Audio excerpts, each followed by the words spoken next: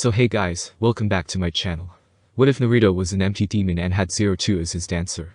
Movie 1. Oh how he hated the winter. Snow blanketed the land, and the temperature plummeted to unsavory levels, giving the wind an icy bite to it. The boy shuddered as a gale swept through the frozen forest and tightened his scarf. Stupid snow. He grumbled to himself as he trudged along the beaten path. The faster they reached a town, the faster they could find warmth and more importantly, food. At best, they could survive another 2 days with the rations still left. Glancing ahead, he caught sight of his traveling companion.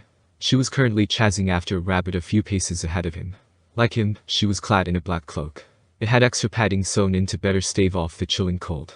Her fiery skin shone like a beacon against the ivory landscape, and her long, sanguine tresses fluttered behind her like a cape of sakura petals. But what stood out the most about the girl were the 2 district horns perched atop her head. The girl suddenly turned to face him, and a smile lit up her features. "Now," she exclaimed excitedly. The boy's eyes suddenly widened when he saw her barreling towards him. He braced himself as much as he could, but the slushy terrain didn't leave him much room for solid footing. The girl slammed into his chest with incredible velocity, knocked the boy off his feet, and sending them both crashing to the ground. The boy grunted from the impact and shivered when he felt snow slip inside of his jacket. Glancing down at the bundle in his arms, he called help but smiled as she giggled into his chest. "You're going to be the death of me, you know that." He chuckled as he ran his fingers through her hair. The girl lifted her head and grinned brightly, revealing a maw full of sharp fangs. "Now. The boy suddenly stopped, resting between the girl's horns. She was staring up at him expectantly, concern etched into her features. "Mary." The boy smiled as he pet her hair one last time. "Of course. I did say I would protect you forever," he grinned at her. The girl's eyes began to water and a silly smile spread across her face. "Once we get out of here, we'll go see the world and it'll be your Uzumaki Naruto. You fail." The words echoed in his mind, a constant reminder of his inaptitude. Today was the graduating ceremony for his class at the academy. The other students were showing off their new headbands to their parents who were gawking in awe. Each and every graduating student had received one to signify that they were now official shinobi of the Hidden Leaf. Running a finger across his goggles, the blonde gave a heavy sigh as he pushed himself off of a swing. Who wants to be a ninja anyway? Naruto silently trudged along through the forest. His hands were stuffed in his pockets, and his eyes were unfocused. He sighed. He wasn't the smartest in class, but he at least managed a passing score on the written test. His shuriken jutsu was acceptable, and taijutsu was probably what he excelled at most. And even then he stood no chance against Ichiha. But the absolute bane of his existence was ninjutsu. The final graduation requirement was to show proficiency in ninjutsu by way of performing the transformation technique and clone jutsu during an evaluation with their sensei. Unfortunately for the blonde, his chakra search control was so lacking, it might as well be non-existent. Even at such a young age, Naruto had more chakra than even the average chunin. But he called properly molded, which lead to atrocious transformations and dysfunctional clones. Maybe Hokage just isn't in the cards. The boy said to no one in particular. He hated the idea of giving up on his dreams, but how was he supposed to become the strongest, most respected ninja in the village, if he called to even graduate the academy? Maybe he could talk to the old man. There was no way that all of the blood, sweat, and tears he shed his entire life could be for naught.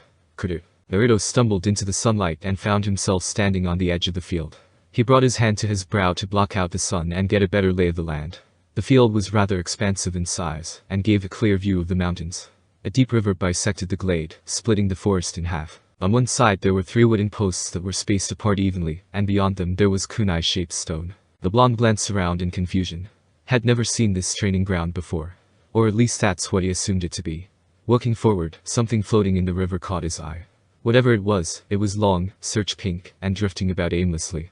As he drew closer, he slowly started to make out the shape of a person. They suddenly dipped below the surface and disappeared from sight. After a few moments, Blonde's eyes widened when the person had yet to resurface. Oh no, they could be drowning. Kicking off his sandals, Naruto made a break for the riverbank. He unzipped his jacket and tossed it aside only to slip and fall face first into the dirt. The hell? Naruto turned around to see he had lost his footing on a pile of clothing, which he assumed belonged to the person in the river. A sense of urgency quickly reinvigorated the blonde when he remembered that said person was still possibly drowning. He shot to his feet and turned back to the water only for a figure to burst out from beneath the surface. Naruto stood paralyzed at the sight before him. It was a girl, around his age if he had to guess. A long, flowing mane of search pink hair flared out behind her, but truly what drew his attention was the small pair of horns protruding from the top of her head. Their gazes locked and Naruto found himself lost in her radiant cyan eyes, which were further accentuated by her red eyeliner. Even with the fish hanging from her mouth and blank expression, the boy was completely mesmerized by the beauty before him. It wasn't until she leaned her face in close to his that he noticed her state of undress. Why you're naked? Naruto stammered, his face turning every known shade of red. The girl spit the fish back into the water with a smirk. And here I thought you were dead or something, she said, walking past the stunned blonde. What a shame. I was hoping it would be salty like the ocean, she said downheartedly as she licked her forearm. Naruto finally recovered from his stupor and turned to the girl. But this is a river. The ocean is a long way from here. Well, obviously, the girl rolled her eyes. But it's the most ocean-like place I know, she sighed. You can't seem to take your eyes off of me, so you must be quite the pervert, she grinned. What? No. The blonde blanched. I was walking and I saw you and I thought you were drowning, and I was gonna jump in to save you, and could you please put your clothes back on now? He exclaimed, slowly turning an even deeper shade of crimson. The girl stared at him briefly before bursting into laughter, much to Naruto's annoyance. How noble of you. Risking your life for someone you just met. I appreciate it, thank you. Naruto felt his face heat up at the alluring smile she flashed at him. Why yeah, whatever, he grumbled as he turned around to hide his blush and give the girl some privacy. A few minutes passed and Naruto found himself standing on the edge of the river. He was so lost in thought staring at his reflection that he almost didn't hear the footsteps approaching from behind. He spared a glance over his shoulder and saw it was the girl. She was clad in the traditional attire of an Anbu sans the flak vest. It was only now he noticed the tattoo on her shoulder. You're an Anbu? Something like that, she grinned. What about you? Orange isn't exactly a good for a ninja, she queried. Naruto looked himself over and merely shrugged. He was clad in a mesh shirt with black pants and sandals. The collar, sleeves, and middle stripe of his jacket were black, and the rest was a bright orange.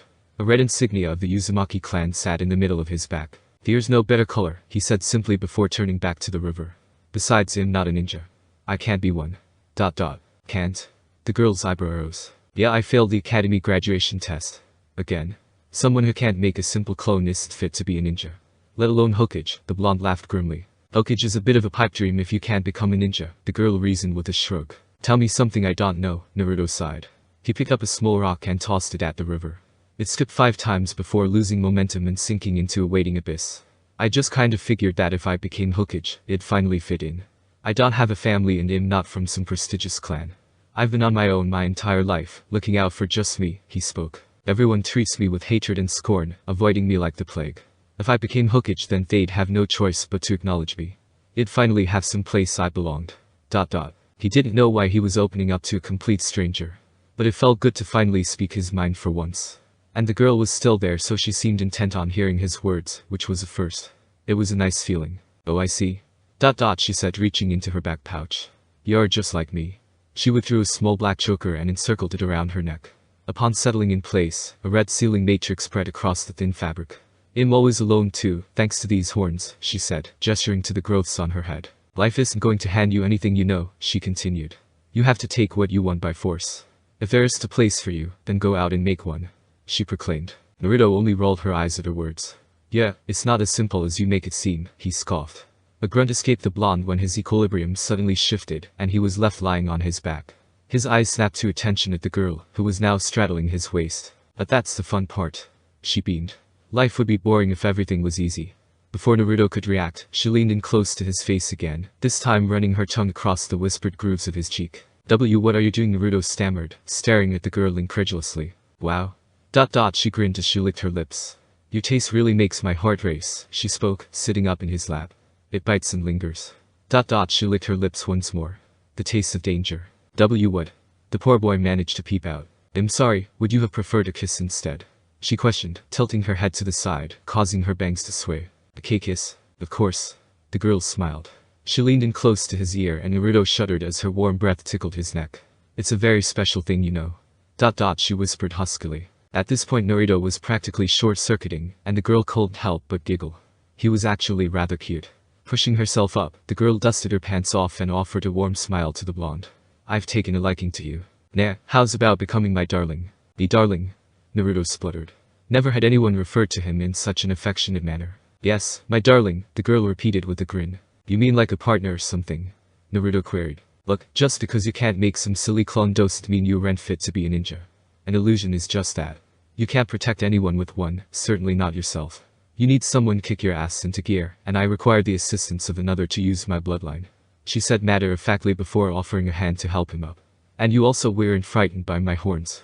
Naruto immediately picked up on her change in demeanor. Gone was the dauntless aura that she had given off prior to now, replaced by 2 minutes. The blonde was certain that if he squinted, had be able to make out the faint shades of pink, dusting the girl's cheeks. He was at a loss for words. Firstly, he wasn't used to being addressed or even remotely acknowledged, unless he was being admonished or berated. Yet this girl was giving him her complete and undivided attention. Secondly, had never seen this chick a day before in his life until now, and yet she was being incredibly fond with him. It stirred up unfamiliar, yet powerful emotions within the 14-year-old. But what intrigued him the most was this mask she insisted upon wearing. The whole bravado act she was putting on was a fabrication. This girl was in pain, and she was hiding it all behind such a gorgeous smile. I don't kn. A rustle near the edge of the training ground caught their attention. That's too bad, the girl frowned. Time's up. A lone figure emerged from the bushes. This was an Anbu with long purple hair donning a cat mask. How many times do I have to tell you not to go running off on your own? And during patrol at that, the woman admonished. But it was boring, the girl whined. A bunch of brats graduated from the academy, so what? That's when the woman paused and brought a hand to her forehead, checking her anger. This girl has really been trying her patience these days. That's not the point. We go on patrol to protect the village against all threats foreign and domestic. Yeah, I got it. The girl waved off as she strapped her tanto across her lower back. Are you gonna lecture me all day or can I go back to patrol now? Dismissed, the Anbu gave an annoyed sigh. But before the girl could jump away, Naruto finally broke his silence. Wait. What's your name? The girl looked towards the sky, giving it some thought. Don't really have one I guess. Everyone just calls me 02, she shrugged, flashing another grin. IBYE. The girl flashed out of sight, surprising the blonde. 02. Uzumaki-kun. Huh? Naruto turned to see the other Anbu staring at him with a pointed expression. If you care about your own well-being at all, it would be most wise to keep your distance from her, she said grimly. But before Naruto could inquire what she meant, the woman flickered away. Naruto rubbed his temples to stave off the growing headache and slowly pushed himself to his feet. Today has just been very trying, he groaned. I could really go for some ramen. Really need to clear my head. And with that, the boy set off for the village. Naruto carefully shuffled his way down the crowded street. It was nearly noon, which meant a lot of people would be out and about for their lunch break. The last thing he wanted was to unwittingly spark someone's ire. But as he walked, he found himself lost in thought. That girl. 02. Just who is she? If she truly was an Anbu, it would make sense why I had never seen her before. They generally kept a low profile, even off-duty. But that would also mean she should be aware of him, right? What the other villagers thought of him. Everyone around here seems to think him some kind of monster. And yet she. Nah, how about becoming my darling? And then there's that. She said she needed a partner. But to refer to one so affectionately, the fact that she had asked him of all people, made his cheeks flare up. But she's an elite, I can't even graduate from the academy. What possible use could I be to her? Too lost in thought, the absent-minded blonde collided with someone. I'm so sorry. Naruto quickly apologized only to recognize a familiar face.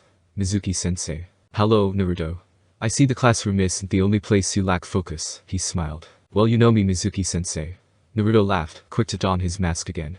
Was just too busy thinking about what my first decree as Hokage will be, he grinned. Naruto shuddered internally.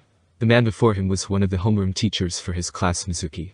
Naruto couldn't quite put his finger on it, but something was off about the man. He was so clean. Too clean. The man absolutely creeped him the hell out. Does that mean you passed all of the exams this time around?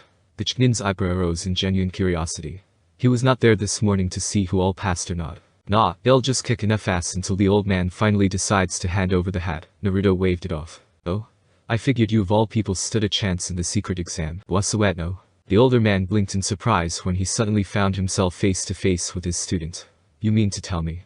You've never heard of the secret graduation exam. Such a thing exists, Naruto all but cried out. If this was true, why was he just now finding out about it? Yes, the white-haired Chunin chuckled, raising his hand to calm down the boy. It was created as one last method of giving students a chance to become ninja before being sent back to the academy. Wait, so like... If I pass the secret test, I'll become a real full-fledged ninja.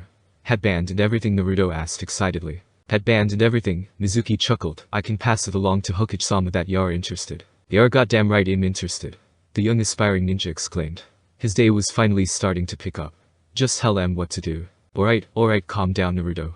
I'm actually on my way back to the academy now. I'll be sure to stop by Hokage-sama's office and inform him. In order to pass the test, you must successfully infiltrate the vault in the Hokage's residence, obtain the Scroll of Seals, and escape the confines of the village.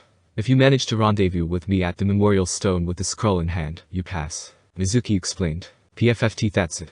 Piece of cake, Naruto smirked. The elderly leader kept his Icha collection under tight lock and key, and Naruto managed to find that the first time had been invited to the Hokage's mansion. How much harder could this be? The Chunin instructor shuddered when he saw a sharp glint slithered through his student's eyes. Alright. The exam begins at midnight. It'll be on my way now so I can go make preparations. Sure thing. The excited blonde proclaimed. Maybe he was wrong about the man. This news raised Naruto's spirit, and he felt his desire for ramen intensify. And thanks again, Mizuki-sensei. I won't let you down. He waved at this teacher before speeding off in the direction of Ichuricus. Mizuki returned the boy's gesture with a wave of his own and smile. One that quickly shifted to a malicious leer. Oh, I'm sure you won't, demon. A soft hum filled the air, followed by the sound of a turning page. A lone soul sat in the spacious office. Despite its size, the room was modestly furnished, having only a desk, a bookcase, and a few pictures adorning the walls. The man had simple tastes. Bringing a battered pipe to his mouth, he took a long drag. The man took the time to turn the page once more as he took a puff. It wasn't often he found time to read. With an exhale, the man expelled the smoke from his lungs. The cloud rebounded off one of the windows overlooking the village, before slowly disseminating into the air. Sarutobi Hiruzen giggled to himself as he read on. This notorious novel series was definitely one of his students' favorite shining accomplishments, not that he would ever say it to the ostentatious man's face. The sun rolled lazily in the sky, showering the village with its rays. Today was going quite well, he found himself pondering. He didn't have any paperwork, the weather was beautiful, the village was peaceful, and most important of all, he didn't have any paperwork. Being the Hokage, it was rare to have such a moment to kick back and unwind. There was a sudden shift in the air, and the aged shinobi let out a heavy sigh. Well, it was nice while it lasted. The chair groaned as it spun on its axis, and Hiruzen was greeted by the sight of one of his Anbu. The time has come. I'm done waiting. Straight to the point as usual, I see. A low rumble shook the Hokage's chest, and a chuckle escaped his lips. We've already talked about this here too. You're not ready. Hiruzen replied simply. I'm more than ready. I've done everything you asked, geezer. The pincat hissed. You lost another partner just last month, did you not? The Hokage watched his charge's reaction with sharp analytical eyes. Her shoulders slumped and her teeth clenched. That makes 8 total now. I truly believed you might be ready this time around, but it would seem not, the Hokage lamented. He was taken aback slightly when his desk suddenly splintered beneath his small fist. He glanced back to 02 and flinched under the teen's intense stare. A gleam ignited her pupils with a red glow, reflecting absolute rage back at the elderly man. Even her horn were starting to faintly radiate chakra. Who cares? They were all fodder anyway. My darling is the only partner I'll ever need. 02, that's enough. The cat-masked Hanbu appeared just behind the seething girl, her hand firmly gripping the girl's shoulder. She was surprised when the Hokage waved his hand, giving her a silent command to stand down. She bit back a curse of annoyance and released 02's shoulder. She was going to make sure the churlish Kunoichi paid for her insubordination later. 02, my dear, you have to understand this is for the best. What happens if you end up killing him as well? Then all of your efforts and training would have been for nothing. Hiruzen spoke, hoping the girl would see reason. She had a bloodline like none had ever encountered before in all of his years as a shinobi. 02's chakra system was rather unique, in that her body wasn't able to generate any chakra at all. She had the ability to form a parasitic bond with living creatures, and siphon chakra from them, and store it as her own. Unfortunately, whatever organism she bonds with suffers a severe backlash. Their own chakra coils slowly begin to erode until the body eventually fails, resulting in death. He had to admit, 02's bloodline alongside her natural athleticism and tenacity, made her quite the formidable opponent. Don't you think I know that? The professor was taken aback when a small droplet splashed down next to his hand. His gaze quickly shifted to 02, and he felt his heart sink. The poor girl's eyes no longer held their original sheen of animosity, instead staring ahead dull and unfocused as tears rolled down her cheeks. It weighs on me heavily. That's why I train non-stop. Every single day. With darling at my side, nothing could stop us. But you're keeping us apart. It's not like you care him anyway. Hiruzen frowned at her words. 02, Naruto means just as much to me as he does to lies. The pincat barked, silencing the god of shinobi. He means everything to me. Every day, darling is out there suffering, shouldering the animosity of an entire village. And he does it with a smile on his face. And what do? Sit behind this damn desk all day ordering me around. 02's fist tightened and her entire body bristled.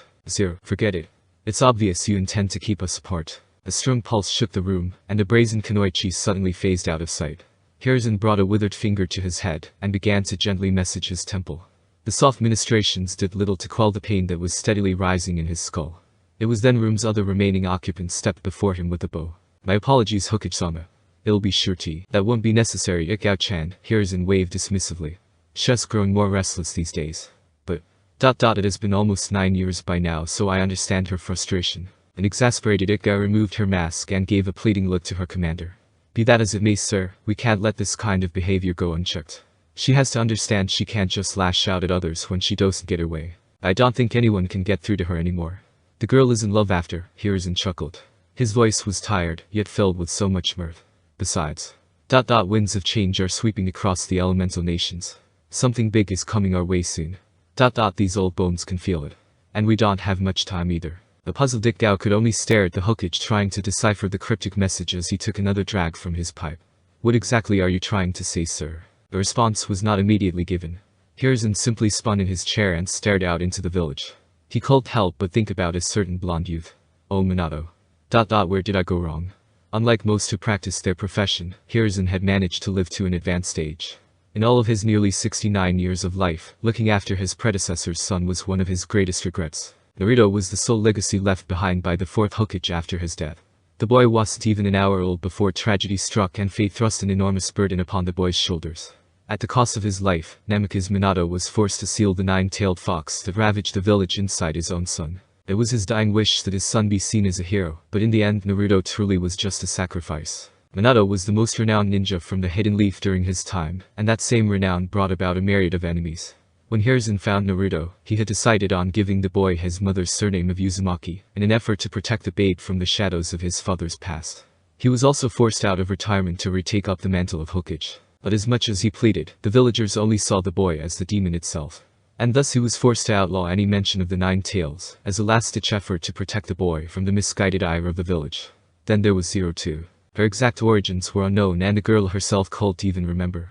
One winter 9 years ago, Naruto had suddenly up and disappeared from the village. Anbu finally caught up to him near the Wind Country border, and she was with the boy. There was an altercation, and Naruto ended up tapping into the Nine Tails' power, costing him the life of one of his most promising shinobi. This is where his relationship with the mysterious girl began. She was fiercely protective of Naruto after he lost consciousness and refused to leave his side. The Anbu brought both children back to the village, and with a heavy heart, Hiruzen had both of their memories erased. Oh, so he thought.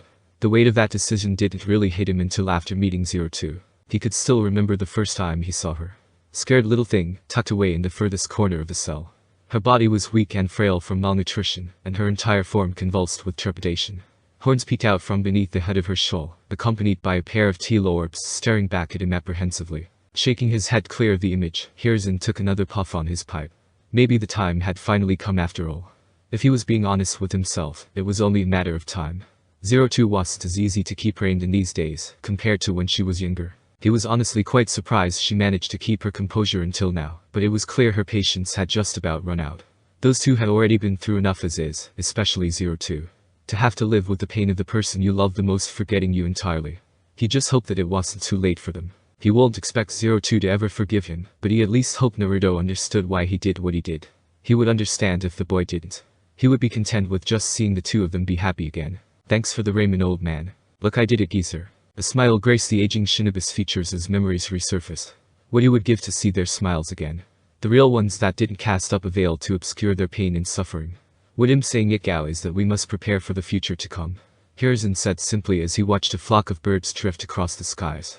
It's time we place our faith in the youth. It is they who are the future of the village and the ones who will carry the will of fire. Hey old man, where's my next bowl?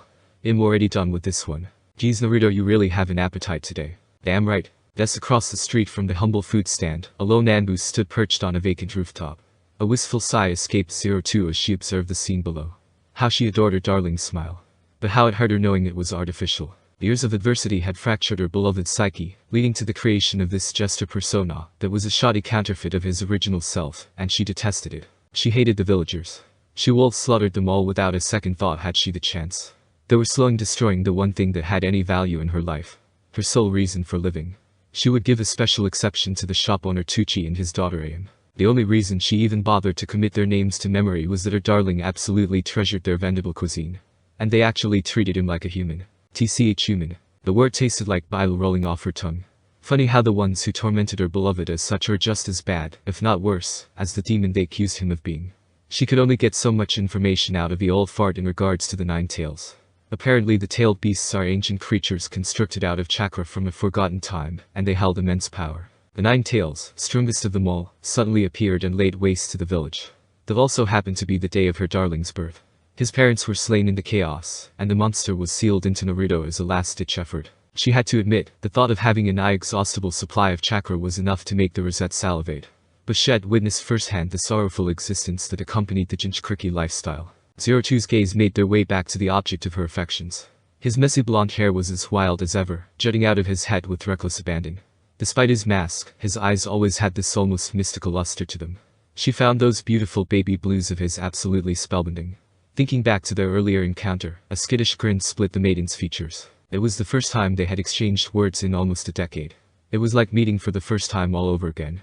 She even got the chance to tease him a little. He sounded so much older and masculine than his younger self, but that was to be expected. He was also a few centimeters shorter than her, not that she minded. Perhaps her favorite and the most important feature of her beloved was his whiskers. Oh, how deeply she was enraptured by his whiskers. It was just made him even more delightfully delicious in her eyes. And she called sworn to hell and back that she heard him purr when she tasted him earlier, and the thought alone got her blood racing. This matter would require a more thorough investigation. Thanks again for the meal, guys. I'm taking off. Take care of yourself out there, Naruto. Always. 02 watched as her darling slid out of the food stall and set off towards his apartment in the eastern sector of the village. There was just something about watching the blonde fade into the distance, shoulders sagged and head hung low, that sparked a flame within 02. A sharp repetitive beeping from her wristwatch let her know that it was almost time for her next shift. The horned girl rose to her feet and unfastened the red and white lion mask fixed to her hip. Casting a glance at the sun retreating behind the horizon, 02 steeled her resolve as she slipped on the mask. I don't give a damn what the geezer said. Darling is mine and I won't let anyone stand between us ever again. Sirens shrieked across the night sky, jolting awake the slumbering village. Naruto landed in the desolate clearing that was Training Ground 3, and turned to face the blaring alarms. Wow, it took them a whole 20 minutes to notice. And Mizuki-sensei isn't here either. The blonde began to ponder his next move when his eyes fell on the hefty scroll tucked beneath his arm. This thing was in the old man's private vault, it has to have some cool jutsu in it, right? And Mizuki-sensei never said. I cold look inside. Taking all of half a second to ponder, Naruto made his decision. He crossed the empty glade to where the 3 wooden posts sat. Dropping down in front of the middle post, the young Jinchuriki set the scroll down in front of him, and carefully untied the string that bound it. Naruto slowly unraveled the parchment and began to scan its contents. How everything seems to be divided into sections, he commented. Wood style. Requires affinity for water and earth chakra. What the hell does it even mean? Skipping ahead, Naruto skimmed through the remaining segments. Vapor Death Seal. Call on the power of the Shinigami 2 note that says you die. Flying Thun too complicated. Summoning. How long? It was then a particular entry caught the youth's eye. Shadow Clone Jutsu. This technique creates physical copies of the user. The user's chakra is evenly distributed among every clone, giving each clone an equal fraction of the user's overall power. Naruto recited. He wasn't very keen on the idea of attempting another clone jutsu, but a thought occurred to him. Iruka says I always use too much chakra. If this jutsu distributes chakra evenly, then all I have to do is make a bunch all at once. Shouldn't be too hard, right? Certainly is a step up from those regular old CLONES. Eek. Naruto went rigid, and his face turned cherry red when he heard a fit of giggles. It sounded sweet and alluring, almost like honey. Cautiously glancing over his shoulder, he noticed he was no longer alone. Perched atop one of the outer posts was an Anbu staring down at him, with her head slightly cocked to the side. She was wearing a red and white lion mask and a veil of roseate locks trailing down her back. A small pair of red horns peeked out from the top of her head. C02. Naruto stammered. OPO, the girl pouted, removing her mask. What gave me away? Wait, what are you doing here? The blonde queried. Was this part of the test? She was an Anbu after all, which meant she called come to capture him. 02 stepped down from the pedestal, causing the boy to jump to his feet, taking a defensive stance. She called help a frown at his actions. I could ask you the same question. The whole village has been in an uproar ever since you stole that scroll. Quite mischievous, I must say, she grinned. Stole? This time Naruto's head turned to the side, only in confusion. Mizuki-sensei said this was all a secret graduation exam. Cerulean eyes narrowed sharply at the revelation. As I suspected. Darling is being used as a pawn in someone's scheme.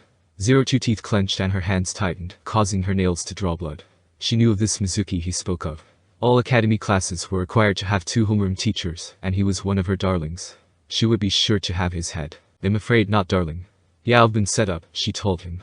She felt a sharp pang in her chest when she saw the light fade from his eyes. I see. Naruto responded. His tone was even, lacking any trace of emotion. If he was being completely honest with himself, he wasn't surprised in the slightest. It made sense after all. Have the village pariah steal something important and have him take the fall. Ha. What's another reason for the villagers to hate me after all, he mentally shrugged. Darling. Naruto's gaze drifted listlessly to the rosette. She was watching him diligently, concern etched into her features. He stood there for what felt like hours holding her gaze. Gems of emerald sparkled in the moonlight, captivating the young Jinchuriki. You know, the hidden leaf is thought to be one of the most beautiful places in all of the elemental nations. 02 spoke suddenly, turning her attention skyward to observe the stars. But honestly, it's rather disgusting. The weather is sticky and gross, all of the food is salty beyond reason, and don't even get me started on the sheer number of perverts lurking about, she snorted. But what's sickening the most about the place are the people. Filthy little creatures humans are. All they do is take whatever they can get their grimy little claws on and wage war. They fear what they don't know, and in turn hate what they can't understand. Yet they treat us like monsters. Naruto stared curiously at the stargazing girl. Monster.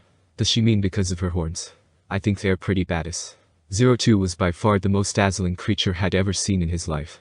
Her strawberry locks were like a valence of sakura petals. Those cyan eyes were like black holes, constantly drawing him in. Wait, the hell did that come from? I didn't even know I knew a word that big. And why is it so warm outside all of a sudden? Ned darling. 02 broke her silence. Wanna run away with me?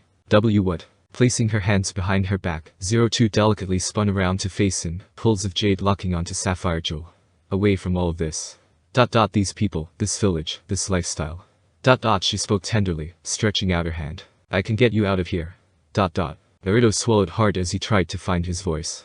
His heart started racing, and the young blonde suddenly found himself drowning in a sea of emotions that he wasn't quite familiar with.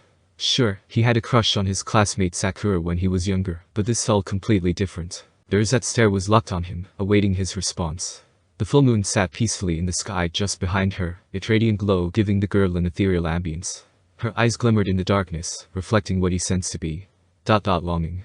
It was as if she were begging him to take her hand. I don't know. The crunching of grass across the field alerted the teens to the presence of another. Naruto, there you are. And I see you have the scroll, Mizuki said as he approached the duo. So the snake in the grass finally tears its head. 02 leveled a glared at the ivory-haired chicken. Crap, that girl is an Andu.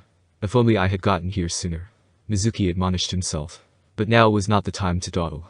He wasn't leaving without the scroll, even if that meant killing 2 snot-nosed kids. Nah, Mizuki-sensei. Just exactly what kind of exam is this? Naruto asked carefully. His response came in the form of a sinister chuckle. Hey Naruto, how about I let you in on a little secret? Secret? What the hell are you going on about? The blonde spat. You see? There was a law created by the third Hokage 14 years ago. After the Nine Tails was defeated, it reincarnated and took the form of a human. No? Naruto shakily breathed out. The gears in his head were slowly starting to turn. Yes, that's right. Didn't you ever wonder why everyone hated you so much? It's because you are the nine-tailed demon fox itself. Mizuki cackled. He watched in amusement as Naruto sank to his knees, reveling in the boy's despair. It all made sense to him now. The frosty stares and loathing whispers, all of it. They called and treated him a demon because he actually was one. You're wrong. 02 gracefully descended from her pedestal and glowered at the older shinobi. Naruto-kun is an exceptional person. He can be single-minded and clumsy, but he works hard. No one except him, and he knows the meaning of true suffering. She ground her teeth. And that's fine by me, none of you deserve him anyway. Has far more human than any of you filthy creatures. 02 has been apprehensive before, but hearing the white-haired man's word her decision was solidified. No longer would she stand by idly watching hardships befall her darling. She was done hiding in the shadows. Despite what the old man said, she was more than ready to walk at his side. He is Uzumaki Naruto. And demon or not, has the man I will love from now until the end of time. And collecting your head will be the first of many rites to rectify the wrongs imposed upon my darling. Z02. Naruto struggled to form a thought. Between his teacher's betrayal and the mysterious girl's confession, the distraught Jinchurika's mind was left in shambles. Mizuki did his best to keep a straight face.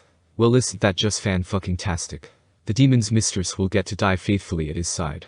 Reaching to his backside, the Chunin withdrew a large, straight-edged Fuma shuriken. This brought a smirk to the rosette's features, revealing one of her fangs. Running her thumb across the exposed canine, she drew blood and initiated a rapid series of hand signs. 02 began to channel chakra and clapped her hands together. Come to me, Strelitzia. A sudden flash of light illuminated the area, briefly throwing back the darkness.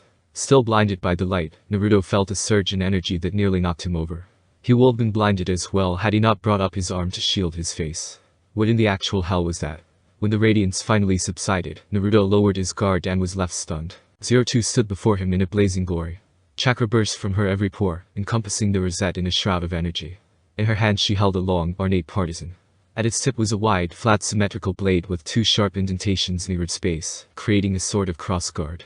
Its pommel was embellished with the head of a roaring lion. Twirling the glaive with practiced ease, 02 settled into a stance. "Leave this to me, darling," she flashed him a quick smile. "How touching," Mizuki said blankly as he began to spin the hefty shuriken. "It'll be taking that scroll now." With a mighty heave, he slung the giant weapon at the downed Naruto. The bladed disc crossed the pasture at an amazing velocity, but 02 was quick to intercept.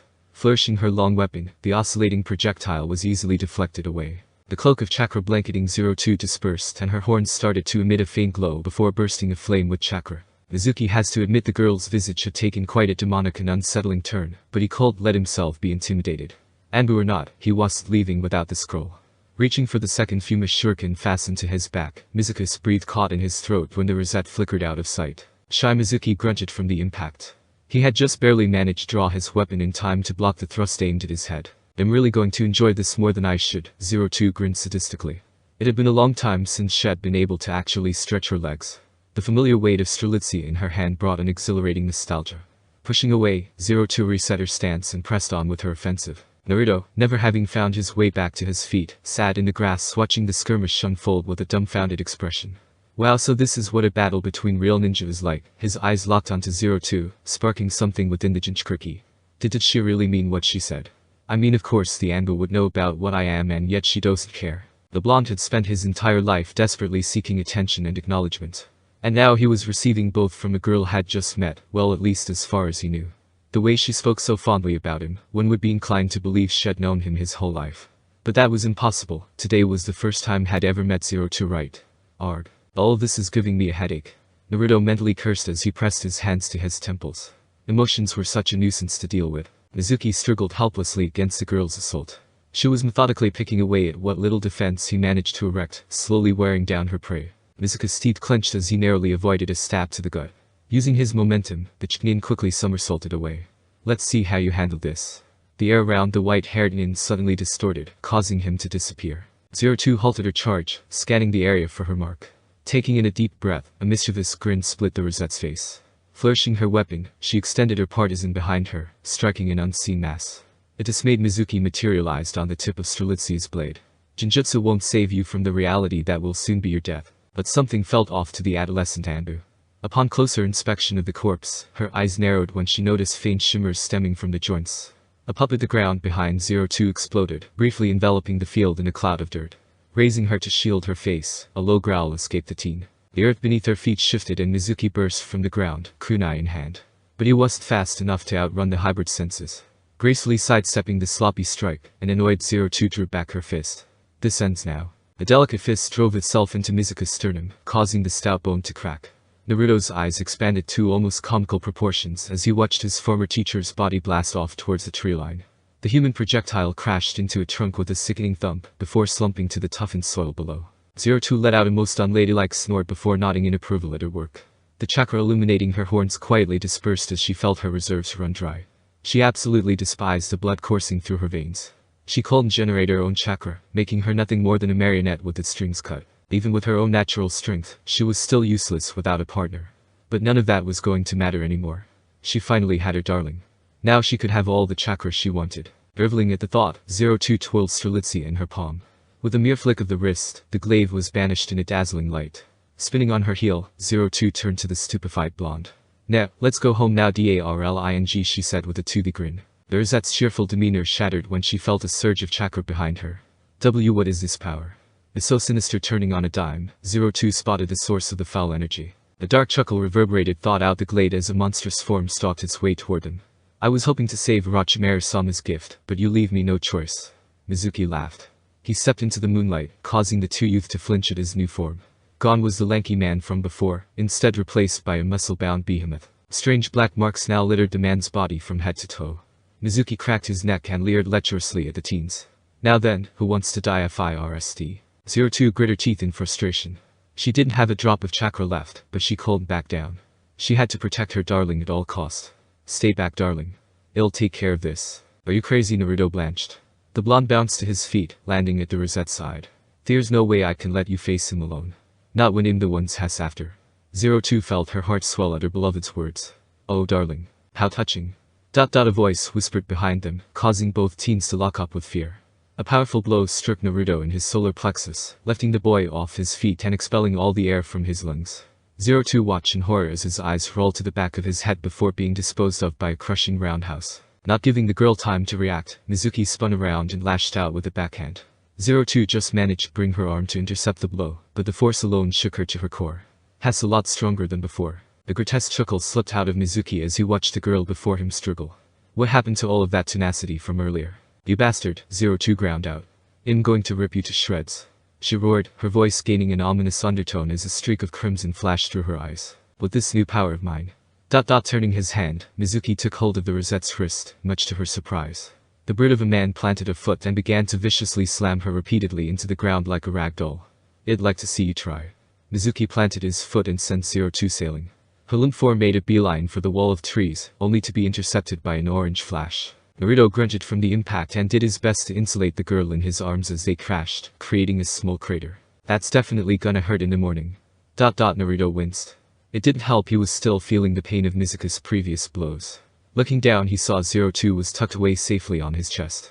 Lifting her head, confusion welled in her disoriented eyes when they fell on him. There was a streak of what he assumed to be her blood, only it was blue, trailing from her scalp and down her face. One of her horns was chipped while the other was outright broken off.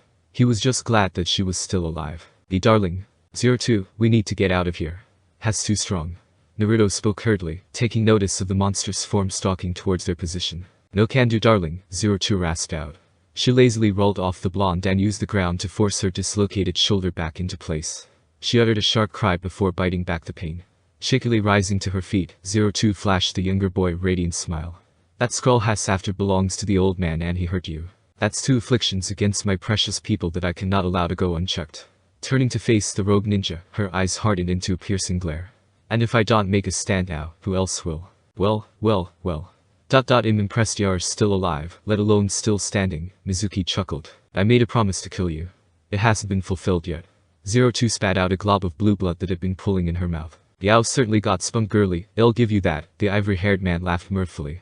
"As a reward, I'll show the full night of my power." Mizuki's chakra spiked and his body began to mutate. His muscles expanded even more, adding to his already bulky frame. Orange fur crawled out of his skin, while the many black marks circumvent his body lengthened into stripe. "What the hell is that?" Naruto shuddered at the man's new form. Mizuki had taken on the likeness of a tiger, complete with a set of razor-sharp fangs. "This boy is true power. Don't worry, y'all get a taste as soon as I'm deal with your cute little girlfriend here," the werecat ogled 02. Just looking at the feral man pissed her off to no end. Her entire body shook irritably. She was angry that she was out of chakra and couldn't produce her own. She was angry at this man for hurting her darling. But most of all, she was angry with herself for not being able to protect him. Her mind began to cloud over in anger as her frustration grew with each passing second. Unbeknownst to the seething Kunoichi, a spark ignited deep within, setting her chakra coils on fire. Chilling, cyan orbs bled crimson, and her traits grew more animalistic. Her horns were inflamed with chakra tinted a baleful shade of scarlet. 02 suddenly phased out of existence, shocking both males. She materialized before the chimera in a flash of crimson, fist poised to strike. "Just I already." With a savage howl, 02 blasted Mizuki's bristly face with a vicious haymaker, banishing the beastly man from the training ground. Naruto's heart skipped a beat when he saw 02 drop to her knees. He rushed to the Kunoichi's side and was left speechless by her battered frame. She was breathing heavily and the flame-like chakra lighting her horns evaporate once more. "Damn it. I don't know what that chakra was just now, but it really helped. If only I had more. That was amazing 02. Naruto exclaimed as he helped the injured girl to her feet, offering his shoulder for support. "Thanks darling. Now, ARRGH. Mizuki exploded from the forest, racing towards the couple at an incredible velocity. "You're dead you little bitch," he roared. Naruto found himself petrified with fear. Killing intent was rolling off the beast man in waves, and he had a bloodthirsty gleam in his eye. Limited on options, Naruto's body reacted instinctively. 02 grunted in pain when she suddenly found herself discarded to the ground. "Darling. Get out of here 02. The blonde commanded. The rosette watched in horror as her beloved stood his ground against the rampaging behemoth. "Touching." Mizuki barked as he slammed his shoulder into the blonde. Naruto braced himself against the beast man's tackle, but he was still driven back. The force was so great that the blonde's legs carved out a pair of troughs through the terrain. "Darling." You think you stand a chance, boy? Mizuki growled at the blonde. Fuck off. You're not gonna lay a hand on her. Naruto spat. Is that so? Mizuki shattered the boy's guard with a powerfully uppercut, causing Naruto to drop to his knees. The Chimera lifted his foot high above the stunned blonde, as a psychotic gleam shone in his eyes. You had this coming, you stupid demon fox. The earth ruptured as Mizuki slammed his foot down on the unsuspecting Naruto's chest. A silent scream escaped the Jinchuriki, and his mind went blank. Mizuki was immediately besieged by a series of bestial slashes. The beastman let out a growl as he channeled chakra into his foot. Earth style. Tremor step. The terrain crumbled beneath the sinewy appendage, causing a quake to violently shake the earth. A startled 02 stumbled into sight only to be snatched off her feet by the burly monstrosity. She clawed desperately at the tiger's face, but he had a firm grip on her neck. That's right, struggle some more for me, little kitten, Mizuki cackled. Naruto lay broken and beaten in the crater Mizuki had driven the boy into. Darkness was slowly encroaching in his vision, and every cell in his body was fighting to stay conscious. Mizuki's abhorrent chortles faded into nothingness as all sound began to die out. 02 was calling out to him as well, but even her voice was lost in the eerie silence. He watched as she struggled to break free from the monstrous man's grasp, desperation taking root in her eyes as she reached out for him. Damn it. This is all my fault. If only I weren't so weak. 02 only got hurt because of me. Naruto lamented, cursing himself for not being stronger. But unbeknownst to the blonde Jinchuriki, a force began to stir deep within. One that had lied dormant for years. Until now. TCH. Still as useless as ever, Brad. If only my continued existence didn't depend on your own. Clouds rolled across the night sky, obscuring the moon. Without light from the celestial body, the forest was plunged into a chilling darkness. Mizuki's focus remained on the young Kunoichi flailing in his grasp, oblivious to the orange miasma seeping out of the boy's body. You know. I rather like him feisty. Oh, the fun we could get into, he eyed the teen hungrily. 02 revolted at the thought. Just being around this man made her skin crawl and pissed her off even more. But as she was about to voice her ire, she noticed a hand take hold of Mizuki's jawline. I said not to lay a hand on her. 02 felt her equilibrium shift abruptly, and she blinked in confusion as her view was suddenly clouded with orange. Glancing up, she was shocked to see Naruto towering over her. Darling. Naruto, who had been glaring off into the distance, shifted his attention back to the maiden nestled in his embrace. You're not hurt, are you, 02? His words fell on deaf ears, as 02 was too enthralled by the blonde's appearance. His canines hung out of his mouth in alluring fashion, and his whiskers had grown even more pronounced. His hair was shaggier than before, while his now slitted eyes radiated with vermilion energy. But what enamored her the most was the golden vulpine tail gently swaying from his backside. Beautiful. Ha! Without warning, 02 crashed her lips Naruto's own. The poor boy lost all bearing as well as his balance, sending both teens tumbling to the dirt. But even amongst the confusion and loss of stability, the duo never broke apart. A wave of ecstasy washed over the couple as a column of red light flared up around them, piercing the heavens. Naruto failed to suppress a gasp when 02's arms wrapped under his own. She pulled him closer, grinding her lithe figure against the stunned blonde, hungrily meshing their lips together. Naruto was only shaken from his stupor by a sharp tug on his chakra, causing animalistic instinct to swell within the boy. Refusing to be dominated, Naruto rose up on his elbows, returning 02's affections with equal fervor, and eliciting a carnal purr from the vixen. Oh? An interesting change of events. The vortex of chakra dispelled and asphyxiation began to set in as the requirement of oxygen forced the teens apart. 02 collapsed in Naruto's lap, resting her forehead on his. I finally got you, darling, she beamed. Naruto felt his chest heat up once more from the pure and unconditional affections her eyes reflected back at him. Darling, let's continue this later after we finish up HERE with a playful smirk. 02 licked the blonde's cheek, causing him to flush the same shade as her hair. Rising to her full height, 02 dusted herself off before helping her beloved to his feet as well. Alright. Mizuki peeled himself off the ground and leveled a glare at the couple, only to find himself overtaken with fear. The same feeling of dread from 14 years ago overcame him, paralyzing the man in place. Even with his night vision, the world around him was shrouded in darkness. The only faintest traces of light were the two sets of crimson glares trailing circles around him. What happened to all of that tenacity from earlier? A demonic voice mocked from the shadows. Nah. Mizuki-sensei. How about I show you a real demon? PHH. The brute dropped to a knee after losing all feeling in his left leg. He could feel his Achilles tendon had been severed, rendering the appendage useless. Oh, what fun I can have with this one, the other voice giggled. Mizuki roared in anguish as lacerations split his chest open. The Chimera was rendered defenseless against the shotgun of blows that assaulted him from all sides.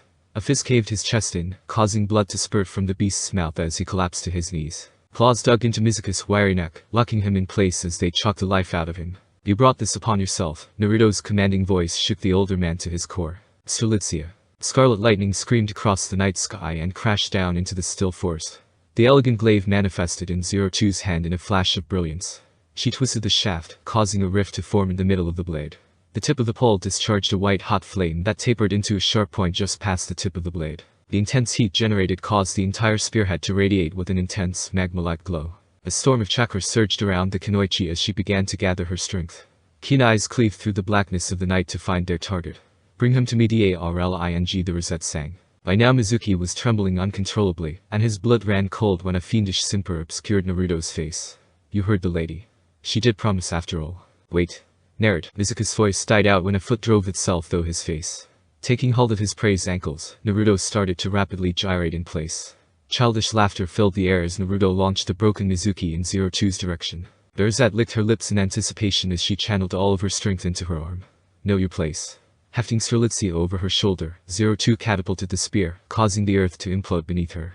Strelitzia whistled across the clearing like a shooting star, striking the crippled Mizuki with enough force to completely negate his momentum. The beast man vomited blood as the smoldering blade tore into his chest cavity. Almost instantaneously, Zero Two flashed into existence before him, taking hold of the glaive's shaft. A maniacal grin split her face, reveling in the man's terror as he sank into despair. Ibye. Strelitzia's blade glimmered briefly before detonating in a spectacular fashion. Mizuki's body was erased by a streamlined inferno that illuminated the entire forest and pierced the wall of trees bordering the training ground.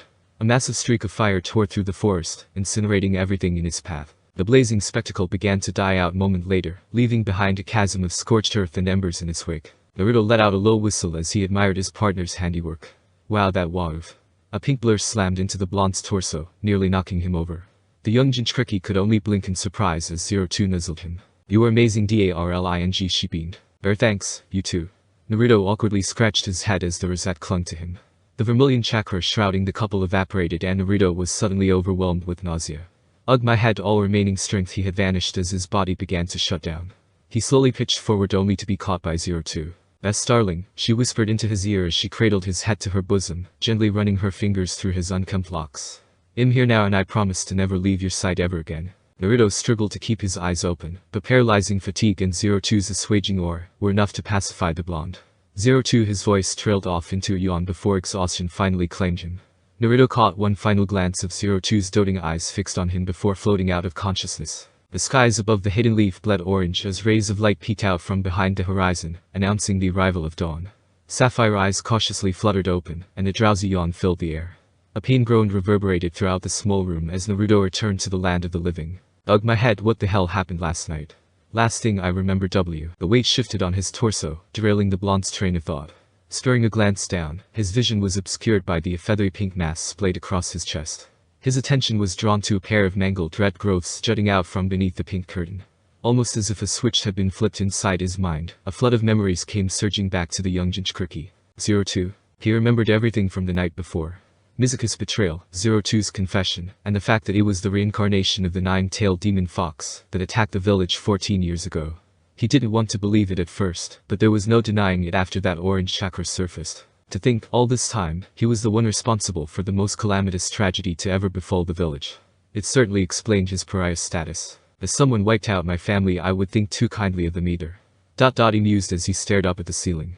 Mizuki said the old man created a law to keep people from bringing it up. But, why? For the life of him, Naruto just couldn't make sense of that. Why was he even still alive? And living in the village no less. Sure, the most logical course of action would be to put an end to the one responsible for such a travesty. Or at the very least expel them. What was the point of even keeping him around? There were many occasions over the years where he tried to escape the village, but to no avail. No matter how far he made it, or how well he managed to hide himself, he was always found and dragged back to the village. Back to the unyielding scorn of the population, pelting him like a hail of rocks. Back to the alienation forced upon him by his peers. Back to everlasting loneliness he so desperately longed to escape. He is Uzumaki Naruto. And demon or not, has the man I will love from now until the end of time. Naruto craned his head downward, and his eyes fell on Zero Two's slumbering form. She had one of his arms pinned to his side beneath her own, allowing her to snuggle up even closer to him. Using his free hand, he ran a finger against one of her horns. Unlike his cracked twin, this one had been completely broken off. She got hair protecting me, he thought solemnly as her words played over again in his mind. Love, he whispered softly, tasting the word. It was a foreign concept to him. Sure, he had a big crush on his classmate Sakura growing up, but it was nothing more than a childish infatuation that he quickly grew out of. It was hard to say he knew what love was, or even understood it for that matter. Had spent his entire life until now alone. No father to train him and that he could aspire to be like someday. No mother to shower him with praises and kiss his wounds to make him feel better. And worst of all, he had no one just to simply welcome him home. Love was a completely foreign concept to the socially inept teen. But this girl, she openly displayed affections for him, even going as far to put her life on the line for him. And he hadn't even known her a whole day. Just who are you? ... The way 02 spoke to him with such familiarity would easily make one inclined to believe that they had a personal history with one another. Part of him really hoped that wasn't the case, because that would mean he had forgotten her. He would never be able to live with himself if he ever forgot someone precious to him, especially considering had never had such a thing before. Darling, you pervert. Naruto froze at the subtle words. 02's head shifted to look up at him, a playful expression decorating her features. Fondling me like so well in his sleep. And then no. It's not like that, I swear. Naruto quickly defended. It's just yo. 02 shot forward and locked her lips with his own, silencing the stuttering blonde. Naruto flinched at the sudden contact, and his body went rigid. The way their lips meshed together was euphoric, and it didn't take long for Naruto to ease into the kiss. Her lips were soft like silk, and she tasted like honey. 02 pulled away with a smirk, much to the boy's discontent. Good morning, darling, she chirped. Good morning, Naruto managed to utter, still quite flustered. And YAA 02 purred, curling up to his side once more. That was the best sleep I've ever had in my life. Naruto could only stare disbelievingly at his cheerful companion. Would be lying to himself if he didn't agree with her sentiment. He didn't know the last time had slept so soundly. Hey 02. ... Yes, darling. She hummed. Last night. ... What you said. ... Did you mean it? Of course I did. Why won't I? She giggled into his chest. Because. ... Of what I'm, you know. ... Furrowing a brow in confusion, 02 lifted her head to face her beloved. My darling. No, not that. Strikingly handsome. And no. ... The Jinchuriki of the Nine Tails. No, not tha. Naruto's eyes crinkled as they found their way to the rosette. What did you just say? Unceremoniously mulling her way into a sitting position, 02 let out a huff. Despite what that vermin said, you are not the Nine Tails itself, she told him reassuringly. Not. Naruto queried, head tilted in confusion. Of course not. The geezer said you're what's known as a Jinchuriki. He wouldn't tell me much, only that the Nine Tails could be through conventional methods. The only option left was to seal it away inside of a child. And they chose you. Gone was the sacchariferous inflection that laced her voice. Her words took on a more somber tone. I see. Naruto responded lamely. Life was just full of surprises lately. He wasn't sure whose version of events he preferred more. Part of him wanted to believe that he would have been better on just being the beast reincarnated. And now he was being told that said beast was so powerful that the only way to defeat it was to cram it inside of his infant self. Had his freedom stolen away from him at birth. And where were his parents throughout all this? Didn't they care? Did they not want him? 02 felt her heart clench as she watched his face contort in pain, struggling to handle the inner turmoil that was sinking into his heart. Naruto. This was the second time ever that she used his first name, and it was enough to distract the apprehensive blonde from his funereal brooding. I don't care what other people think. So what if we're demons? So what if they see us as monsters? As long as I have you at my side, none of that matters. Her tone was firm, yet also comforting. Taking his rough calloused hand in her own delicate one, 02 intertwined their fingers, brought them both to her chest, resting just over her heart. All we need is each other, and I promise to never leave your side ever again. You're my everything. I love you. The pink-haired Oni was being uncharacteristically shy, and Naruto cold sworn he saw traces of pink dusting her cheeks. Trying to process all of the life-changing influx of information that had been forced upon him in the last day, had left his mind in shambles. But just like the night before, the pink-haired Anbu was somehow able to quell the tempest of emotions that overwhelmed his heart. Her words silenced the raging waters, desperately trying to plummet him into a sea of despair, while her words were like a gentle breeze trying to set him back on course. But what enchanted him the most about 02 were the soft Viridian jewel he found himself lost in once more. They were filled to the brim with so much passion and ardency, reflecting all of the love she held dearly for him without a trace of deception.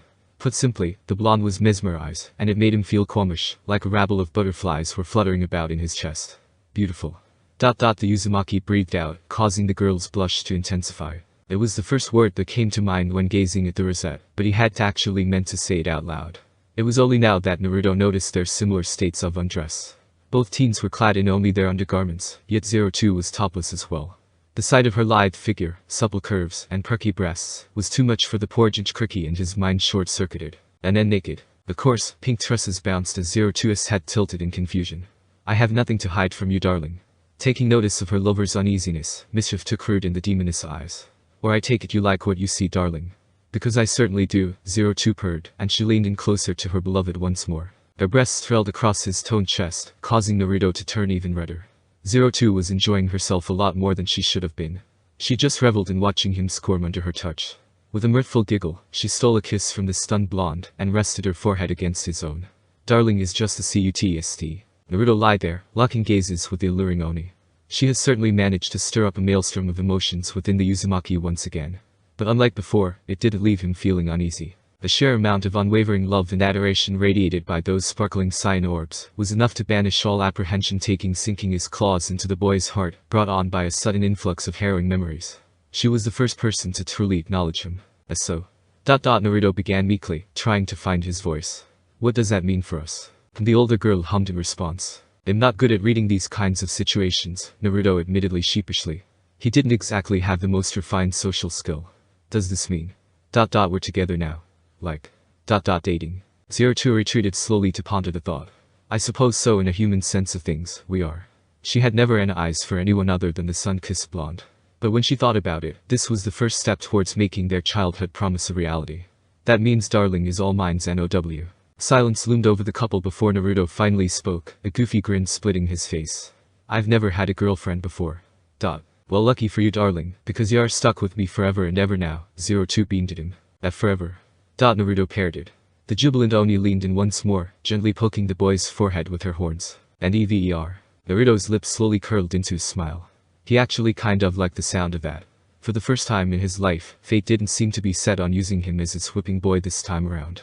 A light thumping sound filled the air, and 02 felt something brush against her leg. Turning to investigate, an excited gasp escaped the bubbly rosette. Naruto's eyes bulged when he felt a tingling sensation race up his spine. Jolting upwards, he spotted 02 burying her face into his tail. It's so fluffy. He heard her squeal into the cream-tinted fur. I'm gonna die. CZ02P pleased that a poorly suppressed moan slipped out of the blonde Jinchuriki, to the surprise of both teens. A reddened Naruto quickly snatched away the auxiliary limb and shuffled to the corner of the bed, folding his legs to his chest to form a protective barrier. Oh. Don't be like that, darling. It's adorable. 02 whined in protest. And just when she thought he couldn't get any cuter. And no. Naruto protested. It just proves I'm a demon like they all say I am. He said forlornly. Had his tail for as long as he could remember, but it was the old man that taught him how to hide it with a transformation. Growing up, he always thought it was a birth defect of some sort, or maybe a side effect from a bloodline one of his parents possessed. But after hearing the truth last night, it all made sense now. It was a perverted mutation, which he could only guess was thanks to the demon sealed within him. Frowning at her beloved's reclusive actions, 02 carefully crawled over to the blonde. I think it's cute, she cooed, gently running her fingers across the silvery fur that lined the tip of his tail. You shouldn't feel ashamed, darling. If people can't accept you for who you truly are, then they have no place in your life. And no matter what happens, it'll always be on your side. Naruto felt the tension in his body slowly ebb away under the rosette's touch. It was like she knew exactly what to say to make him feel better. He wasn't completely convinced she wasn't an angel that had fallen from the heavens. A low mumble emanated from the hand in which the Oni didn't quite catch. What was that, darling? I said don't call it cute, Naruto groused once more. You only call girls cute, he shot her a niggling glare. He was put off by his girlfriend's frolicsome smirk. ODAAARLING02 cheeked as she pounced on the callow blonde. C02. It's so FLUFFY. Ow. DD don't pull on it. I just want to snuggle it. Sue up. Naruto straggled forward uncomfortably, unsettled by the stares directed at him. While trying to escape 02's perilous onslaught of his tail, a messenger bird had arrived at his apartment. It was from the Hokage, congratulating himself and 02 on stopping Mizuki and returning the scroll of seals. It also stated that they were both to report to the academy and then his office after being dismissed by Ruka. And now they were leisurely strolling through the village towards the academy. He wouldn't feel so uneasy if it were for the sheer amount of attention they were drawing to themselves. Out of the two of them, 02 was by far the more captivating one. She was adorned in a lusterless black bodysuit that had no sleeves and slits running down both sides, revealing much of her supple skin. The suit was only held together thanks to an ornate crimson obi tied around her waist that resembled butterfly wings. She also donned a pair of white, low-heeled shin-length sandals and black fingerless gloves that stretched up her forearms. Her guise was completed with a vermilion blazer that had the Uzumaki clan symbol sewn onto the back, much like Naruto's own. With a file, a small hand mirror, and 20 minutes of rather deep concentration, she had managed to file her horns back to their proper shape. Only now they weren't quite as long as before, just barely penetrating her veil of silky pink tresses. The demon has a tail now. Has showing his true colors. That girl has horns to think he actually had a mistress. So there's two of them now. For the first time ever in his life, Naruto was walking around in public with his tail on full display. At the Rosette's encouragement, he elected to not hide his furry extension. As a result of that and having the horned girl at his side, the whispers floating around them seemed to increase tenfold. It made the young Jinchuriki tremble with every step. It felt as if all the animosity of the village was gravitating towards him, like a vile effluvium trying to snuff out his life. And then there was 02, his newly self-appointed, highly animated girlfriend. True to her word, she was latched to his side, intertwining her fingers with his own, as she carelessly nibbled away on a stick of honey-flavored Pocky. The lustrous smile and sprightly personality was like a lantern that warded off the encroaching darkness. Glancing at the older girl, he couldn't help but smile as she munched away on the honey-coated wafers, while joyfully swinging their conjoined hands. It honestly felt like he could do anything with her at his side. Nat, darling. Say HH. The blonde blinked, and he noticed that she was offering him one of her snacks. The way her face lit up and her body vibrated with excitement, he couldn't possibly turn her down. Accepting the treat, Naruto chomped down on the sugary morsel. Like it? Yeah, it's pretty good. I don't mind sharing THEN. Before he could protest, 02 took the stick of Pocky shed, been nibbling on and popped it in his mouth. With a satisfactory nod, she flashed him a cheeky grin before resting her head on his shoulder. Naruto felt his face heat up as he watched her retrieve another treat seemingly from nowhere. He wasn't used to her constant displays of affection, and it was even more flustering out in public, especially when nearly every pair of eyes in the vicinity were fixed on them. The comfortable silence descended upon the couple, and they continued their way to the academy. Upon arriving at the administrative building, the duo discreetly slipped inside, ignoring more glares and whispers from the faculty. They made their way down the long, winding corridors of the schoolhouse, and before coming to a stop in front of a door labeled 5A, Naruto reached for the handle only to hesitantly stop short. How would his classmates act? Some of them didn't exactly have the most exemplary characteristics. Hell, how would 02 act? And why was he even coming back to class in the first place if he wasn't a ninja? What's that old man got up his sleeve? The disquiet blonde was beginning to murmur aloud, much to his companion's amusement. He found himself drawn back to reality by a gentle poke on his forehead. Naruto blinked and stared widely as 02 retreated with a soft, reassuring smile, and held out her hand. Bringing up a finger to rub the spot where Shess poked him with her horn, he couldn't help but chuckle. Taking her delicate hand in his own, he gave a firm nod and slid open the door to his classroom. The whole place was in an uproar, which was to be expected on the day after graduation. Everyone had finally seen their years of hard work and training come to fruition and became ninja. Well, almost everyone. Naruto felt out of place amongst his peers, but the old man had instructed him to be there as well. He was hoping to just slip in unnoticed and quietly shuffle over to his seat. But the sudden and eerie silence that befell the entire room said otherwise. A small glance was all it took to confirm his suspicions that all of his peers had third gaze firmly fixed on himself and 02. Or more specifically, their interlocked fingers. The Rosette was too busy glancing around the room in curiosity to notice the stares directed at her. Then Naruto. Always late to the party, a brown-haired boy awkwardly stepped forward. He was clad in black pants and a matching leather jacket with a fur-lined collar. Bit of his cheeks were tattooed with red fang-like markings. And what's with the tail? Don't tell me it's part of your next prank or something. The boy grinned as he gestured to the bushy extremity protruding from the blonde's backside. Now Kiba, don't want to ruin the surprise.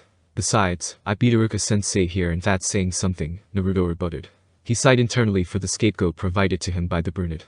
He could easily sell the idea that his tail was part of an upcoming gimmick, at least for the time being. Ha! You got that right. Kiba snorted with laughter. Sue.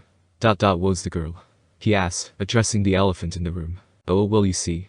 Naruto sheepishly scratched the back of his head as he tried to find his words.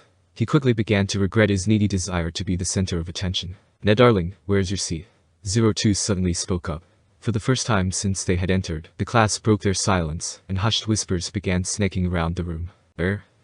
Second row, first seat on the far right. 02 snatched him forward suddenly, ignoring her beloved's yelp as she glided up the short staircase leading to the desks, dragging the hapless blonde behind her. Upon reaching her destination, 02 noticed there was another boy occupying the seat closest to the window.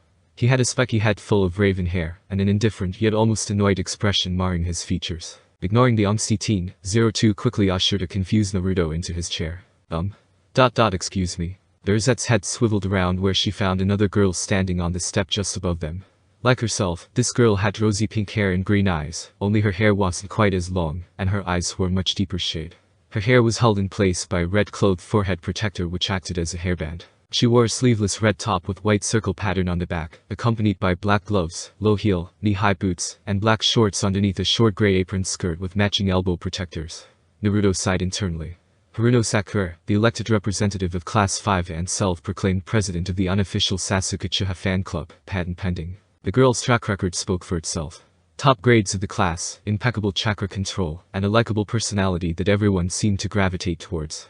But Naruto has seen firsthand what lay dormant behind that cute demeanor, a ruthless bully willing to do whatever it took to get her way. I don't think we've met before, the younger pinkette offered her hand. My name is Sakura Haruno, representative of Class 5A. And you are? The older Rosette stared at the manicured appendage with scrutiny, before shooting a pointed stare at the younger girl. Not interested. Sakura's eyebrow twitched slightly, but she kept her composure. Okay then. What brings you here? You are not a part of our class and I haven't gotten word of any new students joining us. Especially considering we've already graduated.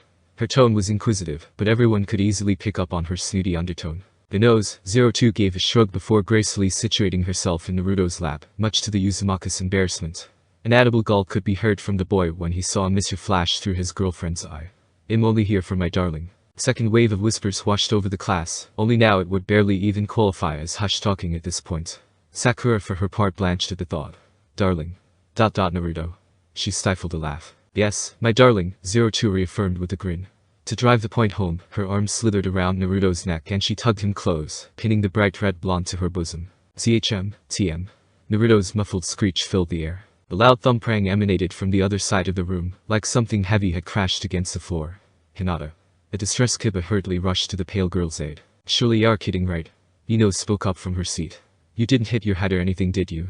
I mean, this is Naruto we're talking about, she snorted. Yes, what about him? The honest eyes narrowed at the platinum blonde. It wasn't until now that both girls realized just how serious she was. Wait. You actually mean it. But. It's Naruto. Sakura gestured to the aforementioned blonde, who was doing his best to nullify his own existence behind 02 and failing miserably. He hoped to avoid a confrontation if possible, especially with those two of all people. Precisely why has my darling, 02 responded. What's it matter to you anyway? She leveled a glare at the younger girl, who was beginning to work on her last nerve. Sakura, with her ego suddenly deflated, found herself stumbling over her words. Well. I need to mind your own business. What I do with my darling is ours. 02 stood up, rising to her full height. She only had a good 5 centimeters over the younger girl, but to Sakura, it felt like she was standing before a colossus. 02 leaned in close, invading the pinkette's personal space, and locked gazes with the now trembling girl. 02 hummed to herself as she inspected her prey. In one quick fluid motion, her tongue slithered across Sakura's cheek, making the girl recoil in antipathy. The horrified Sakura swiftly retreated and a hand shot up to her face, shielding the patch of skin where she had been licked, as she stared at the older girl incredulously. The entire class echoed, matching their representative's expression. Even Naruto himself was no exception. A smirk crossed the Rosette's features as she pulled away and returned to her makeshift seat that was Naruto's lap. You know, for someone so bitter you have a sweet taste. The door to the classroom slid open and their teacher emerged from the hallway. Alright, everyone said. Laruka's words were cut short when he noticed his class was quiet. A little too quiet actually. Even Naruto, the usual culprit, was silent. Never mind. Everyone please return to your seats. He observed his students carefully, ignoring their groans as they slowly muddled about towards their assigned seats.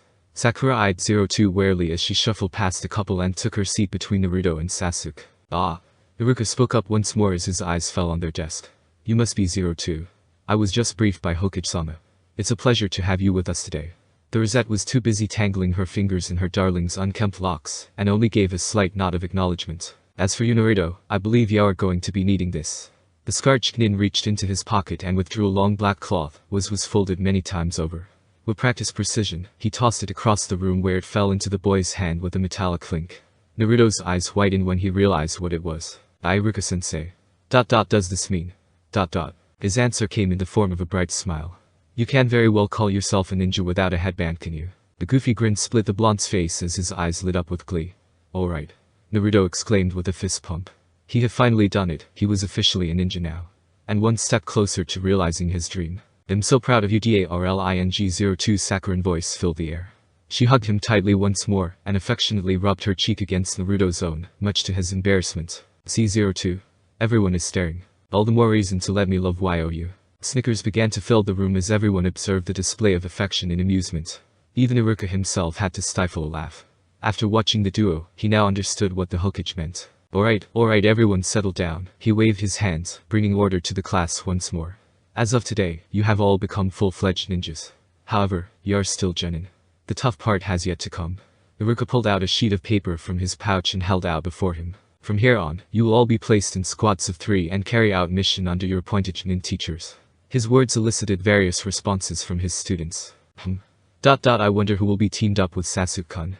Ino thought aloud from her seat behind Sakura. The class rep only gave a small shrug in response. Your guess is as good as mine. But despite her lackadaisical tone, an inferno swelled to life within the pinkette. Cha. Naturally, it'll be the one on Sasuke-kun's team. Sasuke's eyes narrowed marginally. Teams of 3 TCH. That'll just slow me down. Teams Naruto pondered to himself. He never really considered the possibility that they would be placed in teams. If he were to be honest with himself, he didn't know what to expect after becoming a ninja. All he had ever cared about was becoming Hokage. Sparing a chance at 02, he couldn't stop himself from smiling. Would be pretty cool if we got put on the same team. A chess and Anbu after all. Though I have a sneaking suspicion it won't matter to her either way.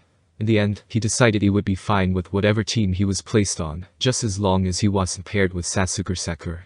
Naruto was so lost in thought that he completely missed the first half of the team assignment. And now for the special exception, Team 7. Iruka announced, garnering the blonde's attention once more. Hokage-sama wanted to experiment with how a 5-man cell would work out, so there will be 4 of you under one genin. This team will consist of Naruto Uzumaki, Sakura Haruno, Sasuke Uchiha, and 02. An annoyed huff escaped the forlorn Uchiha. 02 was grinning widely, while both Naruto and Sakura had dumbfounded expressions. What's the meaning of this, Iruka-sensei? Sakura stood up suddenly. Chess not even in our class. Hokage-sama's orders. Your genin teacher, Kakashi Haddock, will explain further, the scared genin said dismissively. Speaking of which, Naruto and 02, Hokage-sama would like to speak with the both of you. Naruto just stared ahead with a blank expression. He was still in shock.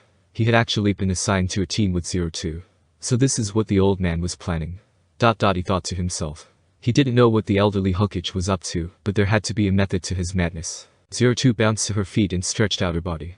She noticed Sakura leveling an abhorrent glare in her direction, and offered an exultant smirk in response. Come darling, let's see what the old geezer wants. A collective gasp reverberated throughout the room at the blatant disrespect towards their village leader. Alright. Naruto answered lamely. He rose from his seat, and his hand was immediately seized by his exuberant girlfriend. Before he could protest, 02 made a beeline out of the room with Naruto flailing helplessly in the wind behind her. The massive eyes crowding the room could only stare in bewilderment at the couple. Moving on. Iruka began again as he shook his head amusedly. Teammate will consist of... Hokage-sama. Erzin's ears perked up as the small intercom on his desk crackled to life, and his secretary's voice filled the room. You have visitors. Oh yes, thank you Naomi-chan. I've been expecting those too. Send them right up, he replied. Setting down his pipe, Hiruzen took the disheveled stacks of paperwork cluttering his desk, and gathered them into a neat pile, before placing it in one of the many drawers lining his desk. With a heavy sigh, the god of shinobi collected his thoughts. This Sabinade had been reluctantly waiting for this day to come, all the while dreading it at the same time. I just hope they come to understand it was for the best. Just then the door to his office exploded open, barely remaining attached to his hinges. 02 waltzed into the room, humming a soft tune. Trailing just after her was an exasperated Naruto. 02 that's cheating. He pointed an accusatory glare at her. All is fair in love and war darling, the Rosette sang. Oh? Hiruzen commented nonchalantly as he relit his pipe. It's not often someone gets the better of Naruto. What? The aforementioned blonde blanched, barging his was into the room. She was the one that wanted to race here in the first place, and she pulled my tail when I got ahead. I just called help myself darling. 02 latched onto Naruto's arm and stared at him with big puppy dog-like eyes. It was just FLUFFY. Damn. Even she knows it. Naruto cursed as he found himself lost in his girlfriend's eyes. He, along with rest of the boys in his class, were convinced that the dreaded puppy eyes was a secret ninjutsu taught to girls at a young age. It was more than just a simple expression because none of the males could recreate it, and Kiba practically half-dog himself. I'm glad to see you two are getting along, Hiruzen chuckled mirthfully before taking a drag on his pipe. It would seem had been worried for nothing over their meeting, as 02 had already charmed the young lad. He was taken aback when Naruto suddenly approached his desk and bowed deeply. I'm sorry I stole the scroll, Gramps, he apologized sincerely. I was just so excited at the thought of finally becoming a ninja that I. It's quite alright, Naruto. You were unfortunately used in the schemes of someone that had been placed in a position of trust. I cannot fault you for that, Hiruzen waved his hand. But it didn't stop a crestfallen expression from shadowing the boy's features. But I did a marvelous job at stopping Mizuki. Even in the face of adversity, you did not falter and protected an invaluable asset to the village. Hiruzen shakily rose to his feet and stepped from behind his desk, slowly approaching the blonde. He placed a withered hand on Naruto's shoulder, causing the boy to look up to meet his gaze. I've come so far, Naruto, and I couldn't be any prouder. As much as he tried, Naruto couldn't suppress a small smile at the elderly Hokage's words. He stumbled forward slightly but managed to catch himself. Turning to his side, he saw 02 hooked onto his arm. I helped too, you know. She pouted shabbily. That you did, 02. I'm proud of the both of you, Hiruzen smirked as he ruffled her hair, much to the girl's annoyance. I may have been wrong about you, 02. Unlike the others, Naruto isn't showing any adverse side effects. The others had developed symptoms almost immediately, but hours had passed by now, and the boy seemed to be perfectly fine. I already told you, geezer, Darling is the only one fit to be my partner. I would never hurt him, 02 grumbled. Whoa, Naruto interrupted. Side effects. He watched the Hokage sigh deeply as he slowly returned to his chair. He reached into his desk and pulled out a small silver canister that bore the symbol of the hidden stone village. Lasting grudges aside, even he couldn't dispute that the land of Earth had the highest quality of tobacco in all of the elemental nations. He also happened to know that the Tsuchikage had a guilty pleasure for rice wine, more particularly a specific flavor brewed in the southeastern coast of the Land of Fire, far from the western border they shared with Earth. He had an arrangement with the crotchety fence sitter, one that had proved mutually beneficial for the last 18-odd years. Where to begin? Hiruzen mumbled. The small can cracked open with a small pop, and he began meticulously loading his pipe with the preserved shag inside. We'll need some privacy first. Hiruzen clapped his hands together, causing mysterious black symbols to appear on the wall. They began to glow with chakra and coiled around the room. Now then. Hiruzen spoke again as she lit his pipe. Naruto, my boy, you will have no recollection of these events. And that's because I had your memory erased. What? The blonde could only stare at the Hokage as if had grown a second head. He was honestly quite surprised. He didn't think the Hiruzen had it in him to pull a prank. This must have been payback from the time he painted a giant nosebleed on the old man's face on the Hokage monument after he found his secret stash of Icha books. Very funny, Gramps, for a second there I almost believed him being completely serious. Naruto flinched at the words. The Hokage's face was calm, yet stiff, and his tone was grim. Sparing a glance at 02, he noticed she was gnawing away at one of her thumbnails. Her eyes were hidden away behind a curtain of pink, refusing to meet his gaze. He could feel her hand quivering as it tightened around his own. Boy. This isn't funny, Gramps. What do you mean you erased my memories? I mean just that. Tell me, Naruto, have you heard of a Klaxosaur?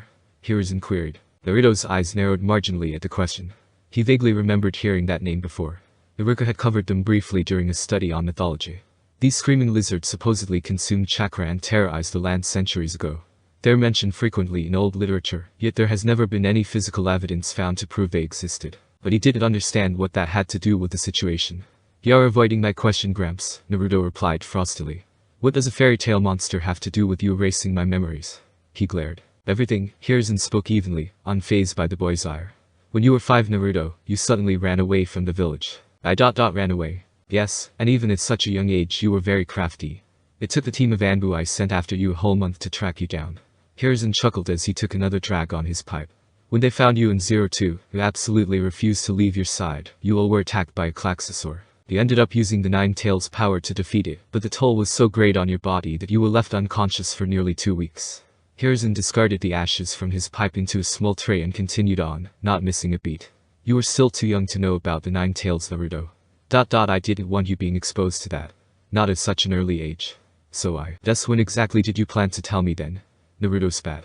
His eyes flashed red, and Hiruzen flinched at the malice in his voice. Everyone was in on this little secret except me. You even went out of your way to create a law forbidding people to talk about it. If it weren't for Mizuki team I would have found out the truth. How long? How long did you plan to keep lying to me, Gramps? The Hokage's heart sank when he saw the downcast expression marring the young Jinchurika's features. He looked tired and defeated. Naruto, that was not my intention. I was trying to give you the most normal life possible. Normal, Naruto chortled. Exactly what part of my life is normal? I don't have a family to go home to at the end of the day. Everyone in the village treats me like a plague. No one cares about me. And now you're telling me I managed to find someone who did, and you erased my memories of her. I understand your frustrations, Naruto. And you're right, I've let you down. There's nothing I could do to ever make amends for that. Hiruzen admitted solemnly as he discarded the ashes from his pipe once more. Sparring a glance at 02, he was rather surprised at how docile she was being. She simply elected to hold on to Naruto, supporting the fervent blonde. And again, this was a conversation had with her many times over the years. But I don't regret erasing your memories or keeping the both of you apart. In hindsight, it was in the best interest of you both. And what the hell is that supposed to mean, old man? Naruto snarled. Hiruzen remains unfazed by the boy's ire as he packed more tobacco into his pipe. You see, Naruto, 02 isn't a normal human. She has Klaxosaur blood running in her veins. These creatures are violently destructive and they feed on chakra. Back then I separated you two for your own safety, and hers as well. So what? She's different like me, so you isolated her as well. You misunderstand me, my boy. Yes, I initially thought 02 would be a danger to you. The first time she ever escaped, she forcefully drained Chunin of all his chakra in a matter of seconds and went on a rampage. Hiruzen spoke, shocking Naruto. He glanced down at the girl attached to his side, who turned away from his gaze, in an effort to hide her embarrassment. They found her in your hospital room, desperately trying to wake you up. But you would not budge. She wolf burned the entire hospital down when they attempted to remove her had I not stepped in. I was only then that understood the bond you two had forged. But by then, it was already too late. Inoichi had already purged the memories from your mind. Hiruzen hung his head in shame. But that was for the best. 02 had absolutely no control over her bloodline then. Even a simple touch was enough to siphon a substantial amount of chakra. I had no reservations about reuniting you both, but only after she had learned to properly control her bloodline. What good would it have done if she ended up killing you? She would have most likely destroyed herself in grief as well. Naruto gritted his teeth as he listened on. As much as he hated to admit it, the fossil of a ninja had sound reasoning. But that didn't mean he had to like it. I won't forgive you for this, Gramps. Not ever. Naruto ground out. He stared down at the floor, refusing to meet the elder's gaze as his fists clenched tightly. He was desperately trying to fight back the tears threatening to spill over, but failing miserably, which only added to his frustration. White suddenly obscured his already blurring vision, and he felt a gentle pat on his head. I won't expect you to, Naruto. As Hokage, you have to put the well-being of the village first, which can sometimes force one to take regrettable actions, Hiruzen replied softly. That's why all I can do now is assign you both to the same team. 02 has more than proven herself, and I realize that I should have more faith in you too, he admitted. And I've honestly been wanting to see how changing to a 5-man cell would affect team dynamics. I'm hoping it will improve mission success rates and lower casualties. So Team 7 will be an experimentation squad of sorts. I'm counting on you all. Naruto stiffly shrugged away from his touch, and quickly wiped away the moisture pooling around his eyes. Erasing memories. Tearing people apart. His voice was broken and weak. If that's what it means to be Hokage. Then I don't want the job anymore. Hiruzen could only frown. Naruto was the most upbeat and jovial soul around. He hated seeing the lad look so defeated. Naruto, come on 02, the blonde spoke suddenly. He turned away from the elderly Hokage in one sharp motion, pulling his companion along, and eliciting a soft yip from the girl. I'm sure our new sensei is waiting for us. Alright. 02 was quick to regain her composure and fell in step alongside her beloved. A tired sigh escaped the aging Hokage as he watched the teens depart just as swiftly as they arrived. His hands slowly made their way to his backside, trying to message out the numerous knots. Today was just not his day. Firstly, his back was killing him, and no amount of medication or practical medical ninjutsu seemed to be helping. And secondly, he didn't get very much sleep last night, which put even more strain on his already worn-out body. He was no spring chicken after all, and decades of shinobi work had left his body beaten and brittle. Minato. Kushina. Forgive me. You entrusted your son to me and I failed him. I sincerely hope 02 can fill the void left in his heart. The soft pitter-patter of footsteps reverberated off the hallways of the academy, as an awkward silence permeated the air. 02 found her being led away from the Hokage's office. She fell in step behind Naruto, who had been silent ever since they left. His hand was clammy and moist with sweat. His shoulders sagged yet held an agitated stiffness to them. It made her head sink to see him in such a state. She didn't know how he would react to the geezer's words, but he was clearly upset. Part of her was glad that he felt the same way she did, but if she were being honest with herself, the old man had a point. She wouldn't have been able to live with herself had she accidentally killed her darling with her bloodline. Darling? What? His tone had a sharp bite to it, clearly reflecting his ire. She hated seeing him like this. It was nothing like the gentle and kind-hearted boy that had fallen in love with all those years ago. Planting a foot, 02 came to a sudden stop, jerking Naruto to a standstill as well. Confused, the blonde turned around only to be wrapped in a gentle embrace. I miss you, you know, 02 said softly, resting her chin on his slumped shoulder. Naruto was caught off guard by the sudden display of affection. Before a response could even form in his mind, she spoke again. Quite a lot actually. I hated the old man for what he did to you and keeping us apart. In fact, I hated just about everyone and everything about this village, she giggled. But this was your home. And I wanted nothing more than to be at your side. And the geezer is far too trusting for his own good. I was rather difficult growing up, the Rosette admitted, a faint blush coloring her cheeks. I was an outsider, and not even a human one at that. I used to lash out, and nearly killed my caretaker once. But the geezer let me stay regardless. After listening to him speak minutes before, she found herself thinking that all this time, he had managed to see past her facade. Unlike Naruto, who masked his pain behind a cheerful personality and bright smile, she obscured hers with a cloak of petulance. She was prone to violent outbursts, and it didn't take much to set her off. The ever-growing frustration of being kept apart from her dearly beloved chipped away at her every day. All she had to do was learn how to control her bloodline. But it seemed no matter how hard she trained, even driving herself to the point of absolute exhaustion, her proficiency remained stagnant. It was a grim symbiosis, constantly feeding one another and driving her further into the depths of despair. 02 retreated slightly and locked onto the pair of cerulean orbs, focusing intently on her. Through it all, you were my pillar, Naruto. Even at such a young age, with the world bearing down on your shoulders, you put on a big smile and tackled life head-on without wavering in the slightest. You're the bravest person I know, and I wanted nothing more than to be like you. So I persevered, growing stronger with each step I took and more determined with each breath I drew. Even if it was just a chance meeting, words alone can't express how much meeting you changed the course of my life, darling. Naruto silently stared at the girl, observing her every motion. Her eyes were soft, completely void of their usual impish luster. Her smile, one that seemed to only be reserved for him alone, was tender and radiated a loving warmth that resonated with her words. To be quite honest, he was rather taken aback. He knew that she loved him dearly, but he never expected her to think so highly of him. True, back in his younger days he felt like he was unstoppable. Even if he was all alone with no one else in the world, he wasn't going to let that dissuade him from accomplishing his dreams. But one can only put on an act of bravado for so long. The facade itself was easy enough to maintain. All he had to do was smile and put on an asinine display like everyone expected of him. But it was draining, mentally more so than physically. And what made matters worse was that he had not formal training beyond that of what was taught at the academy. Unlike him, many of his classmates extra training outside the regular curriculum, and excelled in a variety of subjects.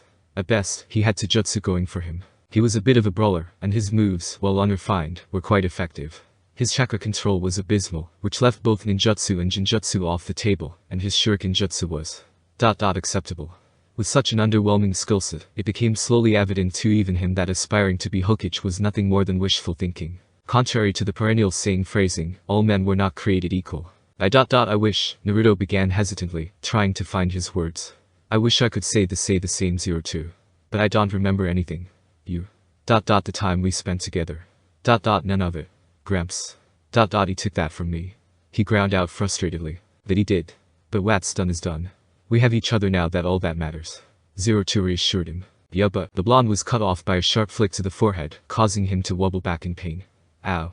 What was that for? His irritation quickly subsided when noticed the look his girlfriend was giving him. She was standing before him indignantly with her hands on her hips, bearing down on him with a ferocious glare. Would you stop being so mopey already? She barked, making the boy flinch. There's no point dwelling on the past, she said in a more gentle tone. All we can do is make up for lost time. I know you're upset, darling, and you have every right to be. But I don't want to focus on the negatives. We have our whole lives ahead of us to make new memories. So cheer up already. Or so help me God, I will burn your entire stash of ramen. You won't. Naruto gasped, taking a step back in horror. Anything but the ramen. Try me. Alright, geez. He shot forward, enveloping her in a hug. There's no need to drag innocent ramen into this, you know. And here I thought you loved me. 02 smirked victoriously as she settled into his embrace. All's fair in love and war, darling. Yeah, Naruto grumbled. He had to admit, her words did wonders for his mood. She had a point after all. Resenting the old man won't return his lost memories, nor would moping about it. But that didn't mean he would forgive him anytime soon. And despite his shortcomings, he has still managed to become a ninja.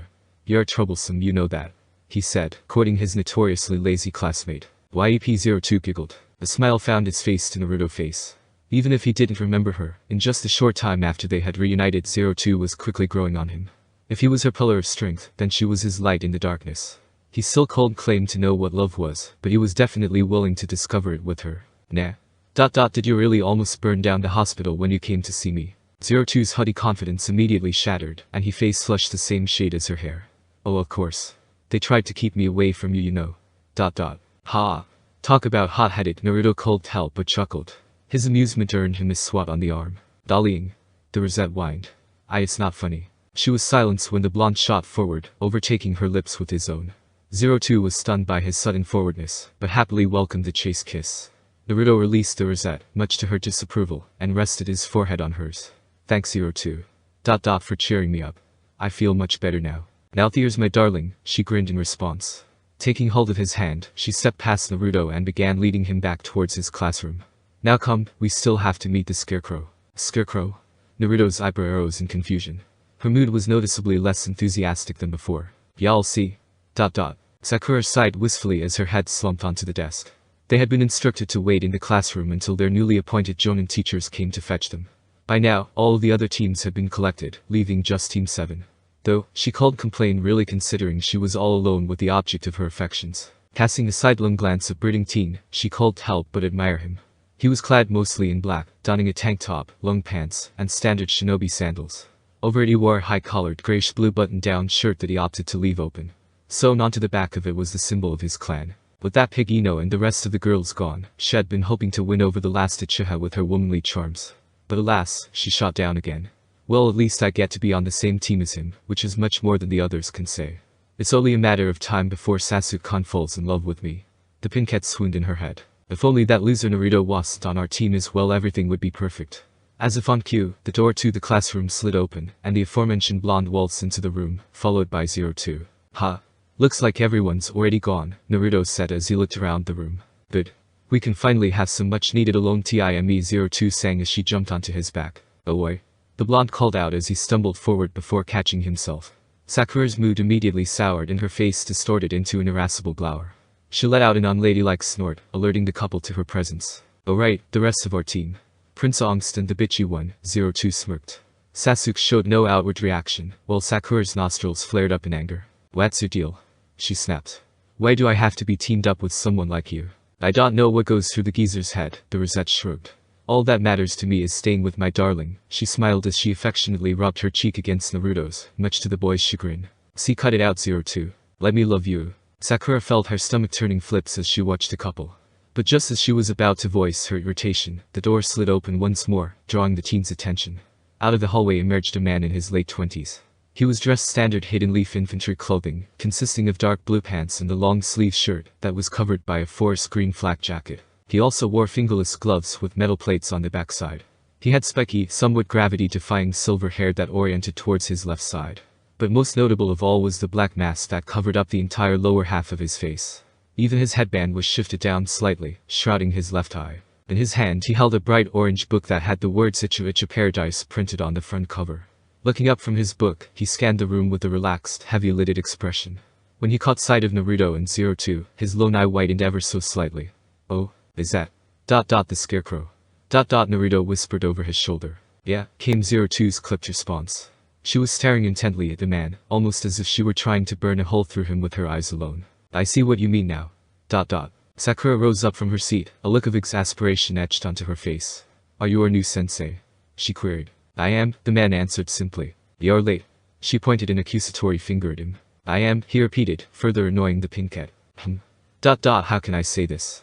As far as first impressions go. The man pondered as he stashed the book away inside his pouch. I hate all of you. All 14s faltered at the tasteless remark. But before any of them could voice an opinion, he spoke again. Alright then, let's get this over with. I want you guys to meet me on the roof. You have 2 minutes. As soon as he finished speaking, the man exploded in a cloud of smoke. Onward, darling. After him. Zero Two exclaimed. Boy. I am not a horse, you know. You are my noble steed. And hast getting away. The Rosette whined as she vehemently shook his shoulders, urging her boyfriend to move. Zero Two, stop it. You are gonna me dr. Dollying. She began playfully swatting at his head. Alright, just stop hitting me. Naruto relented as he ran out the door. Tally ho. Zero Two squealed in delight. Sakura's eye twitched as she watched him depart. You know what, I'm not even going to bother. Woes care about them anyway. Her inner self huffed. As long as she had her Sasuke-kun, nothing else mattered. Nah, Sasuke-kun. Do you want to walk? With. Me. She turned around only find that the Uchiha had disappeared. The Pinket stomped her feet heatedly as her face broke into a pout. Ugh. Could this day get any worse, she griped before storming out of the room. Sakura kicked open the roof access door with an annoyed grunt and stepped out. She was blinded by the sun and was forced to shield her eyes with her hand as they adjusted to the sudden change in lighting. Four figures slowly came into view on the opposite side of the roof. Sasuke was leaning against the railing with his arms folded across his chest, the ever-present scowl still etched onto his face. 02 was sitting on the railing a bit away from the Uchiha with Naruto standing between her legs. Her arms were draped over his shoulders, and her chin was planted atop his head. The masked man was standing in front of them with his face buried in that orange book of his. 02 drawled lazily. About time you showed up, Pinky. HMPH. Sakura snorted. Can we just get this over with already? I don't want to be here any longer than I have to. On that I called to agree more. 02 groaned as she combed through Naruto's unkempt hair with her fingers. Well, I suppose it would be best to start with introductions, the man said, snapping his book shut. We'll keep it simple. Names, likes, dislikes, and dreams for the future, etc.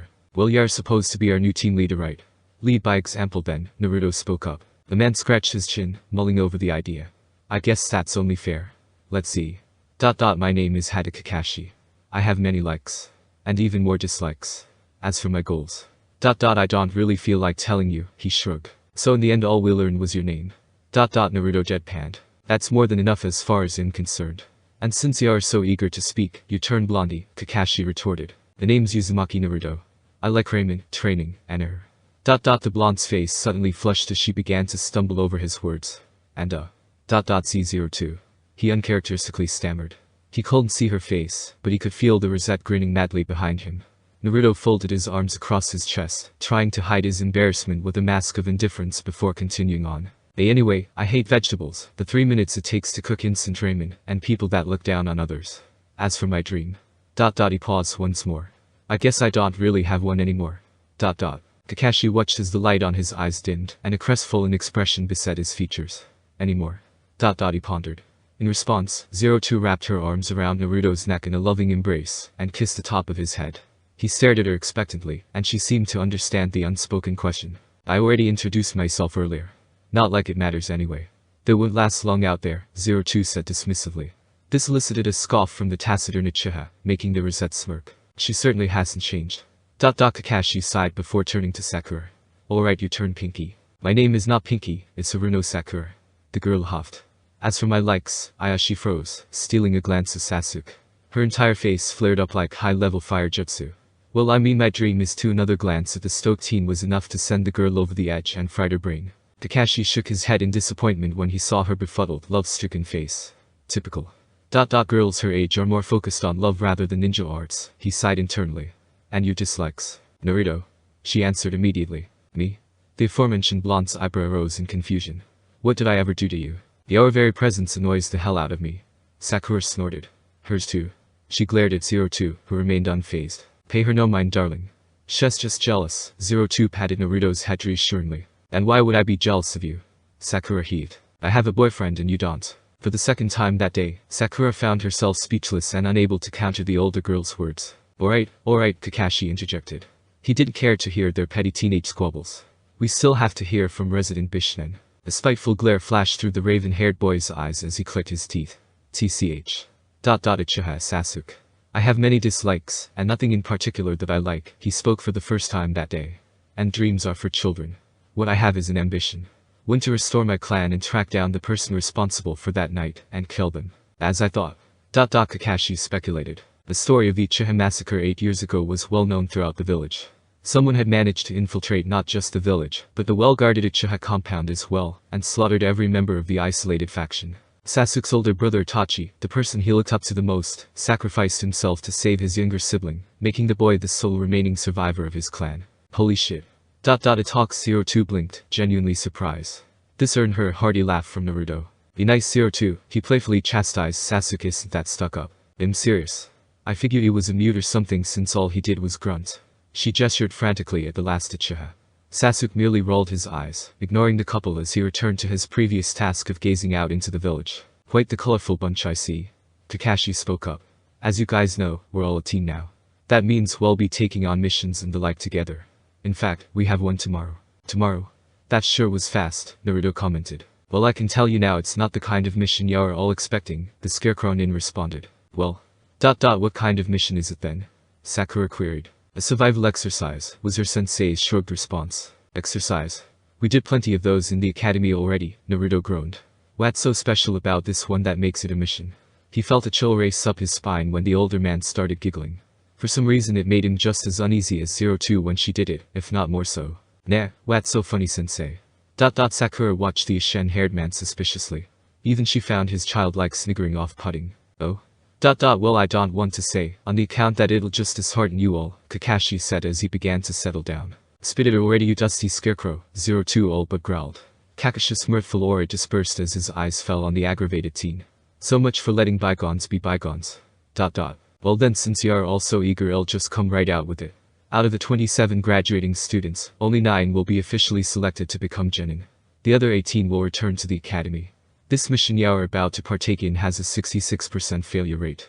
And I alone decide whether or not you pass or fail, he stated in a plain, almost bored tone. Beneath the mask, Kakashi's lips curled ever so slightly into a grin upon seeing the despair settle in their eyes. The fuck, Naruto blanched. What the hell was the point of those graduation exams then? For once Sakura had to agree with the blonde, namely because he beat her to the punch in voicing everyone's collective frustrations. Oh those. That was just to see who had the potential to become genin. Tomorrow's exercise is the real test, the masked man said dismissively. Now then. We shall meet tomorrow morning at 0500, training ground 3. You are all dismissed. Kakashi waved them off. Oh, and I'd skip breakfast if I were you. Y'all just throw up anyway. With that final grim warning, he burst into a cloud of smoke. TCH. Shady bastard, 02 moaned spitefully. What a waste of time, Sasuke muttered before flashing away. Sakura balked as a pout set on her features. She never got the chance to ask him for a date again. Noticing she was left alone with the two lovebirds, she scoffed at them before turning away. The couple paid her no mind as she swiftly departed the same she had arrived. You sound like You've met Kakashi-sensei before 02, Naruto tilted his head up to look at the rosette. A story for another time, darling, she grumbled, shaking her head clear.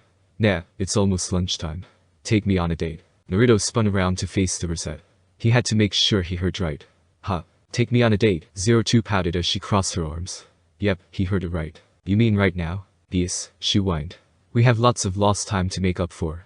It was at that moment a figure flashed into existence next to 02. I beg to differ. The girl's eyes widened in horror, but before she could react, she was forcefully swatted on the top of her head. Ow. Naruto blinked in surprise at his reeling girlfriend before turning to her assailant. It was the same Anbu with the cat mask that was there the day he first met 02. In her hand, she held a rolled-up newspaper that was reinforced with a thin layer of chakra. What, you hit me for I didn't do anything? 02 barked, rubbing the now tender spot on her head as she glowered at the woman. The Anbu removed her mask, returning the younger girl's glare with equal fervor. First of all, you're about 100 years too early to be raising your voice at me, she said dangerously. You didn't report in after your shift last night, let alone come home. Not to mention you didn't clean up the house like I told you to, so it's a complete mess. And you forgot to feed Chico. The woman snapped, sweating the rosette again for good measure. Ow. 02 cried out once more, only this time she hopped off the railing to distance herself from the clearly miffed woman. I didn't forget, that little pumpkin managed just fine on his own. She grumbled. And I didn't come home because I spent the night with my darling. The woman's head slowly craned until towards her new target, and Naruto found himself frozen in fear. Her face was calm, cool, and collected. But there was a fire that raged in her eyes, one that promised untold amounts of pain. And nothing happened, I swear. He quickly interjected, frantically waving his hands in front of him defensively. Her eyes narrowed threateningly, scrutinizing over the blonde before shifting focus back to 02. You? Home. Chores. Now. Okay mom, the rosette rolled her eyes, clearly annoyed. Don't get snippy with me, young lady. Wait. Mom. Naruto blurted out. The woman's attention returned to the boy. Pay her no mind, she's just being facetious. But we have yet to be properly introduced, Uzumaki-kun. I am Yuzuki Yugao, 02's caretaker. More like jailer. The girl grumbled. You know what? Protect me from the mean old Anbu darling. 02 hissed behind Naruto, pushing him closer to Yugao. Naruto exclaimed. He looked over his shoulder to see his girlfriend grinning madly at him. She had that look in her eyes again. What do you expect me to do? He's supposed to be my knight in shining armor, you know. 02 pouted. Don't drag me into this. Dahliing. Yugao silently watched the teens go back and forth and smiled. They were like two peas in a pod. 02 was noticeably happier, and Naruto looked more like his old self from when he was younger. He was a good influence on her, and she was helping him break out of his shell more. They were honestly quite cute together. It reminded Yuga of herself and Hei when they were younger. She tried to suppress a giggle from watching their antics but failed, catching the attention of both teens. Nah, what's so funny? 02 eyed her suspiciously. Oh nothing, Yuga laughed, waving off the girl's concern. I'm just happy for you guys, truly I am. I heard from the Hookage about your new team placement 02, but you still have responsibilities at home to take care of. So could you please? She pleaded. Owie-eyed. 02 rolled her eyes. Thank you, Yuga nodded before placing her mask back on. I must return to my post. You kids have fun now. But not too much fun, she said before flickering away. Naruto stared dumbfounded at the spot where the purple-haired nin once stood. He picked up on the teasing inflection in her voice, and he had a sneaking suspicion she was smirking beneath her mask. He was jolted back to reality by 02 excitedly tugging on his arm. Come on darling, I'll show you my house. Alright. And with that, the two set off for the other side of the village. After a 20 or so minute trek, the couple found themselves in the middle of the market district, the busiest area in the village. Naruto was rather uncomfortable being around so many people, on the account of how everyone looked down on him, but 02 was unfazed. She pushed her way through the mass of bodies, dragging Naruto along behind her, and led him through a winding series of streets and alleyways. They eventually reached the village square where the bazaar had been set up. It was a weekly occurrence where locals from the smaller neighboring came to the Hidden Leaf with hopes of selling their wares. The expansive street was crowded with patrons and vendors alike. 02 pulled Naruto into yet another alleyway, and led him up a narrow staircase where they came to a stop in front of a door. 02 released his hand and began rummaging around in her pouch. Mind the mess darling. I'll have it cleaned up in no time, she said sheepishly as she pulled out a small key. The door unlocked with a soft click, and the two stepped inside. 02 slipped off her sandals and disappeared down the short hallway in a pink blur. Naruto managed to kick off one of his own sandals, before 02 returned just as fast as she left. Her face was flushed with traces of pink dusting her cheeks. I take it back. Just wait outside for a moment, she proclaimed. Before he could respond, Naruto was shoved out the door by the flustered Rosette, and it slammed behind him. Naruto blinked and stared at the door for a few moments before breaking into a soft chuckle. It was always nice to see her embarrassed for a change.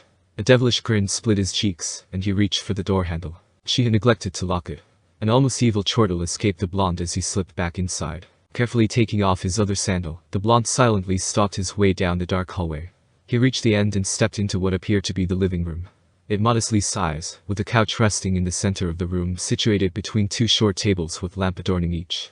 Behind it there was a dining table that sat in front of a large window overlooking the town square. To the right he spotted the kitchen, which was fairly small, and a door that he assumed led to a bedroom.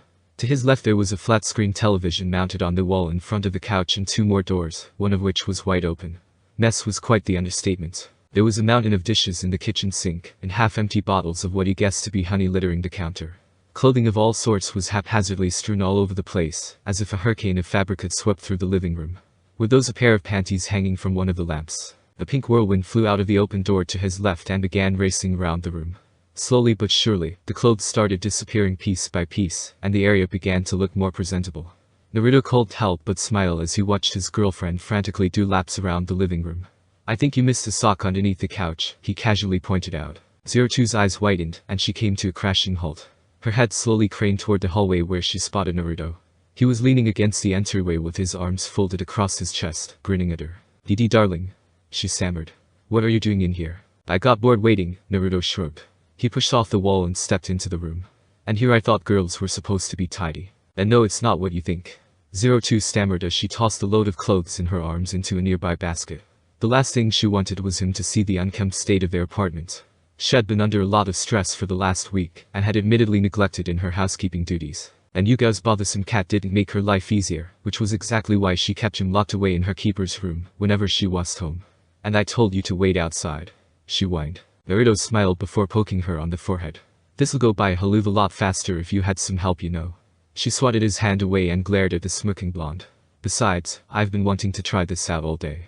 He put his index and middle fingers on both hands together and crossed them in a T-shape. Shadow Clone Jutsu. A02's eyes widened as 6 identical copies of her boyfriend popped into existence. Naruto glanced around the room at his clones and smirked victoriously. It was the only technique from the Scroll of Seals that he managed to memorize before he was interrupted. It had the same basic principles as a regular clone jutsu, only he could pump more chakra into these, which was what made them corporeal. Yosh. I'll consider this a great success. 02 could only stare in bewilderment. She knew the technique herself, but it was too draining on chakra. The most she had ever created at once was 2. Hell, even the old geezer could only maintain 4 at a time. The fact that Naruto just made 6 of them and he didn't even look winded spoke volumes of his chakra reserves. She licked her lips at the thought. Alright boys. Naruto clapped his hands, alerting his doppelgangers. Let's say we give 02 here a hand in cleaning up this place now. On it boss. They collectively sounded off before spurring into action. Wow, 02 whistled. I'm impressed. My clones don't even listen to me. You're really something else, darling. Ha, what can I say? Naruto grinned, rubbing a finger under his nose in an exalted display of arrogance. Guess I'm just awesome, you know. The quick jab to the gut courtesy of 02 dispersed shattered the blonde's contemptuous aura, bringing him back down to earth. But you're still a greenhorn compared to me, darling. Naruto steadied his breath before casting a sidelong glance at the rosette. That sounds like a challenge, you know. 02 rolled her neck, shrugging the stiffness out of her shoulders, as if she took an imposing stance. Naruto suddenly shot forward towards her legs, only to catch a jab to the side of his head. He recovered quickly and rounded on 02, feinting a punch to her side. She sidestepped only to realize her mistake and was tackled onto the couch. The light tingling sensation ran up her sides, and the girl burst into laughter. Ah! 02 squealed mirthfully as Naruto continued to assault her with tickles. He honestly hadn't expected her to be ticklish, but right now 02 was like putty in his hands.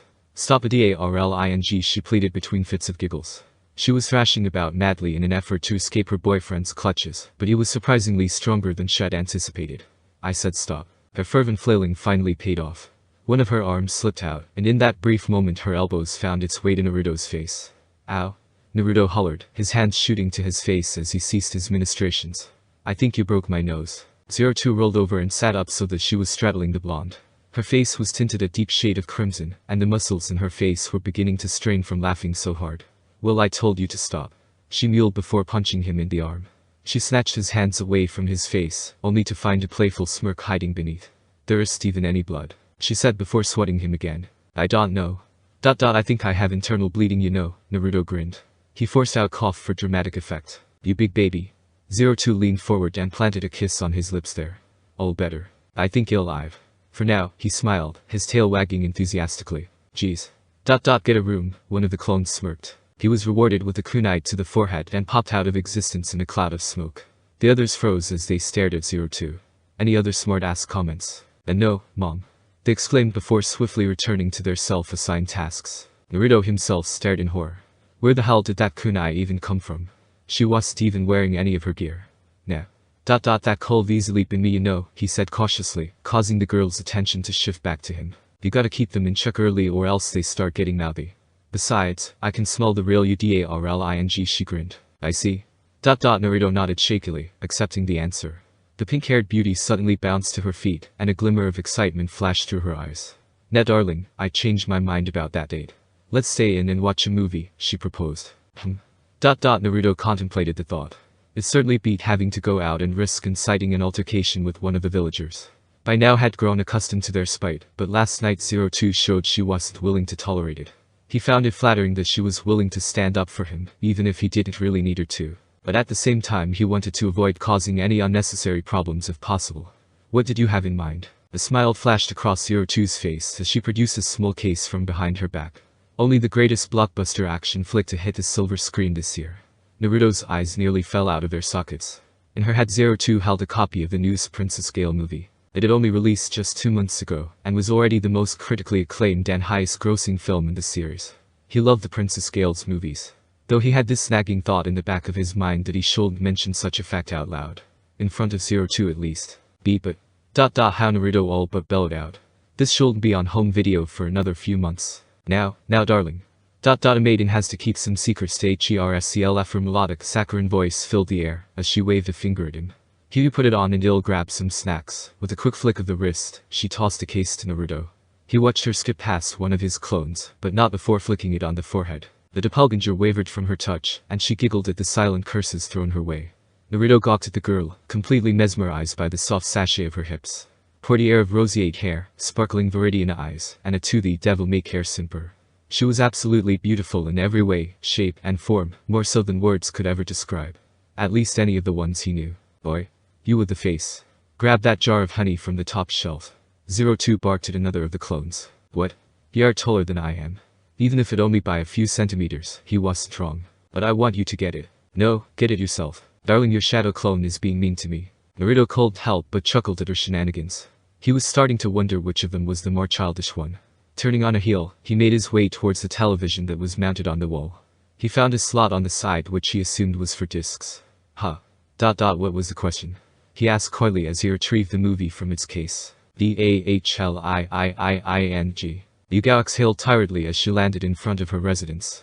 It had been yet another long, but thankfully uneventful shift.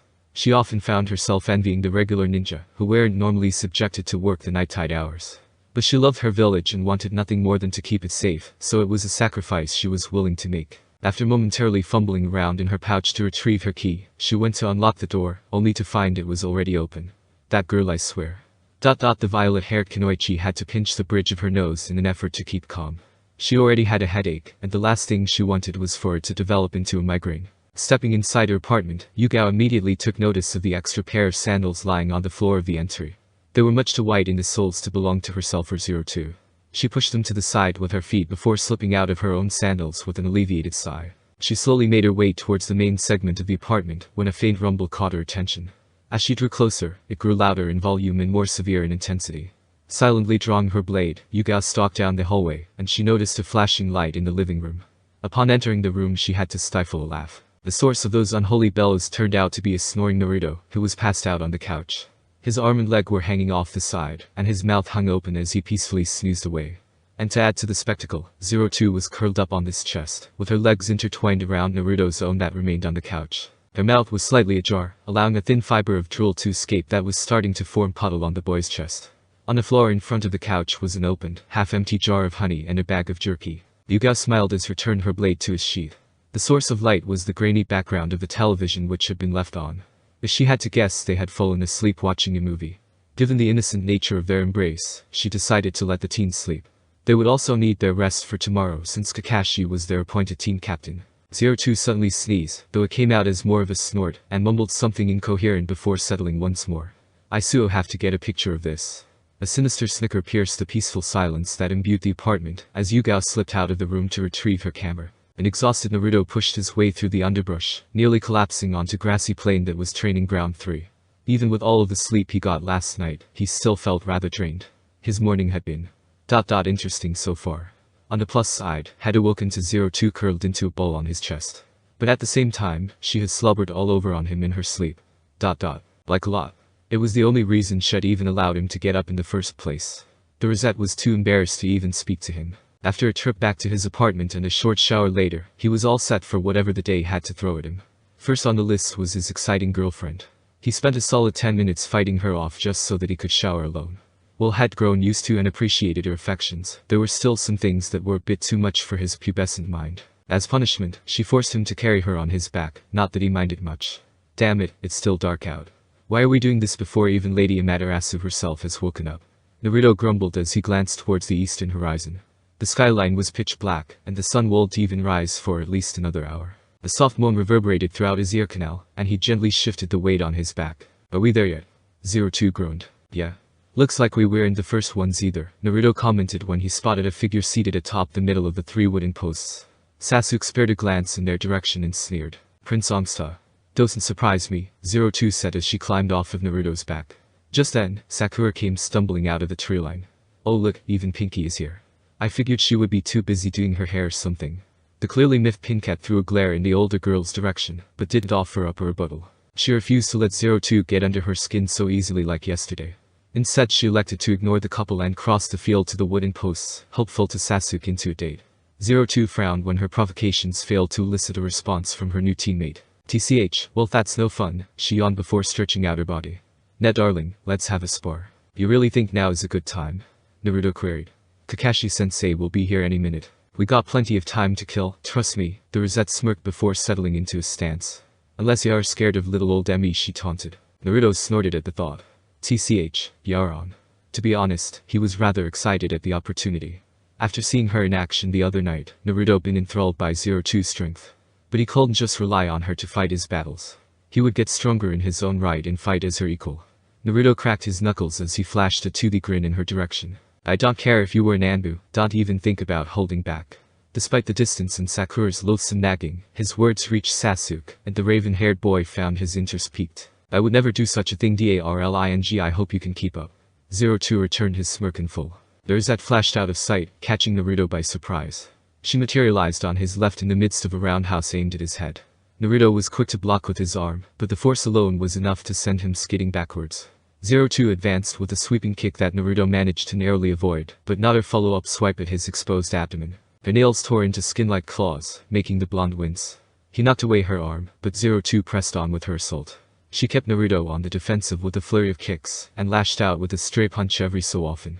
She was quite impressed with his performance so far. His stance was awkward and sloppy, which allowed her to easily pick apart his defenses. She wasn't pulling her punches in the slightest, yet Naruto shrugged them off as if they were nothing. If anything, he could definitely take a hit, and any fight could boil down to which combatant had more tenacity. 02 feinted an uppercut, to which Naruto countered with a jab. He was too slow to realize his mistake, and the Rosette took hold of his arm. 02 rammed her shoulder into his chest and flipped the dismayed boy over her shoulder, slamming him into the dirt with a sickening crunch. Gah! The blonde cried out as he felt the air from his lungs forced out of his body. She's certainly keeping her word. He mentally groaned as he tried to regain his breath. 02's face suddenly popped into his view, staring down at him in concern. Are you okay, darling? Yeah. Nothing I can't handle, Naruto grunted as she slowly pushed himself back to a standing position. Come on, let's continue. Actually, I have something else in mind. She held up her hand. It would serve you better if I helped you correct your stance, rather than beat on you senselessly. You. The boy blanched, offended by her words. What do you mean correct? I thought I was holding my own pretty well. I'm being serious, darling. Taijutsu is more than just exchanging blows and seeing who can hold out the longest. A fight between ninjas can turn deadly at any given moment, and if you aren't careful, even the slightest mistake can cost you your life. And I for one refuse to let that happen. 02 replied matter-of-factly as she poked him in the chest. So it'll teach you what I know. It's a hell of a lot better than that crap they taught you guys in the academy, you know. Naruto wanted to protest, but her argument was solid. Memories from their fight with Mizuki flashed through his mind, and he remembered just how useless had been. Were it not for 02, had be 6 feet under by now. She also had a lot more experience when it came to this, so it would serve him well to take any help he could get. Fine. He grumbled, bringing a smile to his girlfriend's face. Alright, first he'll show you a nifty little trick, she said, taking a few steps back to put some distance between them. I want you to make as many shadow clones as you can. Sure, Naruto nodded as he brought his hands together. Shadow clone jutsu. 02 watched as a plume of smoke enveloped the entire field and completely obscured her vision. It dispersed seconds later, and she nearly faltered at the sight before her. Surrounding her on all sides was an army of Narutos. Even Sasuke and Sakura were left staggered by the sheer number of clones. As she had to guess, there had to at least be 100 of them. Will this do? The blonde questioned. Why yeah. 02 shook her head, breaking out of her stupor as a smirk found its way to her face. I hope you are prepared for the workout of your life, darling. Naruto's body went limp, gracelessly collapsing to the ground with a dull thud. Can't. Breathe. For the last 5 hours 02 had been putting the legion of her boyfriend's clones through a rather intense training regimen. Majority of the time was spent on taijutsu. Shaping up his sloppy posture as she so delicately put it and drilling technique after technique into him. The Rosette herself seemed took great pleasure in the self-appointed task at hand. It was like having her own little personal army to command. For the last hour she had them all pair off for light sparring, so that they could put her lessons to practice. 02 smirked as she stared down at the exhausted blonde. She had discarded her blazer for the time being and pulled her hair back into a ponytail. Yeah, I'll be alright when you get better, darling. And we haven't even gotten to the good part yet. Naruto struggled to lift his arm and raise his middle finger at her in response. Unlike the rest of the clones, she had placed a seal on him that weighed down his body. She claimed it was to help build up strength, speed, and endurance, but all it did was delay his reactions and make all of his movements sluggish, forcing him to burn through his stamina at an alarming rate. But despite that, he managed to keep pace with his clones throughout her various lessons. Though, she had still yet to explain what this little trick of her was. You look like you could use a hand, boss. One of his clones appeared above him. It was the same one had been assigned to spar with. He never thought that looking at his own vexatious cocksure grin could piss him off so much. He also realized that he could be a bit of an asshole. Fuck off. He leveled a glare at the doppelganger. Boy, don't get your panties in a bunch because you couldn't keep up, the clone shrugged. 02 suddenly appeared next to him and propped an elbow on his shoulder. You did well, darling. Now for the best part. The Rosette beamed. She leaned in close to the clone and whispered into his ear. Naruto watched his clone turn red and his face contort with a discontented expression. But before it could voice a thought 02 punched it in the face, dispelling the double with a pop, much to Naruto's confusion. His brow suddenly furrowed and he shot a heated look in her direction. Boy. I told you not to call, wait. What the hell? The blonde was thrown for a loop. In his mind, he had a distinct memory in his mind of 02, whispering in his ear about how cute and fluffy his tail was just now, yet she was standing over him and nowhere close to his head. What sort of witchcraft is this? That, darling, is the true strength of the shadow clone jutsu, 02 grinned. Any experience the clones gain during their existence is transferred to the user once they are dispersed, she explained. In her eyes, this made the technique ideal for spying, since the user can simply send a clone to spy on a target, then have the clone disperse itself on the spot to pass the information back to the user. That's some freaky shit right there. Naruto uttered, still bewildered. How come he'd never noticed this when he used it the day before? Indeed, but that's what makes it so excellent for training, 02 continued. The total amount of experience the clones gain is all transferred to the user when they are dispelled. For example, if you create one shadow clone and train together with it for an hour, you will gain a total of 2 hours of training when the clone is dispelled, despite training only for 1 actual hour. The total hours of training undergone by both you and the clone are added together. Simple math really. It was certainly a nifty trick unique to the technique alone. The old geezer had shown it to her long ago, but she could only make 2 at the time. But Naruto could summon 100 on a whim. Training that could take weeks or months can be completed in a few hours. As she had to guess, he was the only person able to effectively make use of this type of training, due to the sheer amount of chakra he possessed. Is that like cheating, you know? Naruto questioned, earning a shrug from the rosette. The way of the shinobi is filled with deception. He who has the upper hand controls the pace of the battle.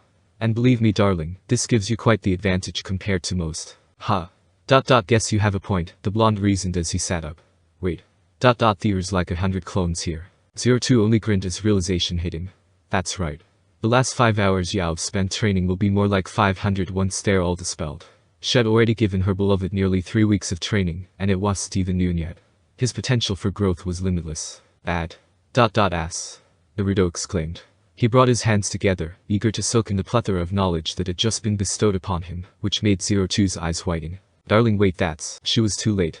In a mere moment, all of Naruto's clones dispersed at once, flooding the boy's mind with a surge of information. Naruto's eye twitched in shock before he promptly fell back to the ground. The aghast expression etched onto his face was almost comical as he faded out of consciousness. Not a good idea. The teal-eyed girl finished with a sigh. While the technique can be extremely beneficial, one had to exercise caution when using multiple clones for training purposes. It was best to dispel them gradually so as to ease the mental stress it afflicted upon the user. Staring down at her beloved, she reasoned he won't be waking up anytime soon, at least not on his own. But she already had a plan set in motion that she figured would do the trick. It was just a matter of waiting. Glancing around the field, 02 noticed that their so-called sensei had still yet to show his face, which didn't surprise her. His perpetual tardiness was one of his more irksome traits. She saw Sasuke on the other side of the field near the river that bisected the training ground. Had brandished an injured man was gracefully flowing through a series of katas that weren't unfamiliar to herself. So has a swordsman as well, she thought, not surprised in the slightest. The Uchiha clan was widely known for their prowess in battle, and a vast majority of them were highly skilled swordsmen. In fact, the Kenjutsu style utilized by the Anbu was derived from a schooling that was once employed by the Warmongering clan. She spotted Sakura not too far off sitting atop of the wooden posts. The girl, in all of her infinite wisdom, had elected to pass the time ogling their dark-haired teammate. This made 02 scoff in annoyance. It was girls like her that gave Kunoichi a bad name. Rather than perfecting her skills, she would much rather waste time on trivial things like appearances and fangirling over boys. Sparring a glance at slumbering Naruto, who was now snoring at this point, a smile lit up the half-blood girl's features. To be fair, even she was slightly guilty of that. She had practically squealed on the inside the first time he called her beautiful, and he wasn't bothered by her horns in the slightest. And she may obsess over the blonde at times, but never to the point of what one would consider to be a fangirl. Okay, maybe a little. But Naruto never had any to root for him until now, and she was more than willing to be his personal cheerleader. But that's beside the point. The Rosette blushed at the thought. Girls like Pinky don't last long in this career field. The life of a ninja was short enough as is. If the girl didn't shape and get serious about her training, she would find hers to be a lot shorter than she expected. Not that 02 cared much anyway. The rustling of leaves caught 02's attention, and she turned to see Kakashi emerge from the forest. Good morning. He waved jovially at her. HMPH. 02 scoffed in return, making the Jnin sweat drop. It was then Kakashi took notice of Naruto's unconscious form sprawled out in the grass. What's up with him? He queried. Well, you were taking your sweet time, darling, and I were busy training. Don't worry, I'll be awake soon enough, 02 answered curtly. Training. Seeing the girl standing before him defiantly, not even sparring him a glance, Kakashi only sighed. He waved to his other two charges, drawing their attention, and they began to make their way over. Sakura stormed her way up to the then silver-haired man, and pointed an accusatory finger at him. "You're late." Kakashi, for his part, actually managed to look embarrassed as he scratched the back of his head. "Sorry about that. This black cat crossed my path, so I had to take the long way around." Sakura's eyebrow twitched, and even Sasuke brought a hand to his forehead with an annoyed sigh. Another rustle in the bushes caught everyone's attention. A second 02 entered the field, carrying large plastic bags in both hands. "Well, it's about damn time." 02 threw her hands up in exasperation. In the midst of training her beloved, she had created a shadow clone to run back to the village to fetch some food. They hadn't really eaten much that morning for breakfast, and with the regimen Shed put him through, the near-indefatigable Naruto was bound to have worked up an appetite by now. Hell, even she had started to get hungry just from watching him work. "Boy, I'm not a messenger bird, you know." The double shot back as she crossed the glade, equally irritated. "I only did this for Darling's sake." Yeah, did you get the goods?" 02 waved dismissively. She accepted the bags from her clone, and began rummaging through their contents to ensure nothing had been left out. Of course. 20 sticks of Mitarashi dango costed in honey and 3 large orders of ramen from Ichirikus for Darling. The clone rolled its eyes.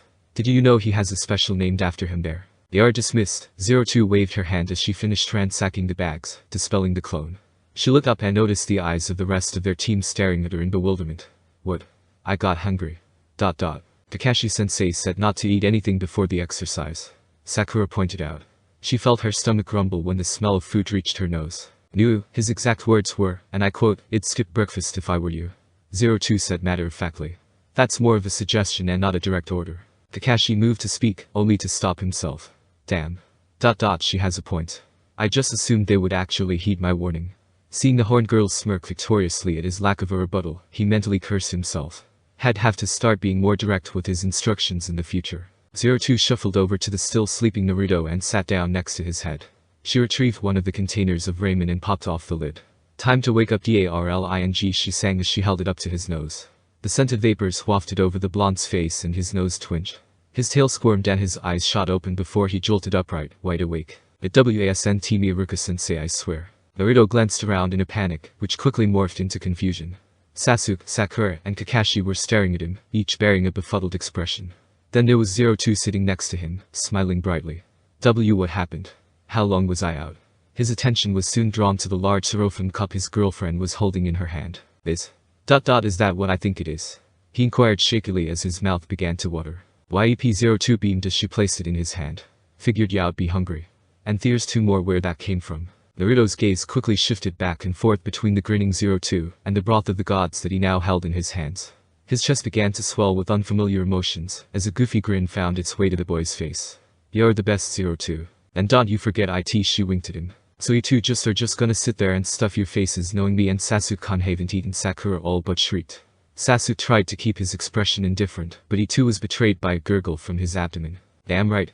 Sounds like a personal problem," 02 blabbed as she gnawed away on a stick of dango. "My ramen." Naruto held the container close to his chest as he eyed the rest of his team warily. "I won't get too comfortable, Naruto," Kakashi spoke up, barging in on the teen's touching moment. "We'll be starting the exercise in a short moment." "Oh, not a problem, Kakashi-sensei," Naruto assured him. Without sparing a second thought, Naruto put the cup to his mouth and practically inhaled the entirety of its contents, while his teammates observed with horrified expressions. The only exception was 02, who was happily munching away on another skewer of sweetened dumplings. Naruto quickly snatched another container of ramen from the bag, before looking up at the scarecrow ninja expectantly. "You were saying?" "Alright." Kakashi recompassed himself as he banished the memory of the boy's recent display from his mind. "This survival exercise will be a test. In order to pass, you must take away these bells from me by using any means necessary," he explained as he withdrew a pair of silver bells from his pouch. They were tied together by a small red string which he used to fasten them to his flak vest. This prompted Sakura to raise her hand. There's only 2, Kakashi-sensei. "I'm glad you pointed that out, Sakura," he said jovially. "I talked it over with the Hokage and as it turns out, I only need 2 of you. Whosoever manages to get a bell will become a full-fledged genin, and the other will be sent back to the academy. That is of course if either of you actually do manage to get one." "So let me get this straight," Naruto said as he finished slurping down his 3rd serving of ramen. Kakashi blinked in surprise. He hadn't even noticed him finish the second one. "All we have to do is take those bells from you." "Exactly. By any means necessary. I'm authorizing the use of weapons, ninjutsu, and the like. Y'all never succeed unless you come at me with the intent to kill," he explained. "Sounds easy enough."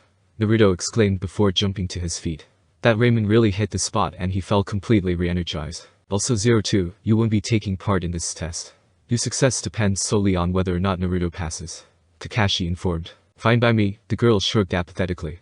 I have faith in my darling. Alright, you guys have until this timer goes off, the silver-haired man said as he pulled a small wind-up clock out of his pouch. That gives you 2 hours. Kakashi walked away from the group of teens and made his way toward the trio of wooden posts in the middle of the field. Don't worry 02, I'll get one of those bells in no time. Naruto flashed her a grin, pumping his fist excitedly. With everything she had done for him, he refused to let her down. The Obesiarling and kick his ass good for me. She returned the gesture with a bright smile. Kakashi set the timer on the middle post before turning to face his charges once more. You may start whenever. Remember, time is of the essence. Almost immediately, Sasuke and Sakura flickered out of existence. He was rather impressed with how well they'd managed to conceal their presence. Good. It seems they understand the importance of remaining undetected. A good ninja only strikes when the opportunity rises. And then there's this one. His eyes fell on Naruto who stood before him, the cocksure grin plastered on his face. You don't seem too keen on this whole ninja thing, do you? Oh please, you're looking at the #1 prankster in all of the Hidden Leaf, the blonde laughed. He had evaded the ambu many times without ever getting caught. Hiding in the shadows was second nature to him. But was not the time for hiding. This situation called for a more direct approach. Let's see what you're made of, oh great Chunin. Naruto took off, making a beeline for the older ninja, who simply stood in place. Kakashi's hand moved towards his pouch, setting off alarms in the boy's head. Naruto skidded to a halt, eyeing his sensei cautiously. In that case, we'll start with the first lesson. Taijutsu. Kakashi reached inside his pouch and withdrew his small orange book. He flipped it open to the page he had been reading previously, before casting a look at the apprehensive blonde. Well, boy. What's the big idea? Naruto snorted. What? One hand will be more than enough to take on the likes of you. Don't forget the clock is still running, Kakashi said dismissively as he turned to the next page. A scowl marred Naruto's features as he glared at the man. He was looking down on him like everyone else, and that pissed him off to no end. His hand shot to his own pouch, and he palmed a kunai before charging in. He slashed at the seemingly unsuspecting Chunin, but was surprised when the man effortlessly caught his wrist. Well, at least you came at me with the intent to kill, Kakashi noted. Gritting his teeth, Naruto went for a low kick to which Kakashi easily stepped over. Using his momentum, Naruto spun and brought up his other leg, lashing out with a roundhouse. Kakashi released his hold on the boy's arm and batted the offending leg away. Naruto somersaulted backwards to give himself some space and brought his hands up in a cross sign. Shadow Clone Jutsu. He cried out. 5 identical copies of the blonde appeared at his side. I see. He employs solid clones. This could be tricky, Kakashi thought to himself. Well, see how well you handle this with one hand. Naruto spat as he and his clones rushed forward. Hidden in the trees, Sasuke observed the fight from afar. So this is the strength of a Chunin, he watched as the horde of blonde swarmed the man, coming at him from all sides. He had overheard what 02 said earlier about training with shadow clones, and had dismissed the idea as sheer ludicrosity. But as he watched Naruto fight, he couldn't help but notice a significant change in the boy's movements. They were sharper and more refined compared to the brawling tactics he used while they were in the academy when they had sparred. And unless his eyes were deceiving him, he also appeared to be somewhat faster as well. Sasuke would admit that the blonde was the only one in their class that was capable of going toe-to-toe with him, even as the dead last, but had always bested Naruto. And now he was fighting on a completely different level than before. He soon found himself thinking such an obscene method of training might actually have some merit to it. The raven-haired teen's eyes flashed red, and 3 distinct hummus swirled around his iris, as his Sharingan spun to life. He just had to stand by idly and wait for an opening to strike. 02 had also been watching the fight intently from the sidelines. All in all, her darling was doing an excellent job at pressuring the scarecrow, but he couldn't seem to land a solid hit. All of his attacks were easily deflected or evaded by the experienced Chunin, which she had no doubt in her mind was thanks to the Sharingan hidden in his left eye. She was no stranger to the older man's old reputation. His peers knew him by many titles, such as the Friend Killer and Cold-Blooded, but the most prominent of them all was Kakashi of the Sharingan. Hell, even the first time she met Kakashi she had been wary of the man. It was her very first Taijutsu spar, at the behest of the old geezer. She could admit he was quite strong, and his reputation spoke for itself, but she had lost all respect for him after he used that damnable 1000 years of death technique on her. 02 shuddered at the memory. Never in her life had she felt so violated, but as she spectated their battle, she felt herself swelling with pride. Naruto seemed to take to her training like a fish in water. He still had a long way to go, of course, considering this was the first time putting it to practice, but it was progress nonetheless. Go on, darling. Show him what you're made of. She silently encouraged her beloved. Kakashi avoided a kick aimed at his side with a half-step and struck the clone in the face, promptly dispelling it. He turned to face the last remaining Naruto. The boy was admittedly more skilled than had originally given him credit for, but it wasn't nearly enough. "You're going to have to try a lot harder than that if you're hoping to get a bell." He was slightly put off by the boy's smirk and soon sharp pain behind his knee that coursed throughout his leg. Kakashi dropped down, only to find himself caught in a full Nelson hold. He quickly glanced over his shoulder and spotted another Naruto, grinning madly. Another clone, but when his attention snapped to back to the other Naruto who was charging at them with his arm drawn back. "I'll show you to underestimate me," the blonde roared. Channeling all of his strength, he drove his fist into the silver-haired man's face. Or so he thought at least. Confusion settled onto the blonde's face when he saw his other self go flying from the impact. Naruto groaned as he tried to rub the soreness out of his jaw. "You idiot. You were supposed to head Kakashi-sensei, you know." He barked at his clone. "Why the hell did you get in the way?" His double retorted. "I didn't. You missed Stumbus." Sasuke's sweat dropped at the blonde's stupidity. Only Naruto could actually manage to argue with himself. Unlike his ignorant teammate, had witnessed how the entire altercation unfolded thanks to his Sharingan. Kakashi had used the substitution jutsu to replace himself with the Naruto holding him before disappearing into the nearby tree. Damn it. Kakashi-sensei is crafty. But if that loser managed to make him drop his guard, then I just have to wait for another opportunity to arise. He thought to himself. Kakashi reappeared on the field moments later, drawing the attention of the bickering blondes. He stashed his book away back inside his pouch before turning to face his student. "Very good, Naruto. I admit I underestimated you," he said.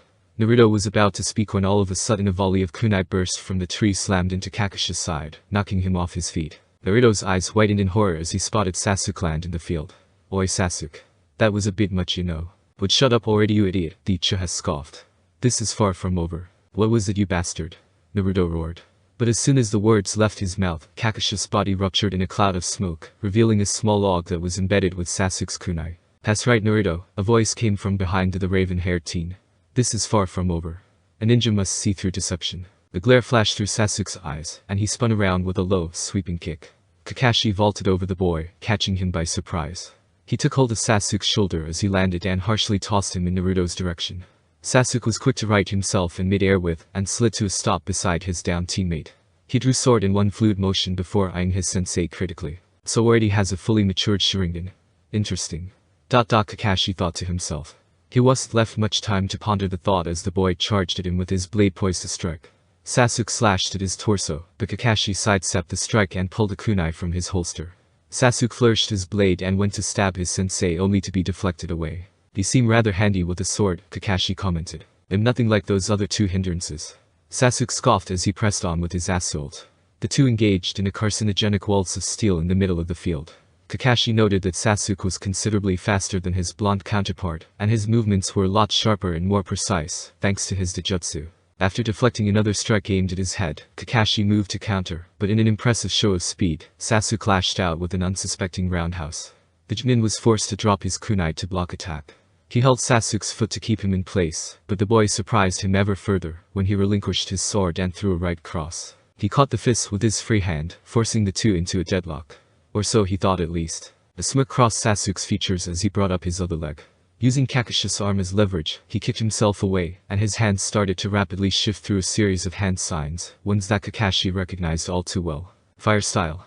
Fireball jutsu. A massive orb of fire exploded from the flying Uchiha's mouth, and rocketed towards the startled Kakashi. Reflexes took over and the Scarecrow ninja jumped up to avoid the blast, when he noticed a shadow looming overhead. After seeing Sasuke cross blades with their sensei, Naruto saw it as an opportunity to make a move of his own, and came flying in with a spinning axe kick. He used the fireball to cover his approach. Kakashi analyzed as the blonde teen descended on him. Not one to be bested, twisted his body at the last second to avoid being hit and thrust his palm upward into Naruto's chin, stunning him. He grabbed the boy's arm and spun him around before slinging him at the off-guard Uchiha. Naruto slammed into Sasuke with a resounding thud, causing both teens to knock heads as they skipped across the field before crashing into the dirt in an unceremonious heap. "Don't get in my way, you idiot." Sasuke barked as he shoved Naruto off of him. "Or you're the one that's in the way, you know." The vehement blonde shot back. Both were too heated to notice the hand that burst from the ground between them until it was too late. It reached over and forcefully took hold of Naruto's ankle. Earth-style headhunter jutsu.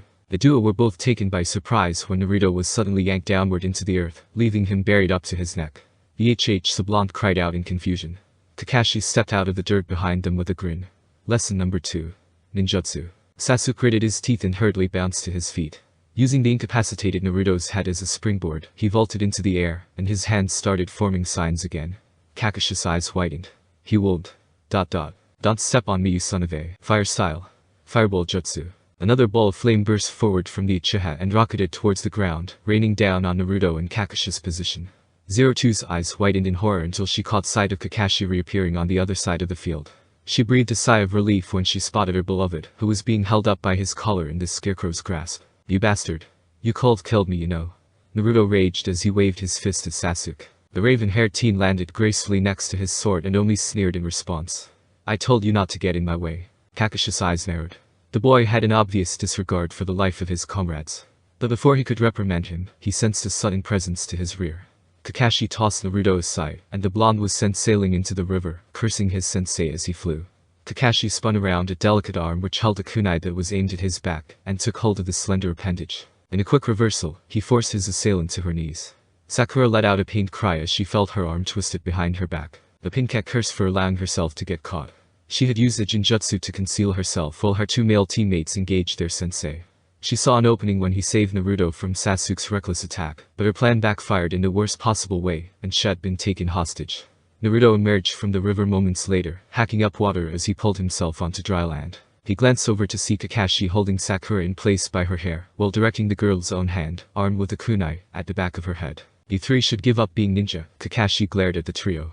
Gone was his usual mirthful and uncaring tone, instead replaced by irritability.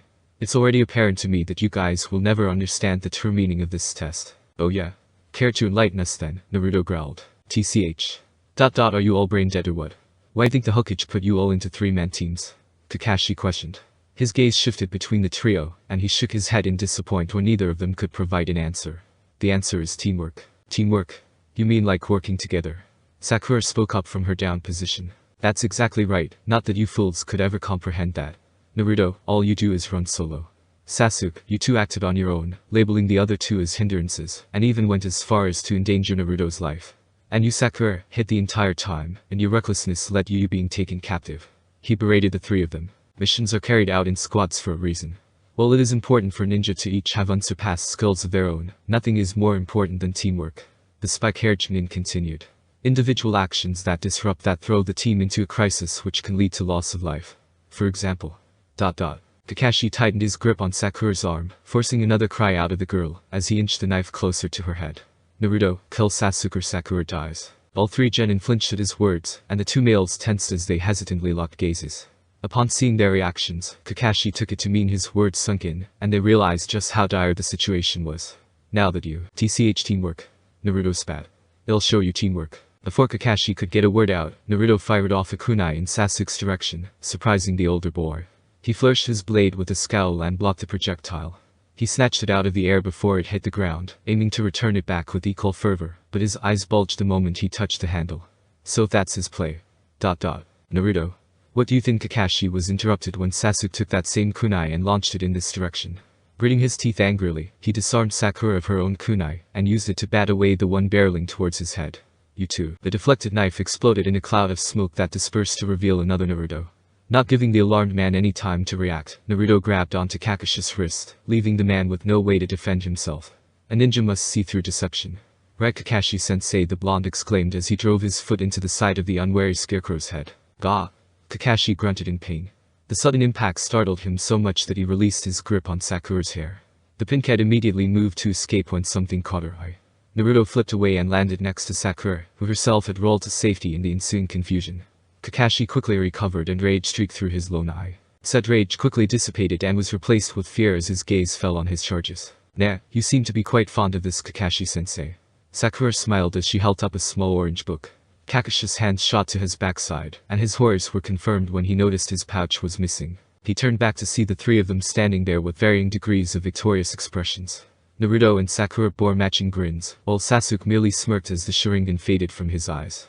We're willing to give it back to you in exchange for the bells. Do you really think I can be persuaded like such? Kakashi did his best to play it coolly, but inside he was panicking. That's an original paperback copy signed by Jiraiya-sama himself.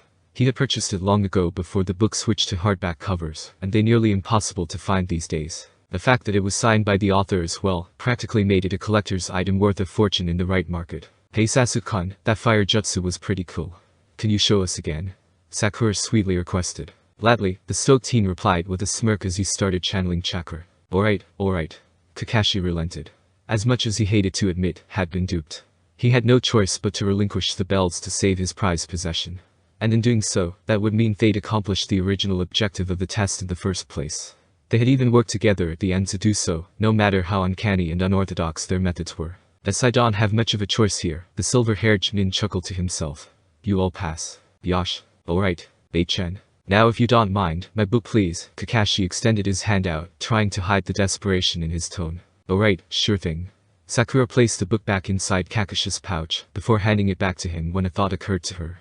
Kakashi-sensei, if the whole point of this test was teamwork, then why are there only 2 bells?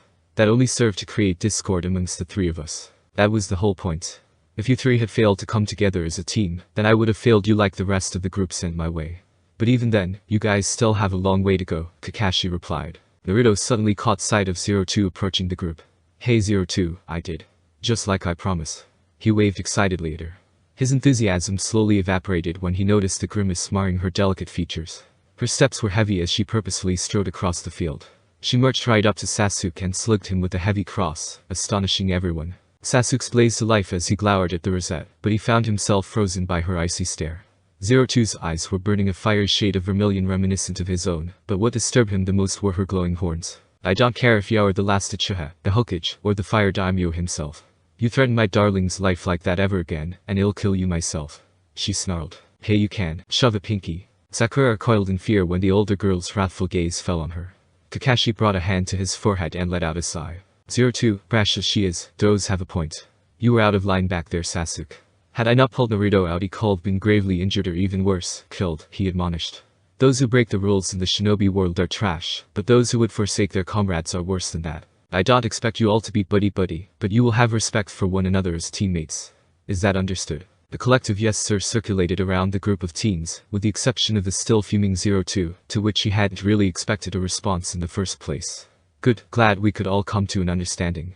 Kakashi clapped his hands together. His lone eye crinkled in such a way that it looked as if it were smiling itself. That being said, I must report your success to Hokage-sama. We will reconvene tomorrow to start actual missions, but for now you are all dismissed for the day. With a small wave and another ice smile, Kakashi disappeared in a puff of smoke. TCH.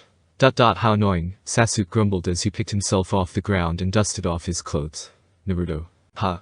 Came the blonde's intelligent reply. That was a gutsy move you pulled back there. But just because it paid off doesn't mean anything has changed. You're still the dead last in my eyes. Sasuke chided. Ha! The one was gonna be the all-star of this team. Just you wait. Naruto grinned, unperturbed by the older boy's remarks. In your dreams, idiot. Up yours, bastard. The 2 boys locked eyes, exerting their wills over one another with neither willing to back down. Moments passed before Sasuke finally closed his eyes and turned away. You weren't even worth my time, he spoke ostentatiously, careful to hide his smirk as he flickered away. Pay him no mind. You were amazing, darling. 02 beamed. You kicked him so hard I thought his head was going to fly off. At least she was really hoping it would. It was nothing. Naruto grinned, happy to see his girlfriend return to her cheery self.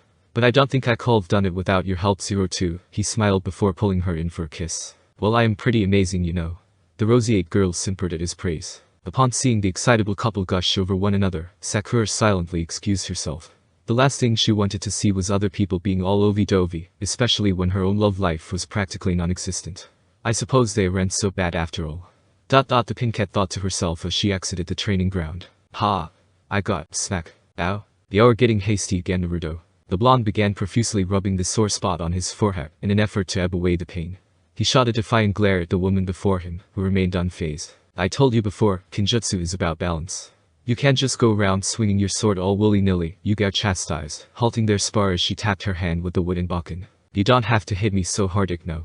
Naruto grumbled. There's just something about pain that makes people listen, Yuga replied sagely, wagging her finger for added effect. 02 couldn't help but chuckle at her beloved's capering. She was seated in the grass beneath a large oak tree on the outer edge of the field they had designated as their training area for the day. As she watched Naruto and Yuga dive back into the fray, the roseate girl began to reflect on the recent events that had transpired in her life. It had been a month now since Team 7 has been commissioned under Hada Kakashi. But even though they were an official team now and had begun taking on missions, it all basically amounted to grunt work. D-rank missions were assigned to genin fresh from the academy, as they posed almost no risk to the life or limb. They mostly consisted of odd jobs like farming, finding lost pets, and even babysitting sometimes. Naruto regularly voiced the team's collective displeasure at having to do other people's chores. But Kakashi always ignored his complaints, stating that these missions were to help them build up teamwork and a sense of camaraderie with one another. 02's eyes rolled in their sockets at the thought. Ever since the day of their exercise, the resident Uchiha of the group had earned a spot on her shit list. That stunt he pulled with his fire jutsu had nearly cost her darling his life, and just thinking about it still made her blood boil to this day. But Sakura, her and the younger Pinkat seemed to have reached an unspoken agreement of not squabbling amongst one another, unlike the males of their squad. She still found her constant fawning over Sasuke highly irksome, but at least she wasn't as bitchy anymore. Sakura had even gone the extra mile by offering companionship. 02 had immediately dismissed the idea, of course. Why bother dealing with other people unnecessarily when all she ever needed was her darling? But it was at Naruto's behest that she tried befriending the Pinkat, his logic being that they would all be teammates for the foreseeable future, so it cold hurt. She loathed the idea, but her blonde furry had requested it, so she was at least willing to put for the effort. The Rosette couldn't help but giggle, knowing the boy would be livid if he knew she referred to him like such in secret. After the exercise, Naruto had thrown himself tirelessly into his training. It was mostly perfecting his newly acquired Jujutsu style, but she had also taught him chakra adhesion to help with his admittedly shoddy chakra control. Were it up to her, learning how to walk on surfaces in water should be a basic requirement for graduating into the ninja career field. Using some chakra paper, they had discovered that Naruto had a natural affinity for wind nature chakra. The geezer had told her long ago that it was a rarity among the 5 chakra natures, and even more so in the land of fire. 02 giggled again, remembering the blonde's face when she explained it to him, and the 2-minute rant about how awesome her was that transpired afterwards. Unfortunately, there weren't too many people walking around with extensive knowledge on wind nature. Even their sensei, the fabled copy nin himself, was of no help. But he did manage to point them in the direction of the Hokage's son Tsurutobi Asuma, the only other person in the entire village with a natural wind affinity. The man was quite surprised to learn of another sharing his element, but he was too busy training his own team, another group of genin from Naruto's class, to offer much advice. He was at least able to show Naruto a practical exercise to help him harness his latent wind chakra, and even wrote down a few jutsu for the aspiring teen to add to his arsenal. But her beloved's latest endeavor came as a surprise. Out of nowhere, he expressed interest in learning Kenjutsu. He claimed that mastering a weapon would add to his prowess as a shinobi. She had of course offered to teach him how to use a spear, but the blonde was adamant on wielding a sword. Though, 02 has a sneaking suspicion it had something to do with their raven-haired teammate. He and the Uchiha had this odd anything you can do, I can do better rivalry going on. Petty as it was, it did help motivate him to get stronger, and she was more than willing to support him. That's where Yugao came into the picture. 02 herself, as much as she hated to admit it, couldn't be of much help to her darling in this particular situation, due to her fighting style being a mix of Bujutsu and Naginata Jutsu. Sure, she could effectively wield a tanto, but she was no master when it came to sword fighting. When she brought up the request to her guardian, it excited the older Kunoichi. A bit too much in fact. She had accepted almost immediately, and 02 cold sworn she heard the woman giggle with anticipation. That was 2 weeks ago, and the violet-haired Anbu had dedicated all 3 of her days off throughout the week to instructing her new pupil. Naruto was a bit slow when it came to learning the katas, mostly due to the fact that Yugao was a perfectionist, and he tended to rush. But with the help of his shadow clones, had managed to get down the basic stances in only 3 days. Yugao had been impressed at how the boy soaked in her teachings like a sponge. The two of them had spent the last few sessions sparring to help Naruto get better acclimated to the fast pacing of an actual sword fight. Unlike Jujutsu, every mistake had proven to be fatal, and one could only learn so much by swinging at air. Smack. Ouch. Don't rush in blindly. Let your opponent's moves guide you. I am but, smack. Don't let you guard down either. Arg. Would you stow, smack. Naruto went silent as the Bakken fell from his grasp, and both hands shot to the new set of lumps growing atop his head. His azure eyes narrowed, bearing into the woman standing before him with a venom-laced stare. Her gaze was stern and unyielding, but she had a smirk plastered on her face. She was enjoying this, he just knew it. Or you said I wasn't allowed to beat on your boyfriend, so I would appreciate if you showed me the same courtesy. No, 02 announced from her spot on the sidelines. I don't know what you're talking about, Yuga replied coyly. This is nothing but an educational moment being shared between master and student. I have to agree with 02 on this one. A voice called out from the forest. 3 sets of eyes panned to see Kakashi emerge from the trees, signature book in hand. Naruto might be hard-headed, but even he is bound to soften up after a few more hits like those, the silver-haired man chortled. Oh, you wanna say that too? What brings you to this neck of the woods, senpai? Yuga queried, ignoring the blonde's enraged shouts. I came for Uzumaki. We have a new mission, he said as he turned to a new page in his book. Oh god, not you too, Kakashi-sensei. Naruto trolled. It was a nickname bestowed upon himself and 02 courtesy of his old classmates, or more specifically Ino. 02 thought it was cute and didn't seem to mind, but he loathed it. And what kind of mission? I swear to god if we have to go catch Tora again. Naruto's features darkened at thought. 8. 8 times they had been sent to apprehend the fired Yamio's wife's cat after she had run away. Granted, he understood why after meeting the portly, spendthrift woman for the first time. She practically coddled the poor cat to death. Well, he felt for the feline. Naruto was sick of having to chase after her. Nothing like that this time, I promise, Kakashi chuckled. You see, I did some thinking, and I think you guys might be ready for something a bit more challenging. You mean we're finally getting— No, Naruto, we are not going on an S-rank mission, the Scarecrow Nin interrupted, shattering the boy's hopes. I requested a C-rank mission from Hokage-sama, and he has bestowed upon us a simple escort mission. Easiest as they come. Escort? To where? 02 spoke up, rising to her feet. Wave country. Our job is to protect a bridge builder en route back to his home village, until the completed construction of a bridge has building. Wait, so like— You mean outside the country? She asked. After being brought back alongside Naruto all those years ago, she hadn't bothered to step foot outside the village proper much, except for a few sorties to neighboring towns. She never really had a reason to.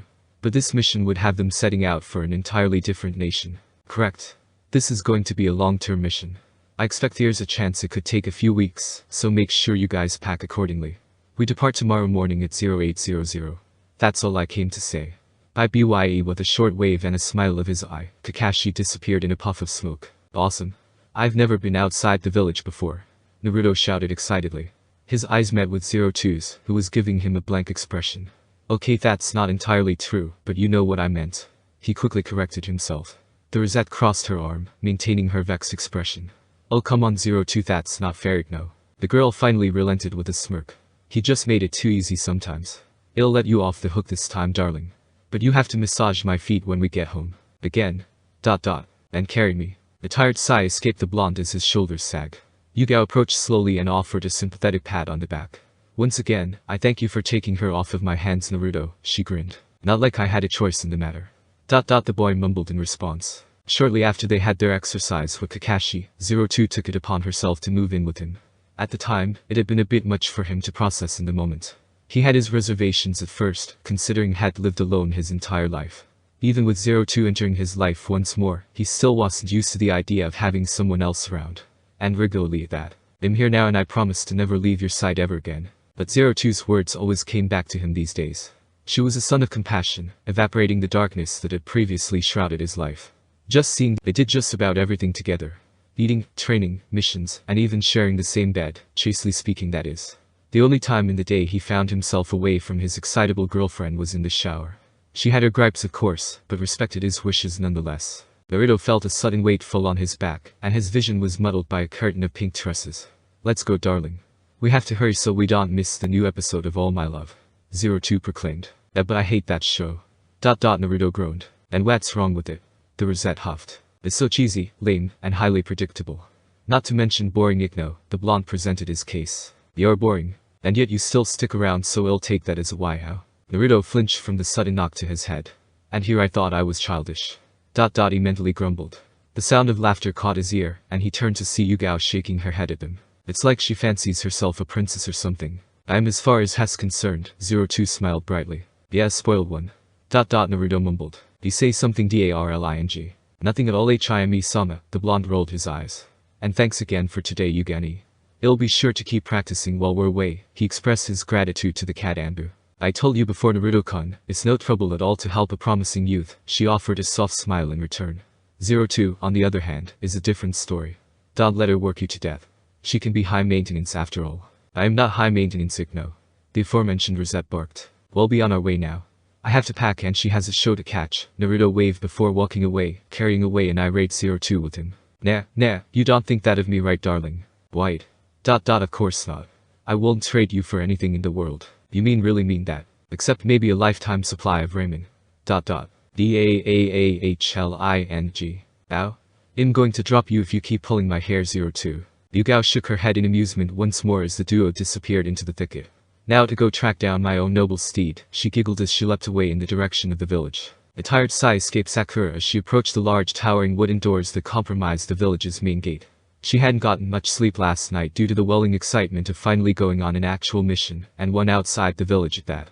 This would be the first time she had ever left the confines of her home, and she could wait to see the outside world. As she approached the gate, she noticed Sasuke reclining against the outer wall of the guard shack nearby. He had a pack slung over his shoulder, and his sword was securely fastened to his backside. With the way his arms were folded across his chest and his head being hung low, one would easily think the young Uchiha had to be fast asleep rather than brooding. "Good morning, Sasuke-kun," she greeted with a wave. The raven-haired boy merely glanced in her direction and acknowledged her presence with a nod. She heard a loud commotion behind her and was startled when 02 slid past her, kicking up a small cloud of dust. "Ha! I win, darling. That makes 3 times in a ROW," she beamed. Naruto came stumbling into view seconds later, an irate expression etched onto his features. "That's because you pulled my tail again. All's fair in love and WAR02 sang saccharine with a wave of her finger. Sakura couldn't help but giggle at their antics. Over the last month, she had become more cordial with her fellow pink-haired teammate. After getting to know her a little better, Sakura realized she had the older girl figured out all wrong. To her, 02 was a complex creature. She certainly was cheerful, very strong-willed, and a bit of a tomboy. But she was also extremely brash and childish. She had a knack for teasing, though it was usually Naruto that suffered the brunt of her tormenting. She also noticed 02 had quite the sweet tooth. The girl was never without a box of Pocky on her person, and she had a habitual practice of pouring unprecedented amounts of honey on her food. She also elected to eat with her hands rather than use cutlery like a civilized person. But best of all, she wasn't like most girls in the village who were enamored with the last living Uchiha. 02 only had eyes for their fellow knuckle-headed blonde teammate. "Hi guys. Another exciting morning I see," Sakura addressed the energetic couple. "Oh, hey Pinky," 02 spoke. "Darling is just being a sore loser is all. You pulled my tail." Naruto pointed an accusatory finger. "It's not a toy." "Well, that was payback for eating all of my Pocky. You threw away my ramen. You said my show was stupid." "It is." Sakura found it difficult stifling a laugh at the blonde's expense. It had come as a jaw-dropping surprise to everyone that Naruto's tail was in fact real, and not a cheap fashion accessory. Apparently, it was a birth defect from one of his parents' bloodline limits, which he failed to inherit, and had been hiding it under an illusion all these times. That was of course until 02 came into the picture. As annoying, and to quote Shikamaru, troublesome as Naruto was, even she had to admit that his furry appendage was kind of cute. She often wondered what Sasuke would look like if he had one. "Ah, my cute little genin," a voice suddenly called out suddenly. The 14's attention was immediately turned to see Kakashi approaching the gate. Walking at his side was a gray-haired, bespectacled man with a large beard and dark eyes. He wore a sleeveless V-neck shirt with an obi, pants and a pair of sandals. He also carried a towel around his neck and wore a pointed hat on his head. As they drew closer, Kakashi noticed that his charges were all staring at him with incredulous expressions. "What? Is there something on my face? Who are you?" Sakura questioned. "You sensei." Kakashi's low invisible eyebrow rose in confusion. "Nuo.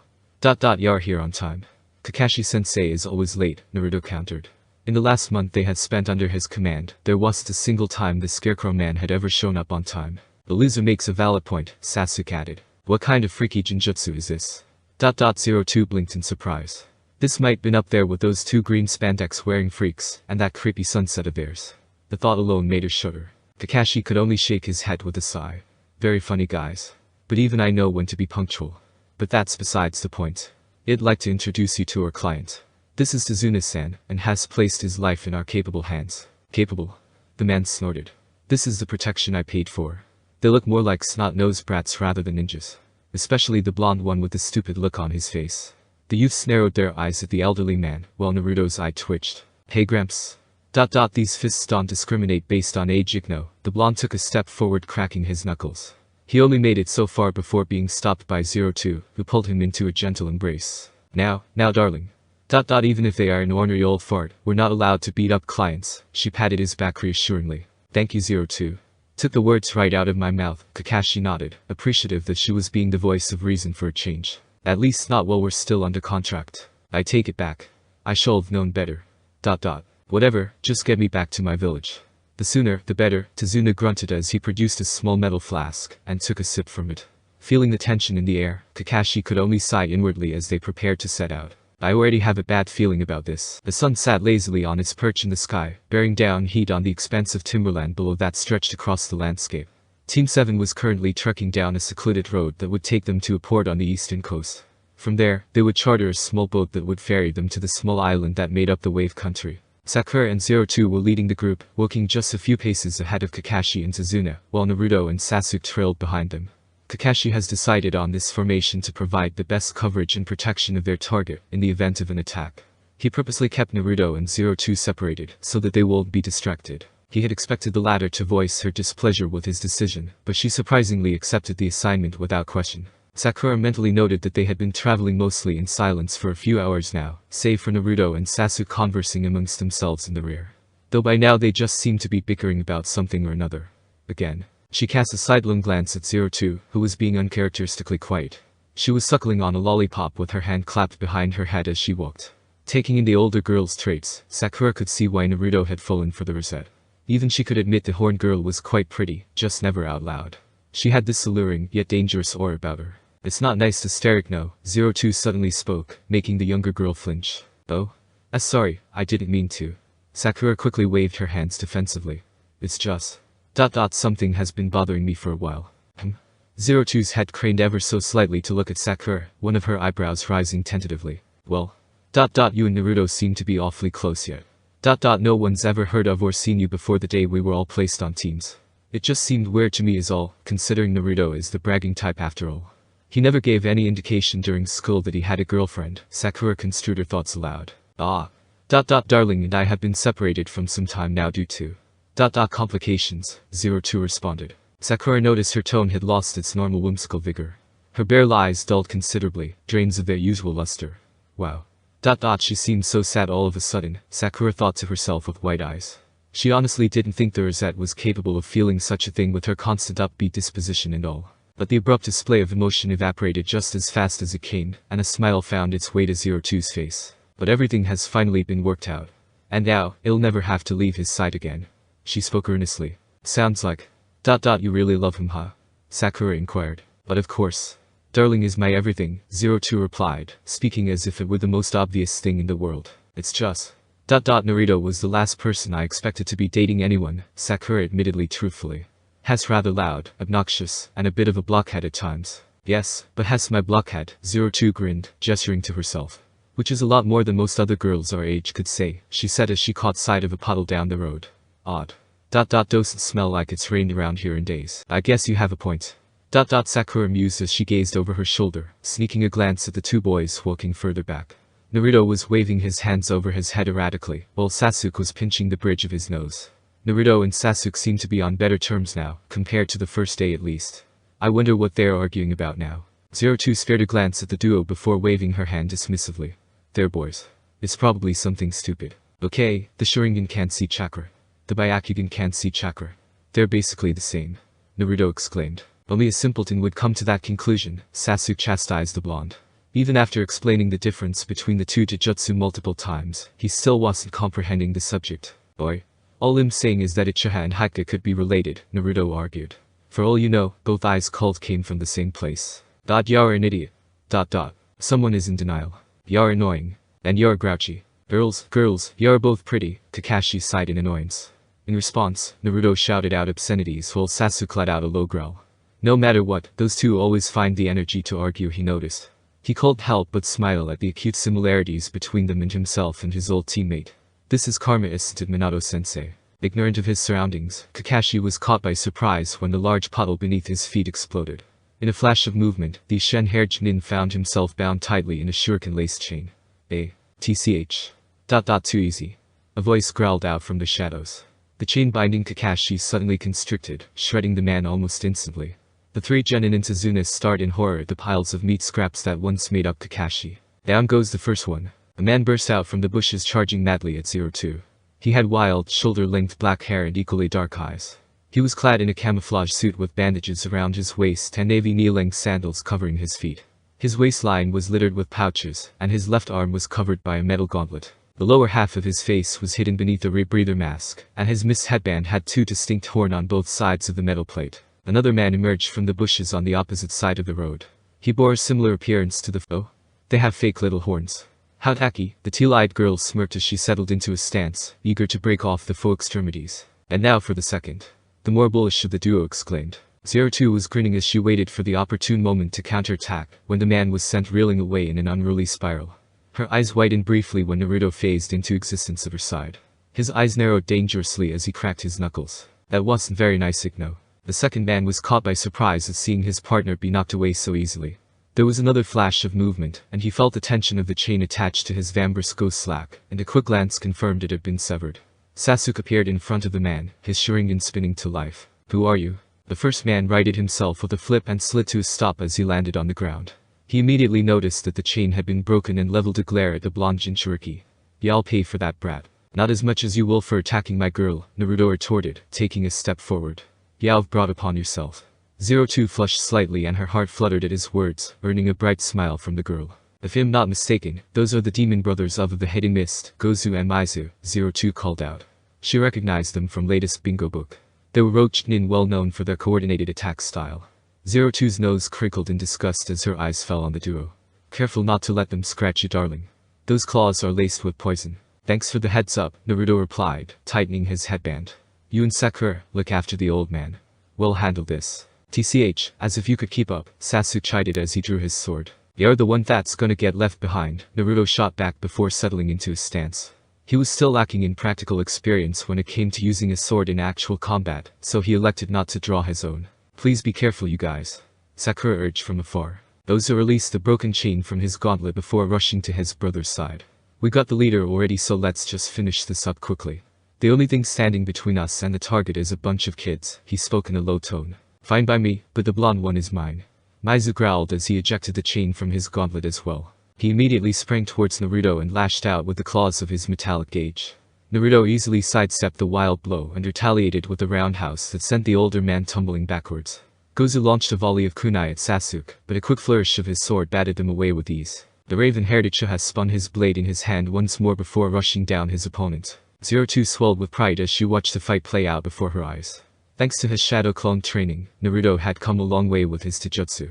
He wasn't the best by any means, nor the fastest, and still tended to slink back into his brawler ethos at times. But at least now his attacks were concentrated and concise, rather than wild and haphazard. She watched on alongside Sakura, who was standing in front of Tazuna, kunai in hand. 02 had half a mind to summon Strelitzia, but decided to let her beloved have his fun. He busy trying to be her shining white knight at the moment. "Stand still, you little brat, and just die already," Maizu barked. He was slashing ferociously at Naruto with his claws and a kunai, and managed to evade each and every one of his attacks. "Thanks, but no thanks. 02 would kill me for sure if I did that," the blonde quipped. Noticing that his opponent had overextended on his most recent attack, Naruto brought up both hands and grabbed Maizu by the back of his head. "And what's with these fake horns?" With a small hop, Naruto drove his knee into Maizu's face, knocking off the small metal shards affixed to his headband. "Air so tacky." The mist nin was sent crashing into a nearby tree where his body slumped to the ground. His ears rang and the taste of iron quickly flooded his mouth as he tried to regain his wits. He was so discombobulated that he was now seeing 3 blonde brats standing over him instead of just one. "Remember, you brought this upon yourself," the middle one sneered. Gozu's head turned sharply at the sound of his brother's pained cries. Sasuke capitalized on the momentary lapse in concentration, and tore through the side of the man's head with his blade. There was a soft squelch and blood splattered across the ground before Gozu's body went up in smoke, causing a thick log to fall to the ground in his place. Sasuke clicked his teeth when he saw the mist nin reappear a few meters away. Gozu held his hand to his face in an effort to keep his face from hemorrhaging. Had just barely escaped death, but at the cost of an eye. He ground his teeth when caught sight of the 3 blondes savagely beating his older brother into the dirt. And now the damned brat with the red eyes was closing in on him once more. Damn it, his was supposed to be an easy mission. These brats have ruined everything. As Sasuke drew closer, desperation began to instill itself within the younger twin. Throwing all caution to the wind, Gozu shot forward suddenly in one final act of foolhardiness. He knocked aside the blade aimed at his heart, catching Sasuke by surprise with his speed, and immediately made a beeline for Naruto. It was simple really. He just had to incapacitate the blonde one, grab his brother, then flee. They would be much too busy troubling themselves over the boy's health to even think about giving chase. Or so he hoped at least. Rapidly approaching the distracted Naruto, Gozu poised his ironclad arm to strike. "It'll make you suffer for what you did to my brother, you punk," he roared. "I think not." Before he could react, Gozu's charge was halted by rods striking his torso. The impact had lifted him off his feet and purged the what little air remained in his lungs. Not missing a beat, 02 spun Strelitzia in her hand, and slammed the tail end into Gozu's back, forcing the younger twin back to the ground in a small crater. 02's eyes flashed red as she stared frostily at his unmoving form. You won't lay a finger on my darling. I can handle myself, Ikno, a voice spoke up. Naruto slowly approached the rosette, dragging an unconscious Mizu by the back of his shirt. I saw him coming from a mile away. In surprise he bested the great Uchiha Sasuke-sama, he said mockingly. 02 smirked, but before Sasuke could retort, Kakashi flashed into existence between them. Nicely done, team. About time you showed your face, Kakashi-sensei, Naruto huffed. I wanted to see how you would react in an actual combat setting against hostile opponents. The enemy was suppressed and our target is unharmed. All in all, you guys handled yourself rather well, he commended his charges. Yeah, well, these guys weren't nearly as tough as they looked, the blonde shrugged as he dropped Mizu's spattered form. What was that about anyway? I thought we only had to worry about bandits. You know, Naruto, I was just thinking the same thing.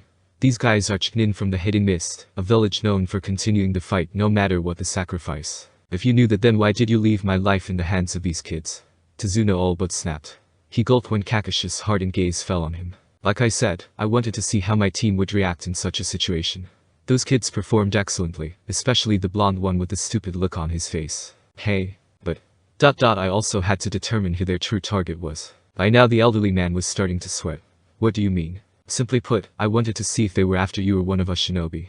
You requested backup protection until you finished building your bridge and were responsible for protecting you against thieves, gangs, and the like. Had it been known other ninjas were involved, this would have been assigned as an expensive B-rank mission. And yet we're only getting paid for a C-rank mission, 02 commented nonchalantly as she tapped a finger against her chin in a derisive manner. How odd. Ignoring the remark, Kakashi continued. It appears there's some kind of good reason for this, but lying on a mission request simply won't do. Something like this might be beyond the scope of our original mission. Oh, come on, Kakashi-sensei. Those guys were no trouble at all. Sasuke is the one that let his man get away. Naruto exclaimed. Oh, fuck off. Well, you did. What are we going to do now, Kakashi-sensei? Sakura queried, completely ignoring their squabbling. Toning out the boys' bickering, Kakashi began thinking to himself.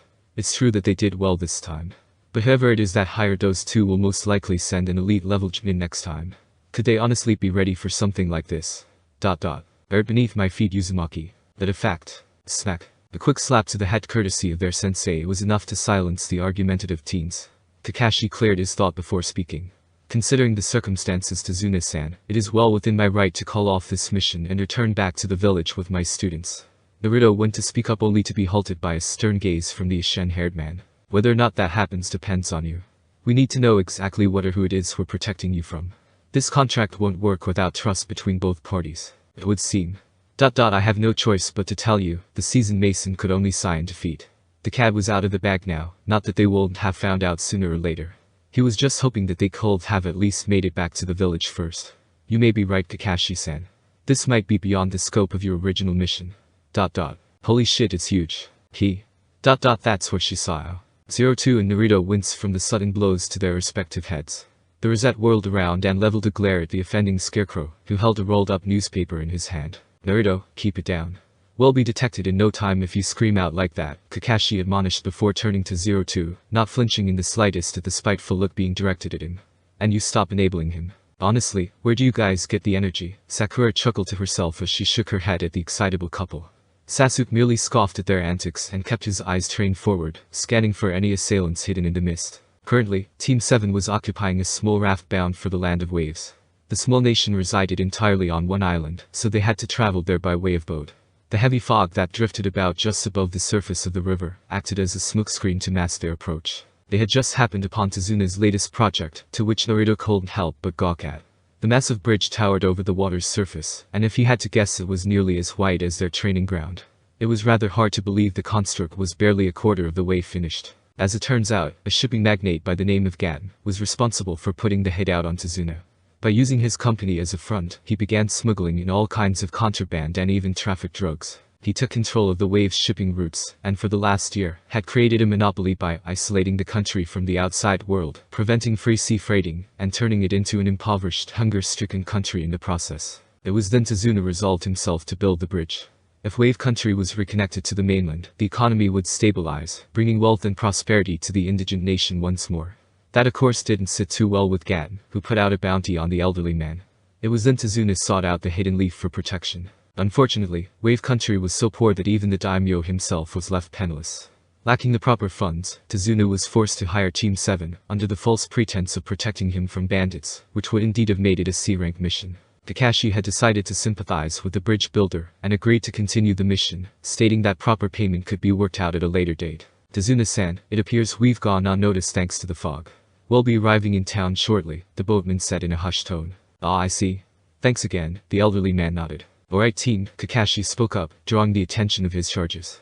We're entering into dangerous, unknown territory. It's our job to get Tazuna-san back home safe and sound, preferably in one piece. Any questions, comments, or concerns? Naruto's hand immediately shot up. That isn't trivial in nature. Naruto's hand slowly returned to his side. Good. Be sure to have your eyes peeled and keep your head on a swivel out there.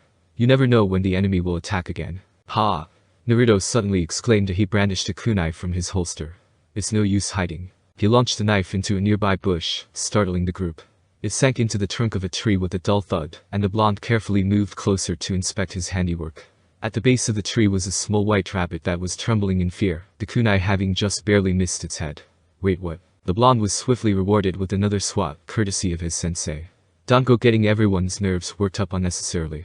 We're all on edge enough as is. I'm not. There really was someone there, no. Naruto whined as he rubbed the sore spot on his head. Ignoring the boy's cries, Kakashi's gaze fell on the small creature. That's a snow rabbit. But their fur only turns white in the winter when there's little sunlight, he analyzed. His lone visible eye began to slowly scan the surrounding shrubbery. That can only mean it was raised indoors without sunlight, more than likely to be used as a substitution. Guess that means they're already here. You're the worst, darling. Scared the poor thing half to death, 02 teased. I didn't mean to.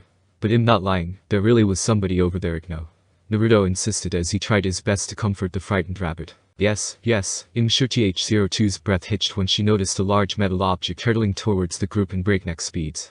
Everybody down. Naruto grunted as the Rosette suddenly shot forward and tackled him to the ground.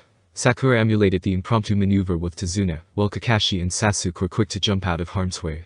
Naruto quickly overcame his sense of vertigo and glanced down at the bundle of pink hair covering his chest. Thanks, I really owe you one. You owe me quite a few, darling, 02 quipped. But we're not out of the woods yet, she said grimly before glancing over her shoulder. Naruto followed her gaze and his eyes widened in shock.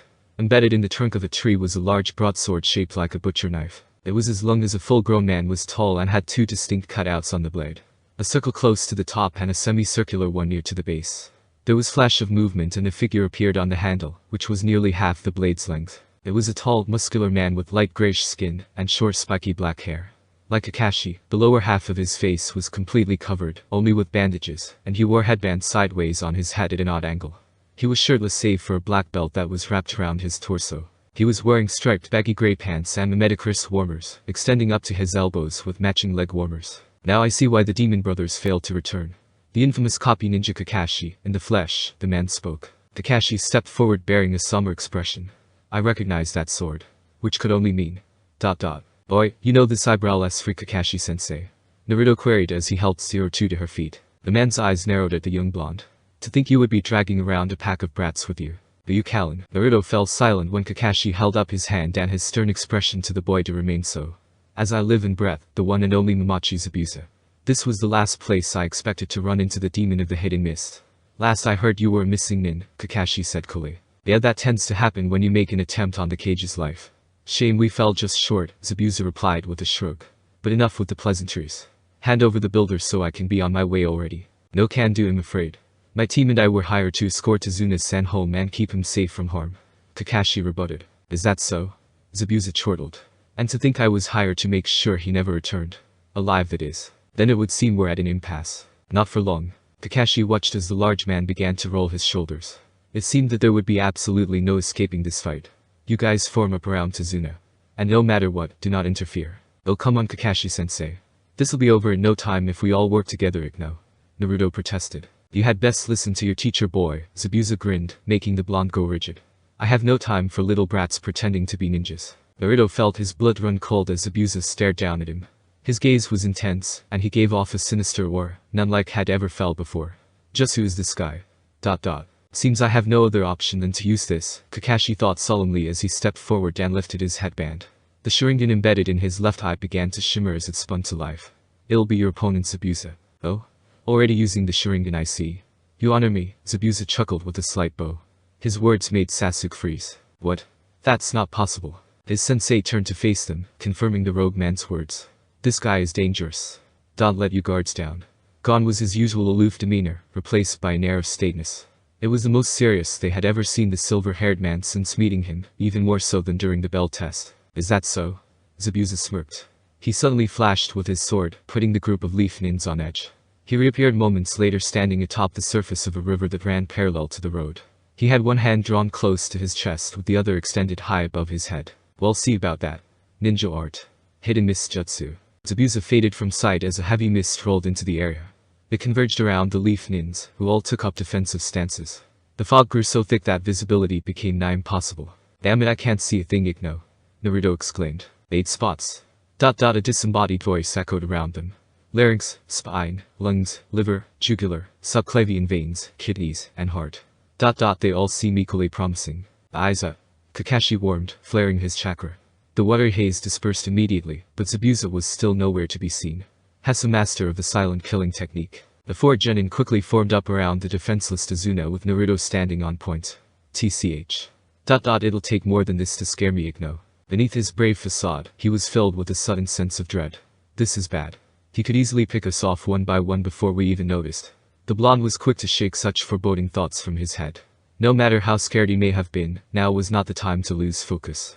A moment's hesitation could mean the difference between life and death in this situation. But he felt himself suddenly freeze up when a presence suddenly appeared behind him. This'll just kill you first then. Using the cover of the mist, Zabuza landed in the middle of their formation with his sword poised to strike.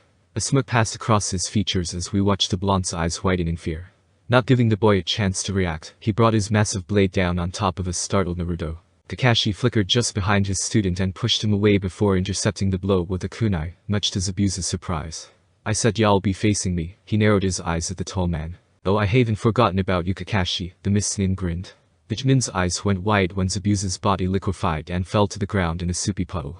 Now die. Kakashi's face went blank as his body was torn in half. Zabuza was behind him wielding his sword with a satisfied expression. It quickly morphed into one of shock when he saw his prey dissolve into a plash of water. Don't tell me. Even with the mist, he actually managed to copy my water clone. Give it up, Zabuza. The real Kakashi reappeared behind the swordsman. He had a kunai aimed at the back of his head. It's over. Wow. That was pretty awesome, Kakashi-sensei. Naruto gawked. Very clever, Kakashi. Your reputation precedes you, Zabuza smirked. But it's not enough. He went for a sweep kick, making the silver-haired man jump back. He shot forward in a burst of speed, and caught Kakashi by surprise, with a strong frontal kick to the chest. The copy nin grunted as he was sent flying towards the nearby river. Kakashi landed in the water with a splash, but was quick to resurface. What's up with this water? It's so heavy, he thought as he struggled to stay afloat. Water prison jutsu. Shock registered on Kakashi's face as he found himself suddenly encapsulated in an orb of water. A menacing chortle reached his ears, and he looked up to see Zabuza standing above him with his right arm reaching into the sphere. Looks like I've caught you. This special prison keeps you from moving, so escape is impossible. We can settle our matter later. His attention turned to the younger ninjas, who were still shaken from the sudden turn of events. But first, I'll take care of your little brats. Water clone jutsu. Zabuza formed a sign with his free hand, and the water began to stir next to him. It rose up and slowly took on a humanoid shape, forming an exact replica of Zabuza. Crap. Has even more skilled than I thought. Kakashi ground his teeth in frustration. You 4, take Tazuna and get out of here. He yelled at his team. What? Sakura squeaked. Our mission is to protect Tazuna-san. With him holding me here, he can't move either, and he can only control his water clone from so far away. He quickly explained, making Jailer snort in annoyance. So take Tazuna-san and run away as far as possible. No can do Kakashi-sensei, Naruto riposted. Damn it, Naruto, now is not the time for this. I gave you an order. The silver-haired man commanded. But, it was a stupid one, Igno. Besides, 02 spoke up. Wasn't it you who said that those who break the rules are trash, but anyone who abandons a comrade is worse than that? Of course. She chooses now of all times to take my words to heart. That option was taken off the table from the moment you got captured anyway, Sasuke said as he drew his sword. Even if they did manage to get away, it was only a matter of time before Zabuza disposed of Kakashi and hunted them down. The only choice they had now was to free their sensei. And once they did, he would be sure to interrogate Kakashi about that Sharingan in his left eye. Sorry, old man, Naruto said, sparring a glance over his shoulder. Y'all just have to bear with us for a moment while we take care of no brows over there. Well, it's not like I have many options right now, Tazuna chuckled nervously. Despite what he said before about them all being brats, he had come to admire their tenacity. Make sure you give him hell. Man, I'm really starting to get fired up now. 02 grinned as she hid her thumb. Strelitzia. The Rosetta's ornate weapon appeared in a flash of brilliance and fell into her hand. Sakura, take the old man and hide out of sight, Naruto said as he drew his own sword. It was an Ninjato that Yugao once wielded in her younger years after she first joined the Anbu. With him being her first and only student, she has insisted on passing it down to the young blonde. You don't have to tell me twice, Sakura said as she placed a hand on Tezuna's shoulder. One of the first things she had realized after the formation of their team was that she was severely lacking in combat prowess compared to her fellow teammates. She just didn't have the same instinct for battle like them quite yet, but she was slowly getting there with a little help from 02. You guys be careful out there. If either of you die, I'll kill you myself. Yeah, whatever you say, Pinky, 02 grinned. Just be sure not to get caught in the crossfire. The Pinkette sighed, finally coming to terms with nickname assigned to her by the older girl, as she formed a tiger sign with her hands. Chameleon Jutsu. Both Sakura and Tezuna seemed to phase out of sight, and their presences were completely erased. In her spare time, Sakura liked to visit the library from time to time, and she had even more so of a reason now that she was a full-fledged shinobi. Now she was allowed access to the restricted shinobi section, which was filled with all kinds of scrolls containing various techniques. The chameleon jutsu was one such that she had learned, and it was fairly easy to pick up given her exceptional chakra control. It allows the user to control how light is reflected around their body with chakra inflections. Its supposedly technique also erased the user's sense as well. The only downside was that her reserves of chakra were rather small, so she could only maintain the technique for roughly 10 minutes. When she could no longer sense either of them, 02 turned to face Abusa. You, the browless one, she spun her glaive, pointing it at him. Cough up the scarecrow. We can't get paid without him. Wow. Just, wow. At least something has her motivated, Kakashi faltered.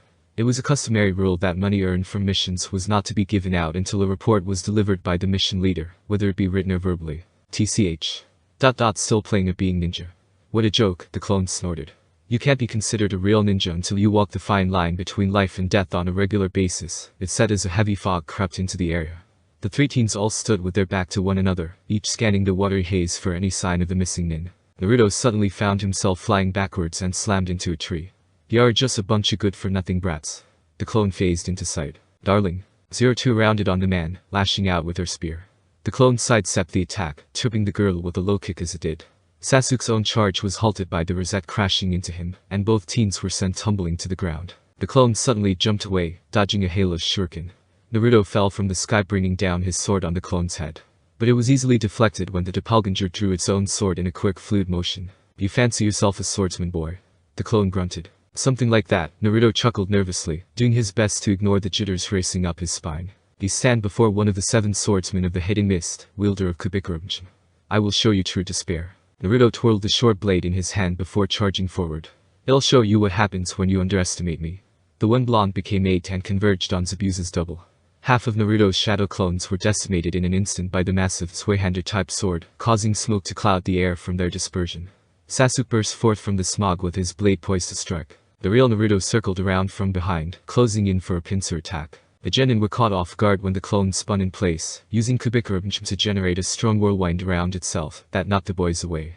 Its eyes locked into the still recovering Naruto and grinned maliciously. Time to die. The clone began winding up a sweeping slash to cleave the defense blonde in half, only for the sword's momentum to halt unexpectedly. Its head swiveled and caught sight of a tall glaive embedded in the dirt.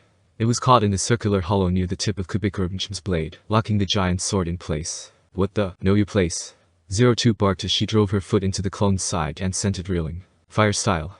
Fireball jutsu. The clone quickly righted itself, and an expression of shock crossed its features upon spotting a thunderous ball of flames barreling towards him. Ha! You brats got spunk. Water style. Water formation wall. Water surged forth from the river and erected a barricade that intercepted the mass of flames, permeating the road with a fog of steam. Shit. This guy is the real deal, Naruto spat out a glob of blood. Has strong and even with that giant sword, has incredibly very fast, 02 said. He swung Kubikurumchi with ease, as if it were lighter than a feather. And that's just his clone, Sasuke muttered. We have to find a way to get Kakashi-sensei out of that bubble. The scarecrow said he had to stay there in order to maintain his jutsu. So we just have to make no brows move. The question is how. 02 pondered. Even if it was just a clone, it was just as strong as the original, and it would undoubtedly thwart any attempt they made on the man's real body. I've got it. Naruto exclaimed with a snap of his fingers. He threw his arms around his companion's shoulders and drew them close into a small huddle. Okay, so remember how during the bell test. The I must hand it to you, Kakashi. That's an interesting group of brats you have there, Zabuza smirked. I'm surprised they're still alive. Oh, I'm sure they aren't done surprising you yet, the copy nin sighed defeatedly. Honestly, disobeying a direct order like that. He was flattered that they actually took his words to heart, but he didn't want them throwing their lives away just to save him. God, I hope they don't do anything even more reckless. That. Actually just might work, Sasuke blinked in surprise. Of course it will. Naruto beamed. It's my idea after all. I haven't had a bad one yet, Igno. Well, what about that time? 02 please. Naruto exclaimed as he clamped his hands over her mouth. He was quite flustered, and his cheeks had a rosy tint to them. We agreed to never bring that up again. I'm just saying, 02 shrugged with a grin. Only you could think of something so crazy. Look, we gotta act fast, Naruto said, eager to change the subject.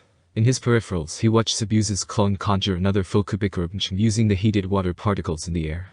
Get into position 02 and wait for my signal. Roger that. Darling. The Rosette winked before jumping away. Alright Sasuke, follow my lead. It'll create an opening. TCH. Just this once. The water clone heard an array of cries and turned to face a horde of blonde blitzing their way down the road. HN. You're either incredibly brave or incredibly stupid. Fine, come with me. Naruto and his small army of shadow clones let out a war cry before diving towards the doppelganger in an effort to trap it beneath their bodies. How naive. Gripping the handle with both hands, it swung Kubikurubenchim in a wide arc, generating another shockwave that blasted the drove of blondes away. Did you really then? Demon Wind Shuriken. The doppelganger's eyes snapped skyward and spotted Sasuke high in the air. In his hand he held a large four-bladed collapsible Fuma Shuriken. With a mighty heave, the Uchiha released the enlarged projectile. It sailed over the doppelganger's head and made a beeline for Zabuza's real body. Attacking me in hopes that'll move my hand. A good strategy, the rogue nin commented. Zabuza effortlessly snatched the weapon out of the air with a smirk. His eyes soon narrowed when he noticed a second Fuma Shuriken barreling towards him. I see. He hid this one in the shadow of the first one. Clever. With both hands occupied and little time to react, Zabuza did the only thing he could at that moment. As the shuriken drew close, he jumped at the last second and it flew right under him. But not clever enough. He heard a distinct popping sound behind him and glanced over his shoulder, eyes bulging in bewilderment. Flying over the surface of the water was a grinning Naruto with a kunai in hand. I've got you now. He yelled as he flung the knife at Zabuza's head. Gritting his teeth and letting out an angry snarl, Zabuza used the Fuma Shuriken and positioned one of the large blades behind his head. The kunai bounced off his surface and was knocked into the air. You just don't know when to give up, do you? Zabuza roared. There was another popping sound just above him which put the swordsman on alert. He lashed out with the giant shuriken, only to have his wrist caught. Naruto was hovering slightly just above Zabuza, tightly holding his free arm in place. You're right, I don't. So you can just give up. A streak of crimson flashed through the blonde's eyes as he thrust his foot downward. On me giving up. Naruto stomped down on Zabuza's collarbone with great force, causing the strut to snap. The dark-haired man's entire body went limp, and his other hand fell to his side, causing the orb of water imprisoning Kakashi to collapse. Without letting up, Naruto used the startled Zabuza's neck as a springboard and pushed himself away. Now 02. Almost immediately, the Rosette flashed into existence, sliding to a stop just in front of Zabuza. Uchiha Strelitzia hefted over her shoulder with both hands grasping the base as if it were a club. Batter up. She cried out with a maniacal smile. Mustering an ounce of her strength that she could and even going as far as to channel chakra throughout her arms, 02 slammed Strelitzia into Zabuza's chest, striking him with the flat side of its blade. His ribs had shattered with a thunderous crack, and the helpless man was sent rocketing across the river like a rag doll. Zabuza's unconscious form slammed into a tree on the other side, and clung limply off one of its branches. Let's do it, Sasuke. Stop ordering me around. Both teens began forming hand signs as they took deep breaths. Fire style. Dragon flame bullet. Wind style. Unrelenting force. The large dragon forged of flames roared forth from Sasuke, while a hurricane wind erupted from Naruto. The two attacks merged with a mighty roar and blazed across the water towards the comatose Zabuza. Just as the flaming dragon was about to devour his prey, a tall block of ice rose up in front of each tree. The potent fireball slammed into the frozen bulwark, sending water, smoke, and shards of ice everywhere. Wait, what? Naruto sputtered. The leaf nin stared cautiously across the river, waiting for the hazy mist to disperse. When it finally did, they noticed that Zabuza's body was nowhere to be seen. Did we get him? Don't be stupid. It's obvious he has an accomplice. Sasuke snapped at his teammate. A pink blur slammed into Naruto's backside, nearly knocking him off balance. Good job, darling, your plan worked. 02 gleamed as she clung to the blonde, affectionately rubbing her cheek against his own. And that jutsu was totally awesome, Igno. Well, I am pretty amazing, Igno. Whilst attempting to learn the wind style. Grey breakthrough, one of the few offensive jutsu that Asuma had to offer, there had been a slight mishap. Naruto had grown frustrated and ended up accidentally overcharging the technique with chakra. When he tried to regain control, he ended up concentrating the raging gale into a far more destructive blast. After that, the blonde had spent 2 days trying to replicate his blunder, which led to the creation of a new jutsu. Sakura came stumbling into view with an exasperated Tazuna trailing not too far behind her. Holy crap guys. That was amazing. As Sakura gushed over her teammates, with the more excitable two relishing in the ovation, Kakashi could only stare at his students in awe. They actually did it. Taking on a missing nin, let alone winning against one, was no small feat for a genin. And through their combined efforts and teamwork, his had taken down the infamous demon of the hidden mist himself. They certainly are growing into their roles. I guess I can't exactly call them cute anymore. Kakashi pulled his headband back down, and slowly approached the group of rambunctious teenagers. Alright team, settle down. We need to get a move on, it's not safe. We need to get Tazuna-san home as soon as possible. But Kakashi-sensei, no brows got away Igno. Naruto pointed out. You're right. He seems to be working with someone else. We don't know how many of them there are is exactly why we need to get out of here, so we can plan our next move. The Chunin replied matter-of-factly. So everyone rest up. We depart in 5. Yes sir. The genin all sounded off. With a heavy sigh, Kakashi reached into his pouch and withdrew his signature orange book. That definitely wasn't the last we'll be seeing of the demon. I need to make sure we're better prepared next time. You're just jealous my plan worked. It doesn't make you any less stupid. You stubborn ass. Dead last idiot. Why iota. Yeah show him was boss darling. Not again you guys. And don't encourage them 02. Another sigh escaped the silver-haired man as he glanced toward the overcast sky. This truly is karma. Is Minato-sensei. Where exactly are we going? Sakura asked as she took in her surroundings. You want to eat right? We have to stop and pick up some things for dinner. Tazuna said indifferently as he walked down the road. Those look like there's much to pick up around here. 02 commented. Currently, the three of them were making their way through Tazuna's village. The sun was just beginning to dip below the horizon, casting an orange glow across the land. Tazuna had been working on his bridge all day, while the two pink-haired girls had been assigned to guard him. Kakashi was busy training Naruto and Sasuke, so it was up to the kunoichi to keep the bridge builder safe from harm. It had been 5 days now since their encounter with Zabuza and their arrival in the Wave Village. With the threat of the swordsman still out there, Kakashi had subjected his students to some last-minute training, to better prepare for their next encounter. For Naruto, he had the blonde working to split a boulder using nothing but his wind chakra. Naruto had been able to easily accomplish such a task with a small pebble, but an object of greater mass proved to be more difficult. As for Sasuke, Kakashi had been working on improving his proficiency with his Sharingan. So he had Naruto summon a bunch of shadow clones to surround the Uchiha and bombard him with blunted kunai. This would work to sharpen the boy's reflexes while at the same time heightening his speed. Naruto was a bit too eager to help out his raven-haired teammate. Lastly, there was Sakura, who was continuing to work with 02 to improve her Chujutsu.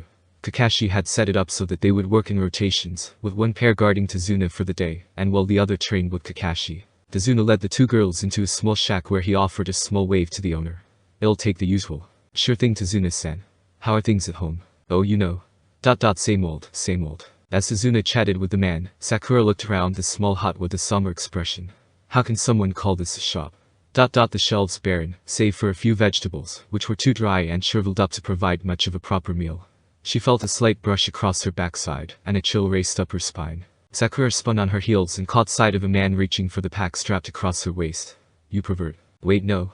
The man brought up his hands in defense. It's not what you thought, Shannon. Sakura drove her fist into the man's face and sent him reeling, causing 02 to let out a low whistle. I think he went a good 10 meters. Impressive, she commented at the fuming Pinkette's display. She felt a tug on her bow and glanced down to see a small child. He had a tangled mop of messy brown hair that reminded her of Naruto's own. May I please? He asked timidly, gesturing towards the box of Pocky in her hand. Well arranged you precious, 02 smiled. I don't see why not. She pulled out a wafer from the small container and handed it to the boy. His face lit up with a smile, causing the rosette to mirror his expression. Thank you very much mom. Oh please, you're making me feel old, 02 said as she ruffled his hair. Now run along, she ushered the boy away. He flashed one last toothy grin before disappearing into a nearby alley. This is how it's been ever since Gato showed up. 02's head craned and she saw Tazuna standing beside her, a bleak expression etched onto his withered face. The children suffer and the adults are too afraid to stand up to him.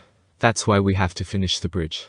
It will bring commerce and trade back to this land. But most important of all, it'll become a symbol of courage, one that will restore the spirit of our people, he said resolutely. If we can just complete the bridge. This town will finally return to how it once was. And then. Just maybe. Everyone will start to come back. I see. 02 nodded. In this moment, Tazuna reminded her a lot of Naruto. He was willing to put his life on the line for his ideals and the people he cared about, even going as far as to request aid from a shinobi village under false pretenses. Tazuna was rough around the edges and an ornery drunkard, but he cared greatly about his loved ones, and for that she could at least respect his resolve. You know, for a sleazy drunk, you're not so bad, old man. Hey, Watsatsu, make sure you finish it. Ha. The bridge, 02 clarified. We'll keep Gato and his goons off your back, so make sure you finish it. Just don't go having a heart attack on us, she said dismissively before walking away. Honestly. Tazuna smiled as she shook his head. Kids these days have no respect for their elders. Actually, 02 doesn't have much respect for anyone really. Except maybe Naruto, Sakura laughed. 02 is carefree, smug, and extremely self-confident. She hardly concerns herself with the welfare of others, so take her words as a sign of good faith. Suppose we have Naruto to thank for that. You know, the blonde one with. I know. Tazuna's shoulders sank as he let out a tired sigh. They certainly were set on making sure he didn't live down the remark he made against their teammate. Let's just get back home already. I don't know about you but I'm starving. I apologize for their lack of manners. No, it's fine really, Tazuna waved his hands. It's been quite some time since we've had such a big meal with guests over.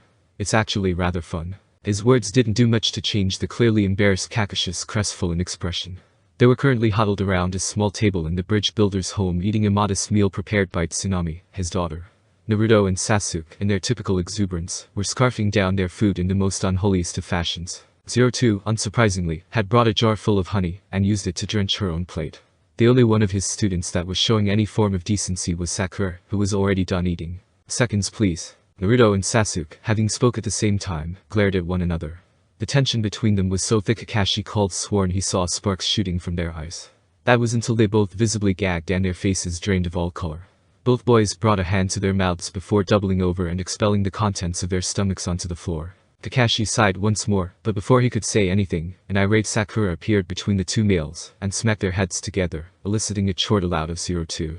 Don't eat so much if you are just going to spit it back up. Ha! You get a pass this time, Pinky, because it was funny. I didn't think you had it in you to put hands on Prince Angst. It's only a matter of time until you are feeling him up. 02 leered. It wasn't until that moment that Sakura's mind began to process exactly what she had just done. Her eyes shot back and forth between the groaning duo before finally resting on Sasuke. The Pinkette's face was slowly tinted every known shade of red, and she started babbling incoherently. I need the energy so I can go right back to training, Naruto groaned as she slowly sat back up in his chair.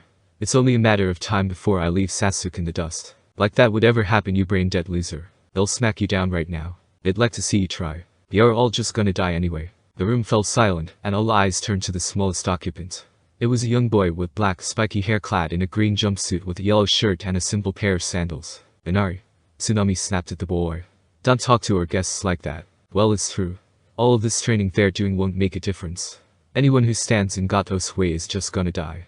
That's what happens when you try to play hero, the boy yelled. Well, I don't know about heroes, but I think we're more than enough to put a stop to that bastard's operation, Naruto countered. Vito has a whole army. They'll beat you down and destroy you. Inari snarled. No matter how cool you think you are or however much effort you put forth, it doesn't mean anything. The strong always win and the weak always lose. Naruto stared at the younger boy, watching his sadness beset in his eyes. The night before Tazuna had filled them in on their family's troubled past.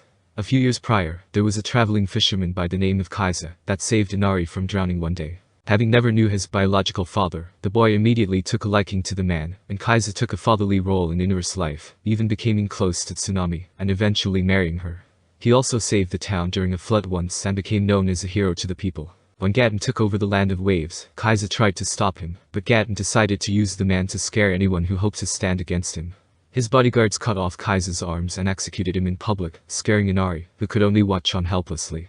According to Tazuna, the death of his father had affected him immensely. He became sad and angry boy, with little hope or optimism. He blamed Kaiza for what had happened, believing that he, in dying, had broken his promise to protect the land. TCH. Speak for yourself, kid. I'm not like you. Naruto turned away from the boy, waving his hand dismissively. Just shut up already. Looking at you makes me sick. Nothing I haven't heard before. All you do is sit around, laughing and goofing off. What do you know about pain and suffering? Inari berated the older boy. His eyes were beginning to moisten as tears threatened to spill over. 02 was about to say something, but Naruto held his hand up in response, prompting the Rosette to stare at her beloved incredulously. Without his headband to hold his hair in place, it fell over his face, shrouding his eyes. That's right, Igno. Someone like me couldn't possibly understand, Naruto chuckled dryly. He rose out of his chair and calmly set his utensils down on the table before turning to leave. I gotta get back to training. Darling, why? Naruto flickered away, leaving 02's words to fall on deaf ears. Her eyes turned to Inari, bearing down on the whimpering boy with a piercing gaze. Brat. The world doesn't revolve around you, Igno. We didn't come here to take part in your pity party. What did you say? Look at you, whining and sniveling like some hapless victim. You can just sit around waiting for death like the coward you are. The Rosette barked. 02. Sakura snapped at her teammate. What is wrong with you? You can't say something like that to a little kid. TCH. Whatever. The horned girl scoffed. He wants to talk like a man, then he'll treat him like one. I have to go find my darling, she sneered before teleporting away. At the same time, Inari jumped out of his seat and ran out of the room, tears flowing freely from his eyes. Tazuna sighed heavily as he watched Tsunami chased after her son. Well then.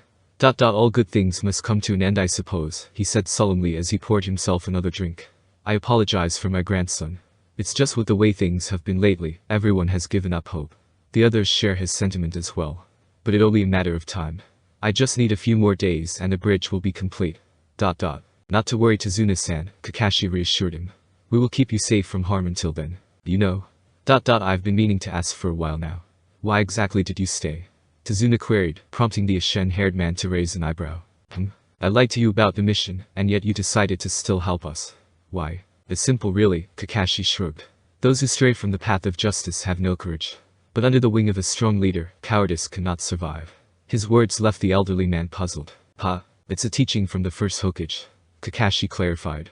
And while I'm at it, please accept an apology on the behalf of my students. It would seem your grandson's words resonated with them, unfavorably so I'm afraid. What do you mean, Kakashi-sensei? Sakura inquired, her interest piqued. You see, Naruto and 02 were a lot like Inari growing up. They never had a father, or a mother for that matter. They didn't really have any friends either. They were completely alone until they found one another, and even that didn't last long. Until just last month, they had been forcibly separated for almost a decade. That sounds awful, Sakura gasped, bringing a hand to her mouth. Tazuna's eyes widened in surprise, while Sasuke gave no outward reaction. However, I've never seen either of them sulk, be timid, or cry about their circumstances, Kakashi continued. Naruto is always eager, wanting to be acknowledged by someone. For reasons beyond his control, Has not the most well-liked person in our village, and his dream is to be respected by all. Something I'm willing to bet had even risked his life for. 02, on the other hand, cares nothing for the sort. She wants acceptance from the person she admires most in the world, Naruto himself.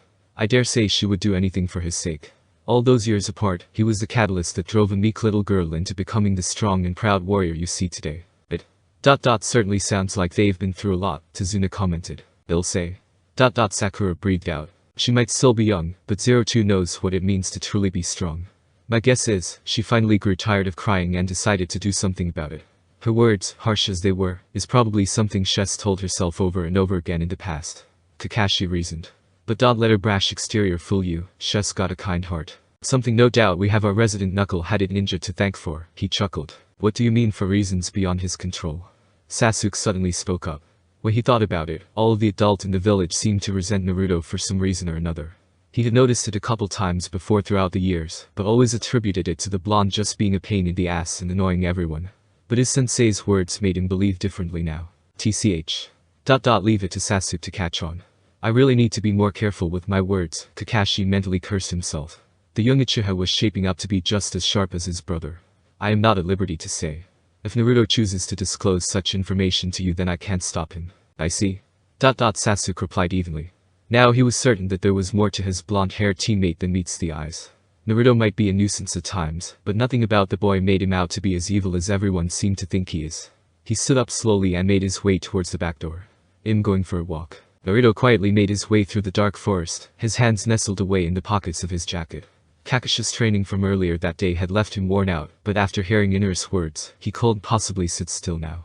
As much as he wanted to, he couldn't fault the kid for feeling that way. Had been there himself after all. The only difference though was that he actually had the power to make a stand. Had given up crying a long time ago, and had promised to never let himself feel helpless like that ever again. Just you wait. Next time I see Zabuza, I'll kick his ass for sure. Then we'll drive Gato and his goon out of this country for good. The blonde pushed through the bushes and found himself in a small clearing, though he was not alone. There was a girl, around his age if he had to guess, kneeling down in a patch of flowers. She had long, silky black hair that was draped loosely over her shoulders. She wore a pink sleeveless kimono, with pale red edges and decorated with small plum-colored swirls. Around her waist was a simple white obi tied in a bow, and her feet were covered by a pair of light brown sandals with dark straps. Upon hearing Naruto emerge from the trees, she froze in fear. This prompted the blonde to wave his hands in a placid manner. "Whoa there. Didn't mean to scare you, miss. Wasn't expecting to see anyone else out at such a late hour. Been gathering herbs." The girl spoke, eyeing him cautiously. "Herbs?" It was then he noticed the small woven basket sitting beside her. "Yes. For healing injuries and such. Is someone in trouble?" Naruto inquired. "Not anymore.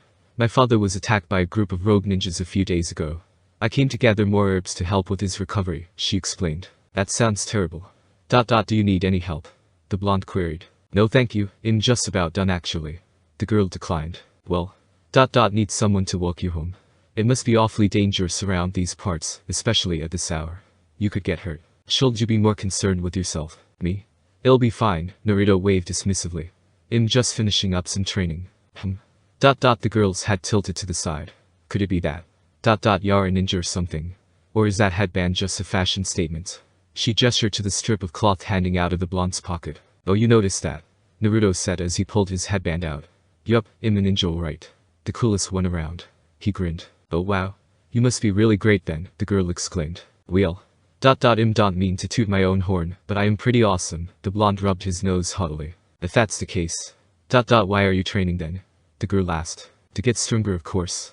Naruto replied, as if it were the most well-known fact in the world. "You look pretty strong enough to me." The girl tilted her head once more, earning a small blush from the intrepid boy. "I wish. I still have a long ways to go. I have to keep practicing until I get even stronger." Naruto pumped his fist in excitement. "But why is it so important to you?" "No. Someone asked me that a month ago. I told them so that I could become Hokage. It's been my dream ever since I was little." The blonde said sheepishly as he scratched the back of his head. "But things have. Changed. Someone came into my life and I want to protect them, no matter the costs." "This person sounds quite precious to you," the girl commented. "But she is." Naruto beamed as a cheesy grin split his features. "She's amazing and super strong in her own right, even more so than me. But she's always fawning over and trying to protect me though. Makes me feel pretty pathetic at times honestly." I should be the one protecting her, no. "Well, it shouldn't. Whenever someone has something precious to them that they want to protect, their true strength emerges." The girl replied sagely. "Perhaps you love her just as much as she loves you." "Ha. Guess I never thought about it like that," Naruto said blankly as he began to reminisce on his time spent with his girlfriend. They had only been reunited for quite some time now. Even if he couldn't remember their past together, he treasured every moment spent alongside the excitable girl. "You are amazing, darling. Nah, darling, can we stop and get some dango?" Pleasc. All's fair in love and war, darling. "Love, huh?" The blonde pondered the thought. Darling had grown so used to having 02 in his life now. She was the first person to ever acknowledge him. She wasn't afraid of him, and where others bore down on him with hatred and scorn, she showered him with praises and affection. She was always pushing him to improve and better himself. He couldn't possibly imagine life without her now. The very thought made his heart ache. Daahliing. Hell, even now he could practically hear her calling out to him in her usual infantile, saccharine tone. Maybe she has a pee. His thought was cut short by an incredible force slamming into him. "Gah." Naruto grunted in pain, crashing unceremoniously into the dirt. The blonde was left momentarily disoriented from the sudden impact. It didn't take him long to regain his bearings, and he finally noticed the weight on his chest. He looked up to see the subject of his most recent contemplation. She was straddling his waist with her arms folded across her chest, bearing down on the blonde with a surly expression. "Hey, what the hell, 02? Don't give me that. You ran off and left me with those deadbeats." The rosette huffed. "You didn't have to crash into me, Igno. How else would I show my love for you? I don't know, like a normal person. But that's so boring." Their lovers' quarrel was interrupted by the sound of giggling, drawing the attention of both teens. They turned to see the girl covering her mouth in an effort to hide her amusement. "This is the girl, I presume. You two certainly seem made for one another." "Nah, darling. Who is that?" Naruto felt his blood run cold. 02's tone was dead, and she was staring at the other girl with a blank expression. "I don't know, I swear." Naruto quickly waved his hands. It would mean bad news for that girl, and more importantly himself, if his girlfriend got the wrong idea. "She's just someone I bumped into on my way to go train." 02's eyes slowly shifted between the two before finally settling on the girl. Has mine already, so go find your own. She glared. This elicited another giggle from the girl. You have nothing to worry about, I promise, she said before standing up. She reached down to collect her basket and turned to leave, but not before sparing one final glance over her shoulder at the couple. I am a guy after all. Naruto stared speechlessly. The EHH-02 parroted, equally perplexed. Satisfied with their disbelieving expression, the boy took his leave. Oh god. Why the hell was he so pretty? Naruto gagged at the thought. His reluction was cut short when 02 swatted him on the arm. So you're into guys now, is it? Not enough for you. She huffed, turning her nose up at the blonde. Why? Naruto coughed. You know what? I'm not even going to give you the pleasure, he replied, causing the girl to pout. They are no fun, darling, 02 whined. What are you doing here anyway? The blonde queried. 02's head tilted slightly as she stared down at the boy. Do I need a reason to come see my beloved? Well. No, I guess not, Naruto chuckled. Exactly. So try looking more excited to see me next time, she poked him in the chest. Alright, Naruto relented. But could you at least let me up? But you make such a wonderful cushion, Ikno. 02. Fiend. 02 slowly removed herself from the blonde's lap and sat down next to him. Naruto sat upright and stretched his arms over his head, in an effort to soothe the knots forming in his back. You really are gonna be the death of me someday, Ikno. You big baby, the Rosette slapped his arm playfully. But seriously, darling, are you okay? She asked in a much more anxious tone. Of course, why would I be? The blonde's eyebrow rose in confusion. Because of what that kid said. I mean, who does that brat think he is? 02 huffed in annoyance. Oh that? I mean, sure, I was annoyed at first, but I'm over it now.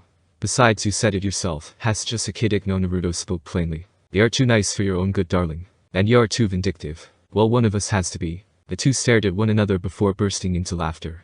It was moments like these that Naruto came to cherish. Right now they weren't ninja carrying out a mission or fighting for the sake of their nation's honor. They were simply just a boy and a girl indulging in each other's company. 02's laughter died down to a low giggle when she noticed her beloved staring at her intently. What? Is there something on my face? Nope, nothing at all, Naruto responded coolly. Well, stop staring then.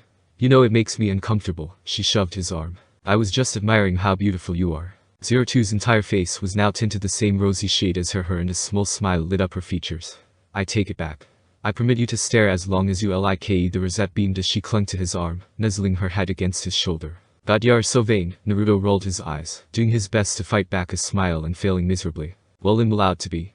I'm a princess after all. Yes, the fairest in all of the land. And don't you forget it. You're gonna stop calling me a noble steed too. I'm not a taxi, Ikno. Naruto grumbled. Ned darling. 02 had snuggled even closer to his side, which made the blonde wary. He glanced down at his companion, eyeing her suspiciously. What is it now? He was caught by surprise when she shot forward, taking hold of his lips with her own. Naruto couldn't help but gasp at the sudden contact, and 02 pulled away just as fast as she came. You'll always be my hero. The blonde was at a loss for words as he stared down at the horned girl. Her bare eyes reflected the silvery light of the moon, making them sparkle with an even greater luster than before, and she was flashing him a wide, toothy smile, one that she reserved only for him. At that moment, she couldn't have possibly looked more beautiful. There go trying to butter me up again, the blonde stammered. He turned his nose up at the girl in an effort to hide his reddening face, but it only made her smirk victoriously. Don't think it'll save you. I haven't forgot how you cheated in our race the other day, he grumbled. Oh, you are such a baby darling, 02 giggled. But it'll take you down any time, Ikno. But a challenge. No, it's a fact. The two locked gazes briefly before splitting apart in a flash of moment. They reappeared a few meters apart, with both settling into exaggerated fighting stances. Surrender now. Show you mercy I shall, Naruto spoke with a mocking, low-pitched tone. Oh-ho-ho-ho-ho-ho-ho-02 let out an obnoxious, hearty laugh as she brought a hand to her chin. You think you stand a chance? Very well, I shall instill discipline in you, my love. Foolish you are. Saved you cannot be. Death awaits. Oh, I love it when you talk dirty to me. The callow adolescents began to engage in a frivolous spar, completely ignorant of the smirking figure that was hiding in the shadows making its departure. Alright you guys, line up. Kakashi watched his team groggily assemble in front of Tazuna's house. The lax Naruto stood in a slouched stance, struggling to keep his eyes open. 02 was beside him, hanging off of his shoulder in an effort to keep herself upright. The two had stayed out until the early morning, and were only able to get an hour of sleep. Sasuke had returned late as well, and seemed to be in no better condition than the normally excitable couple. Sakura was the most well-rested out of all of them, and even she looked drained. Starting today we're all going to be guarding Tazuna-san as a team, Kakashi instructed. Why are we up so early? 02 whined. Yeah, the sun's barely even out, Ikno. Naruto complained. The early bird gets the worm, came a voice behind them.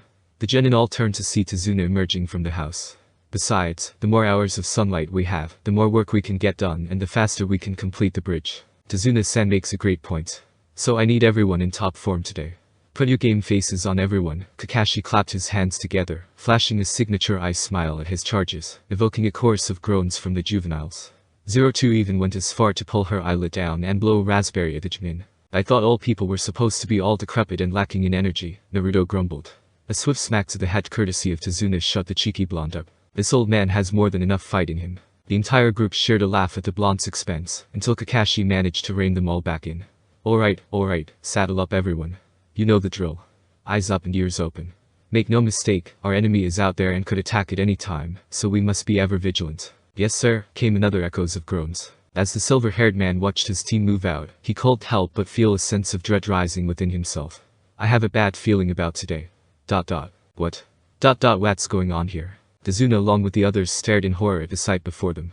They had arrived at the bridge only to find it in a state of chaos. The entire platform was bathed in blood with bodies and appendages strewn haphazardly all over the place. A heavy fog began to roll across the bridge, alerting the ninjas in the group. Everyone form up. Kakashi commanded. The 14s immediately surrounded Tazuna and took up defensive stances. 02 quickly summoned Strelitzia, while Naruto and Sasuke drew their swords. Our enemy is making their move. Now dismiss. Is Sabuza again isn't it Kakashi-sensei? Sakura inquired. Jade eyes stared out into the broom, scanning carefully for any signs of movement. Sorry to keep you waiting, Kakashi. A disembodied voice rang out around them. There was a flash of movement, and 8 Zabazas appeared around the group with their swords drawn, surprising the Leaf Nins. I see you still have those brats with you. Look, the blonde one is even trembling. True to Miss Nin's word, Naruto's hands were shaking. But what the man couldn't see was the impish grin settling onto the boy's face. But of course I am. How could I not be? Naruto chuckled. I'm getting excited over here, Igno. He turned to his sensei, who gave the boy a knowing smirk. Alright then. I leave it to you, Naruto. Ha, alright. It'll cut them down to size. Naruto exclaimed. He dropped his stance and held his sword at shoulder level, pointing it at one of the clones. Kogasumi no Kamiha. Zabuza's voice echoed out again. Even that stance won't save you from death. Intent on making an example of the boy, all 8 clones converged on Naruto. Ha, this one out to make Yugani proud, he said to himself. A gale suddenly surged around the blonde whilst his blade glistened with a layer of chakra. Secret sword. Moonlight. Too late, brat. Now die. The clones all swung simultaneously, crashing their massive swords onto the defensive Naruto. What they hadn't counted on was their weapons passing through the boy. Naruto's form shimmered before slowly fading away. And after image before any of the doppelgangers could react, they were all decapitated. The chakra keeping them together dispersed, causing them to burst, and the water that gave them shape sloshed to the ground. Naruto phased into sight a moment later with his sword resting on his shoulder. Ha, that trick of yours is getting pretty old, Igno. Oh? So he managed to stop all of my clones, huh? The mist began to clear up slightly, and revealed the real Zabuza standing not too far away from them group, but he wasn't alone. Beside him stood a young person, most likely in their early teens. They wore a light brown pinstriped outfit that was standard of hidden mist ninja that stopped at their knees. Over this they wore a green haori with white trimmings and a brown sash with a fringe trail wrapped around their waist twice. They also wore light brown platoon sandals with straps in the same color as the kimono, as well as the nail polish coating their fingernails and toenails. Their hair was gathered in a white bun holder, while 2 locks of his hair fell loose framing their face, bound with metal hair cuffs at the ends. Lastly was the hunter nin mask covering the person's face. It was white with thin, curved eye holes and a red wavy design in place of the mouth, as well as the Kurigakure symbol etched in the top. You might even have a worthy rival now, Haku. Zabuza nodded to his androgynous companion with a smirk. So it would seem.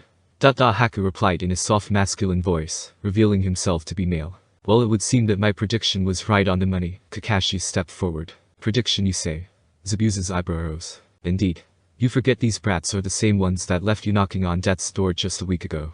There was no way possible you could have gotten away unless you had an accomplice, the Cyclops Nin casually pointed out, earning a growl from the swordsman. Be that as it may, they're still no match for Haku. You should have cut them loose when you still had the chance, Zabuza retorted. TCH. This guy never shuts up, does he? Has almost as bad as Naruto. Sasuke clicked his teeth. Naruto grinned as he shrugged the stiffness out of his shoulders. We'll just have to kick his ass again, or they certainly are spirited youths. Haku spoke up once more. Even though those water clones only have 1/10 of the original strength, he took them out effortlessly. Be that as it may. You've already made the preemptive move. Finish it, Zabuza commanded. Right? Haku took a hard step forward and started to spin on his heel, confusing the Leaf Nin. The masked boy began to steadily pick up speed as he advanced toward his targets. Alright, things are finally starting to pick up, Naruto proclaimed excitedly. He moved to intercept, only to be pushed aside. Naruto quickly recovered and his eyes flashed to Sasuke looking back over his shoulder, a smug grin marring his features. "You're in the way, loser." Naruto's eye twitched slightly as he stared at the raven-haired boy's back. "God damn it, Sasuke, I swear I'm going to beat you like a fucking taco drum, no." The blonde cursed before chasing after his teammate. Sasuke ignored the curses being thrown at him and readied his sword. His Sharingan spun to life as he drew closer to the gyrating Haku, analyzing the boy's posture for an opening.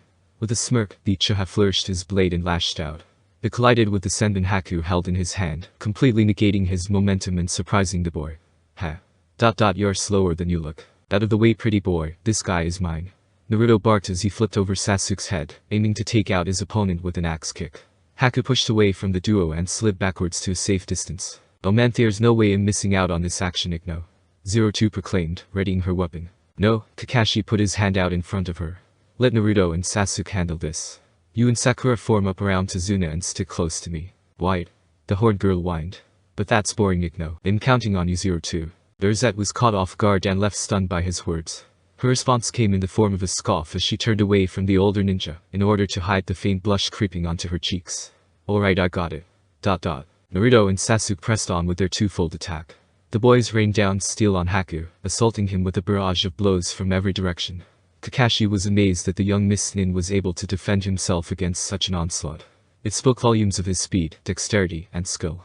This kid is dangerous. Naruto and Sasuke need to keep their wits about them, or this fight could turn fatal at any second, the Shen-haired man thought grimly. Naruto sliced at Heika's side, but the attack was easily deflected. Haku flared his chakra, causing the puddles around him to freeze over. Naruto cried out as he helpless slid towards the railing that lined the bridge. The ice user quickly turned around to block the sword, aiming for his neck. Sasuke's eyes narrowed when we found himself locked in a stalemate. "I'm nothing like that, loser. Your cheat tricks won't work on me. I don't want to have to kill either of you." Haku said in a low voice.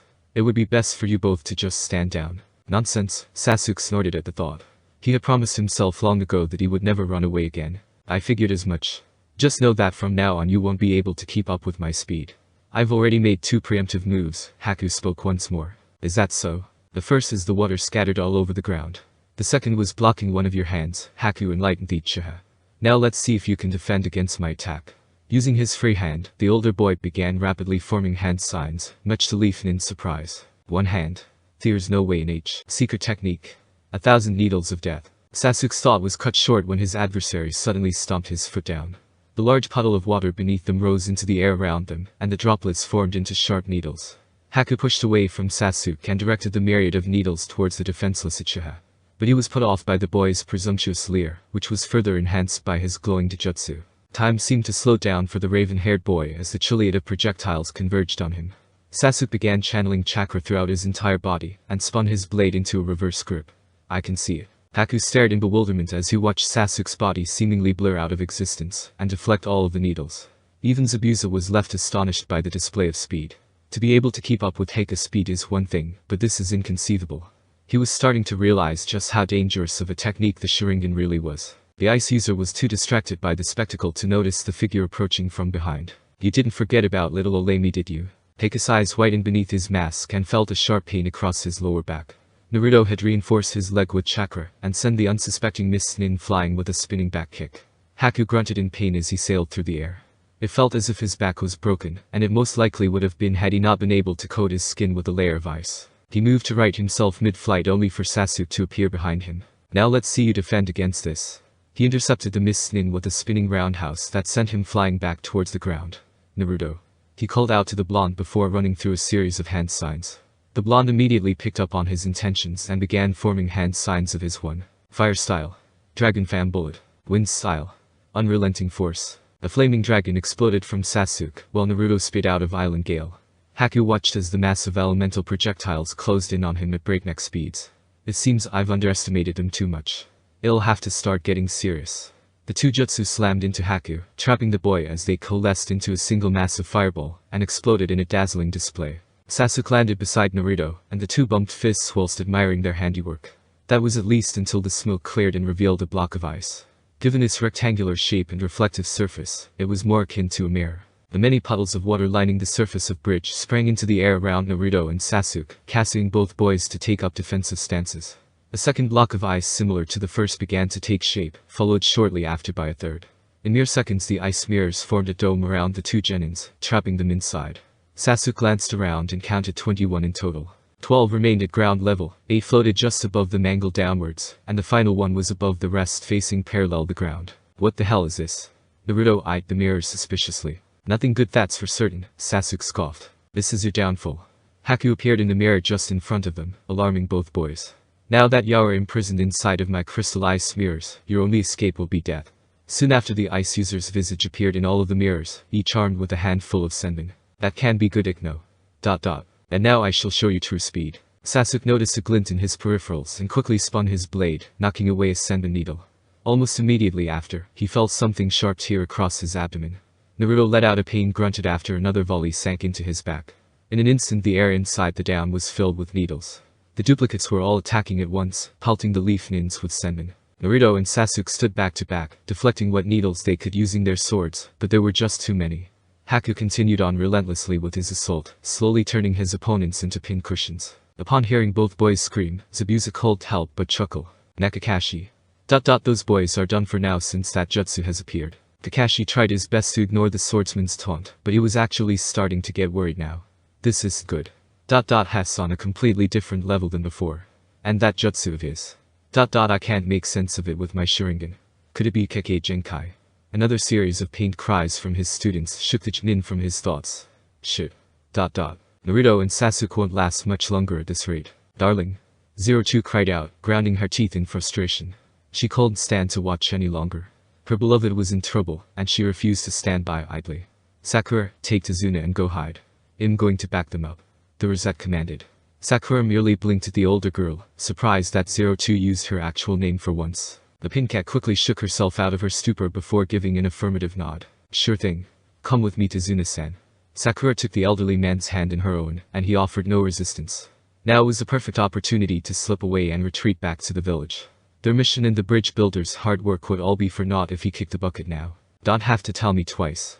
Let's make like a tree and get the hell out of here. That's sure thing. ... Sakura nearly fell over at his response. She went to activate her Chameleon Jutsu, but not before turning back to her fellow Kunoichi in arms. Give M hell 02. She pumped her fist. Count on it. 02 waited until she could no longer send Sakura or Tazuna before making her move. She began by steadily channeling chakra through her arm and into Strelitzia. The blade heated up rapidly and started to glow bright orange from the searing heat. Her eyes fell on prison of ice mirrors, locking onto Naruto and Sasuke who were still trapped within and at the mercy of Zabuza's protege. Just hold on a little longer, darling. 02 spun the glaive in her hand as she took aim.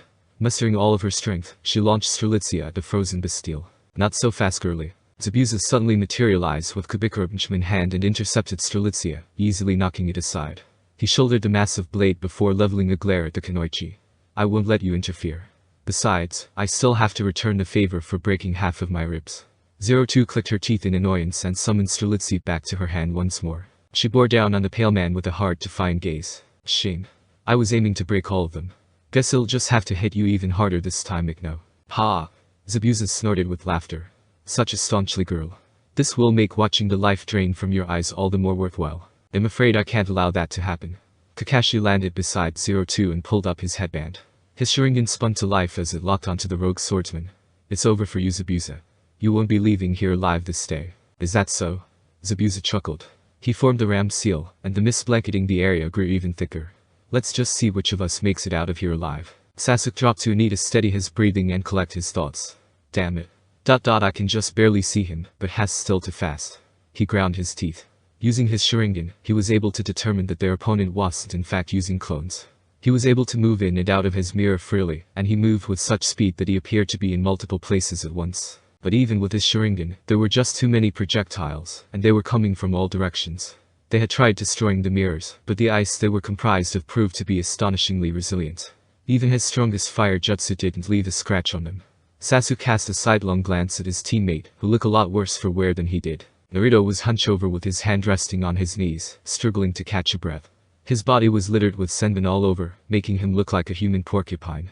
He had long since stopped pulling them out. It seemed like for each one he did, another two took its place. It also didn't help that he was actually starting to run low on chakra for once. He had been summoning shadow clones non-stop in an effort to catch Haku when he emerged from his mirrors, but the ice user was just too fast. Sasuke was the fastest out of all of them, and even he couldn't keep up with his Sharingan. The situation grew more and more dire by the second. They had to come up with a plan to deal with Haku and his mirrors before it was too late. Don't suppose you have any bright ideas? Sasuke queried as he removed a needle from his shoulder, keeping his eyes locked on Haku. There was currently a lull in the action, and the boy was hiding in his mirror, watching him. I'm just gonna grab him as soon as he slips up and beat him into the dirt. No. Naruto spit out a glob of blood and wiped away the small trail running from his mouth with the sleeve of his jacket. TCH. I should have known better than to ask, Sasuke scoffed in annoyance. While Naruto did have his shining moments, he was still too straightforward as ever. Then again, the loser might be onto something. A jutsu of this scale and complexity must expend a lot of chakra. There has to be a limit to how long he can keep this up. Give it up already. Your lives will be spared if you just hand over the bridge builder. I'd rather not kill you if I don't have to, Haku spoke up. Truth be told, he was nearing him limits. He has spent years perfect the crystallized mirrors, but maintaining this many at once was extremely draining on his chakra. It also didn't help that the raven-haired one was slowly starting to keep up with his movements. The Sharingan truly is terrifying. Has already grazed me once and it's only a matter of time before he lands a solid hit. He only had maybe another 5 minutes before his reserves were completely exhausted, so this next strike would have to end it once and for all. Ha! Sorry to burst your bubble, but I ain't dying here today. Naruto flashed a grin at the androgynous boy. There's someone counting on me and I refuse to let her down. No. For once, we can agree on something, Sasuke smirked. Mostly. If he lost, then he would never be able to take down the person that wiped out his clan. All of his effort and training over the years would go to waste if he died here and now. I see. You intend to continue this fully then? Haku inquired. You can give up on me giving up, came Naruto's enthusiastic reply. Then your fates are sealed, Haku said dejectedly. His hands ran through a short series of hand signs that ended in the dog seal. The temperature inside the dome dropped significantly, which didn't go unnoticed by Naruto and Sasuke. Naruto glanced down and was shocked to see that the puddles that had previously covered the ground had all been frozen solid. But what made him worry was the fact that their feet were also encased in a thin layer of ice. Shit. Sasuke cursed as he tried to move his legs, but to no avail. Alarms started going off in Naruto's head. Haku was still staring down at them indifferently, and the blonde could sense that something bad was coming. Growing up in a village where everyone despises you can give one quite a heightened sense of danger. Crap has going to take us both out.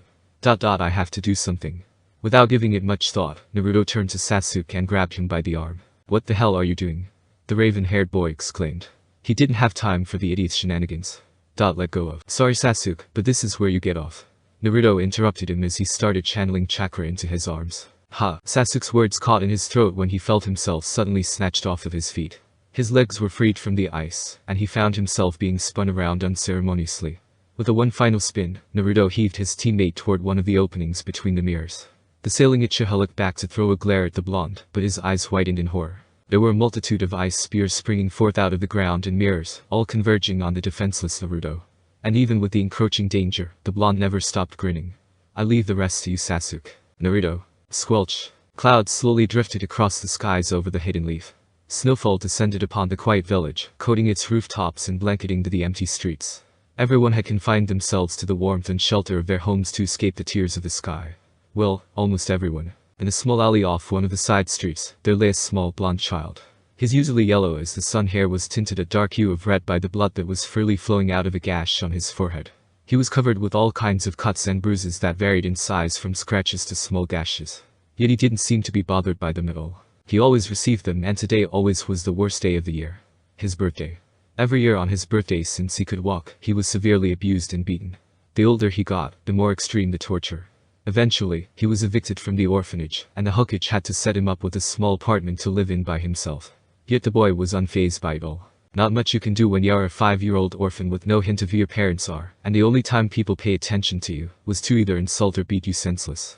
It's a hard life to be the most hated person in the village. Hey kid, you should get up and go home before they come back, came a voice in the boy's head. But I didn't get to make a snow angel yet. Naruto. Alright. He sat up slowly, slightly wincing at the pain from his wounds. After about 5 minutes, he was able to stand by using the wall for support. He then limped out of the alley and headed in the direction of his apartment. He sluggishly progressed his way down the streets, moving only as fast as his broken body would allow him. The extreme cold didn't do much to help his pace, and neither did the constant downpour of snow. though it did start to flush the blood out of his scalp as it melted into his hair, returning his unruly locks to their natural hue. As he walked, he pondered on his thoughts for a while before turning to the other voice in his conscience. I was only looking through the window this time. It's not like I actually went inside the shop. No, he grumbled aloud. Man, if they hate me this much they must really despise you, Kurama. Yeah, well, you need to leave this wretched place already. If they kill you, then I die too, the voice replied. It belonged to none other than the chakra entity sealed within the boy, the nine-tailed demon fox. I'm not dying anytime soon. We still have to find a way to get you out of my body, Naruto said as he spit out a glob of blood. I never go back on my promises. God, you are so much like your mother that it makes me want to vomit, Kurama groaned, eliciting a chuckle out of the boy. And I meant it, kid. It's time to move. What happened to the plan? Naruto questioned. Plans change.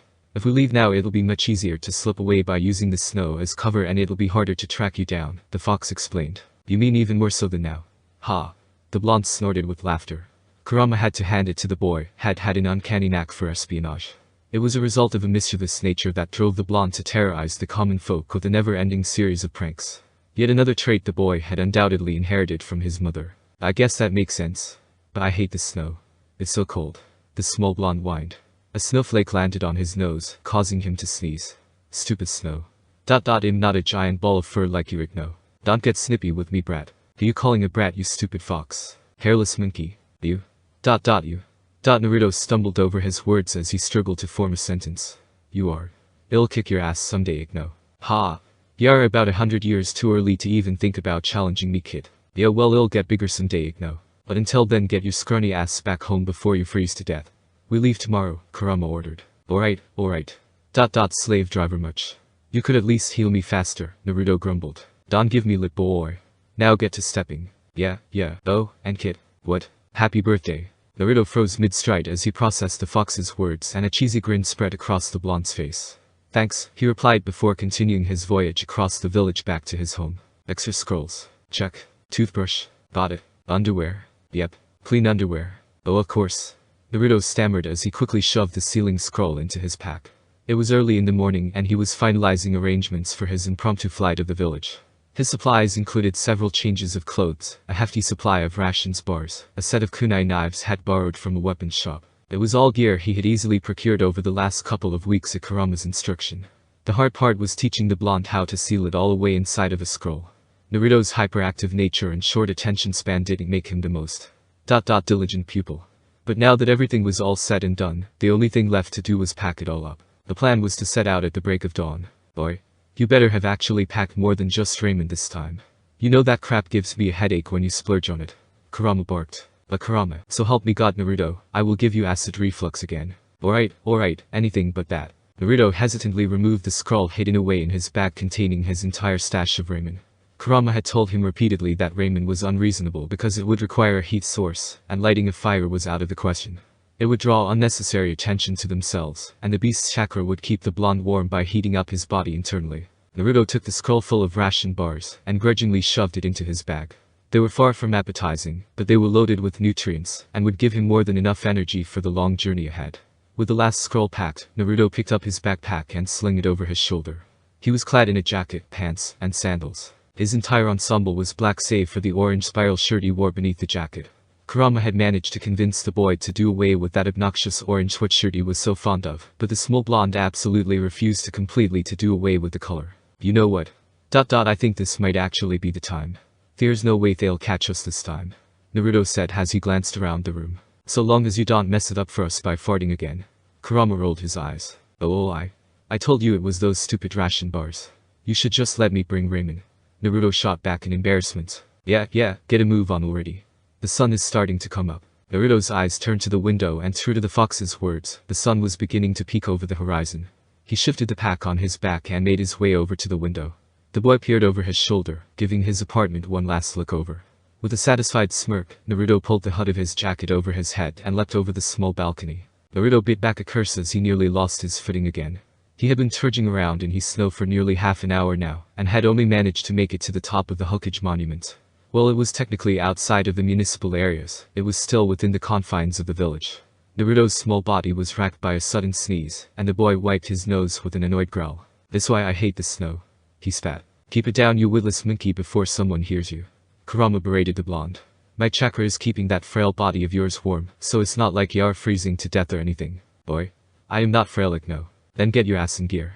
At this rate spring will be here by the time we make it out of fire country. Well, why don't get out here and do it? Oh, that's right, you can't. Naruto quipped, making the beast growl. You little shit. A snapping noise broke the eerie silence plaguing the field, immediately drawing Kurama's attention. Kid, someone's here. Already ahead of you. Naruto staggered as was through the snowy slush towards the nearest tree, and quickly scaled it. His black clothes allowed him to blend in with the black and dead branches, effectively hiding the blonde. His eyes soon caught sight of a small figure stumbling out of the thicket.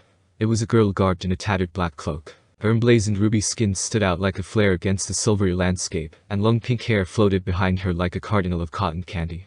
But what stood out the most about her were the pair of sharp horns protruding out of the top of her head. Naruto stared in awe, mesmerized by the girl. She suddenly lost her footing and crashed headfirst into the snow. Her eyes darted around, scanning the area, and it was then Naruto finally noticed her panicked expression. Something's not right. Another figure landed in the glade, and Naruto immediately recognized them as an Anbu. But something was different about them. They were adorned in the standard mask and cloak worn by the Anbu, but not any of the armor. And rather than a katana, there was a tanto strapped to their back. There you are, the man spoke.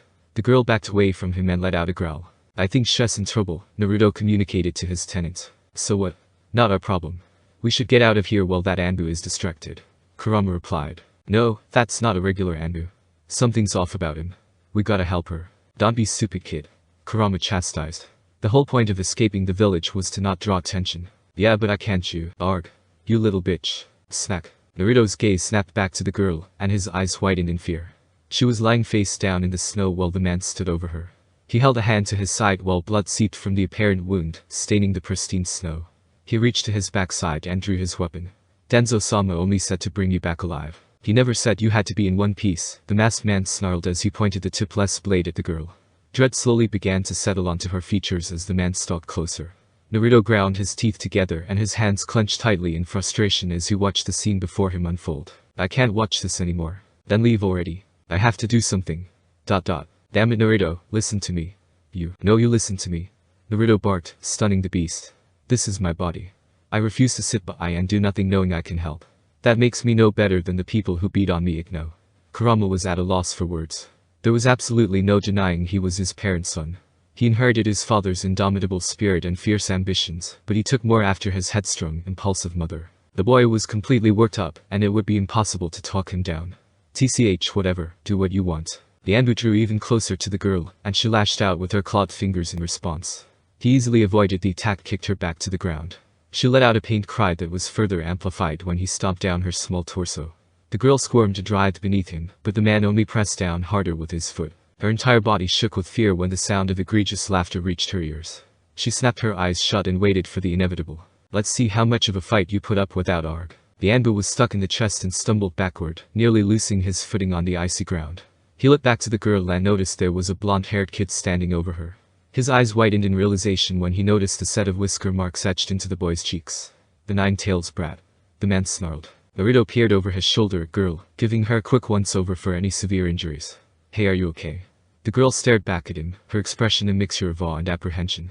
Naruto turned back to face the Anbu, who had since recovered from the surprise attack.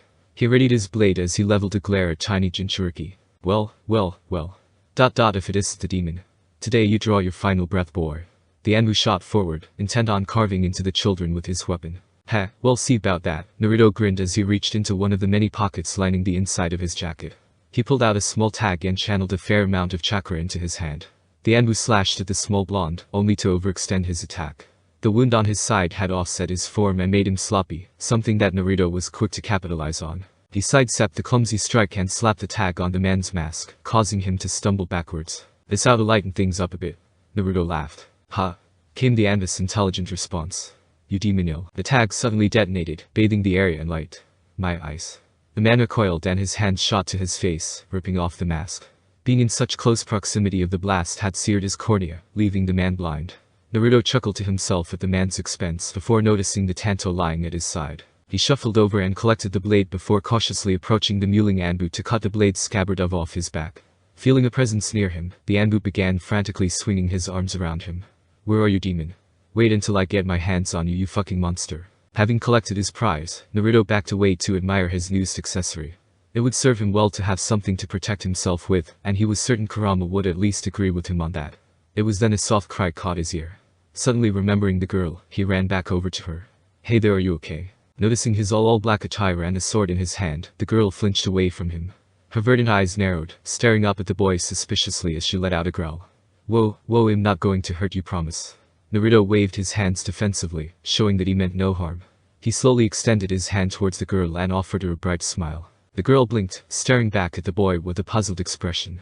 She searched his cerulean eyes for any signs of deceptions, but couldn't find any. They shone with a brilliant luster, drawing her in. She cautiously reached out to accept his hand when a shrill scream pierced the air. "That's it. I don't care what happens anymore. It'll destroy the both of you," the Anbu barked as he began weaving hand signs.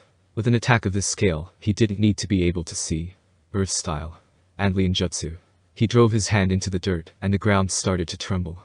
Naruto felt the soil beneath him begin to shift, and his eyes bulged when it started to spiral in on itself. "That's going to bury us alive." Without giving it much thought, Naruto snatched the girl's hand and pulled her close to him. He felt himself starting to sink into the ground, and hurriedly shoved her way outside the radius of the rapidly expanding pit, much to the girl's surprise.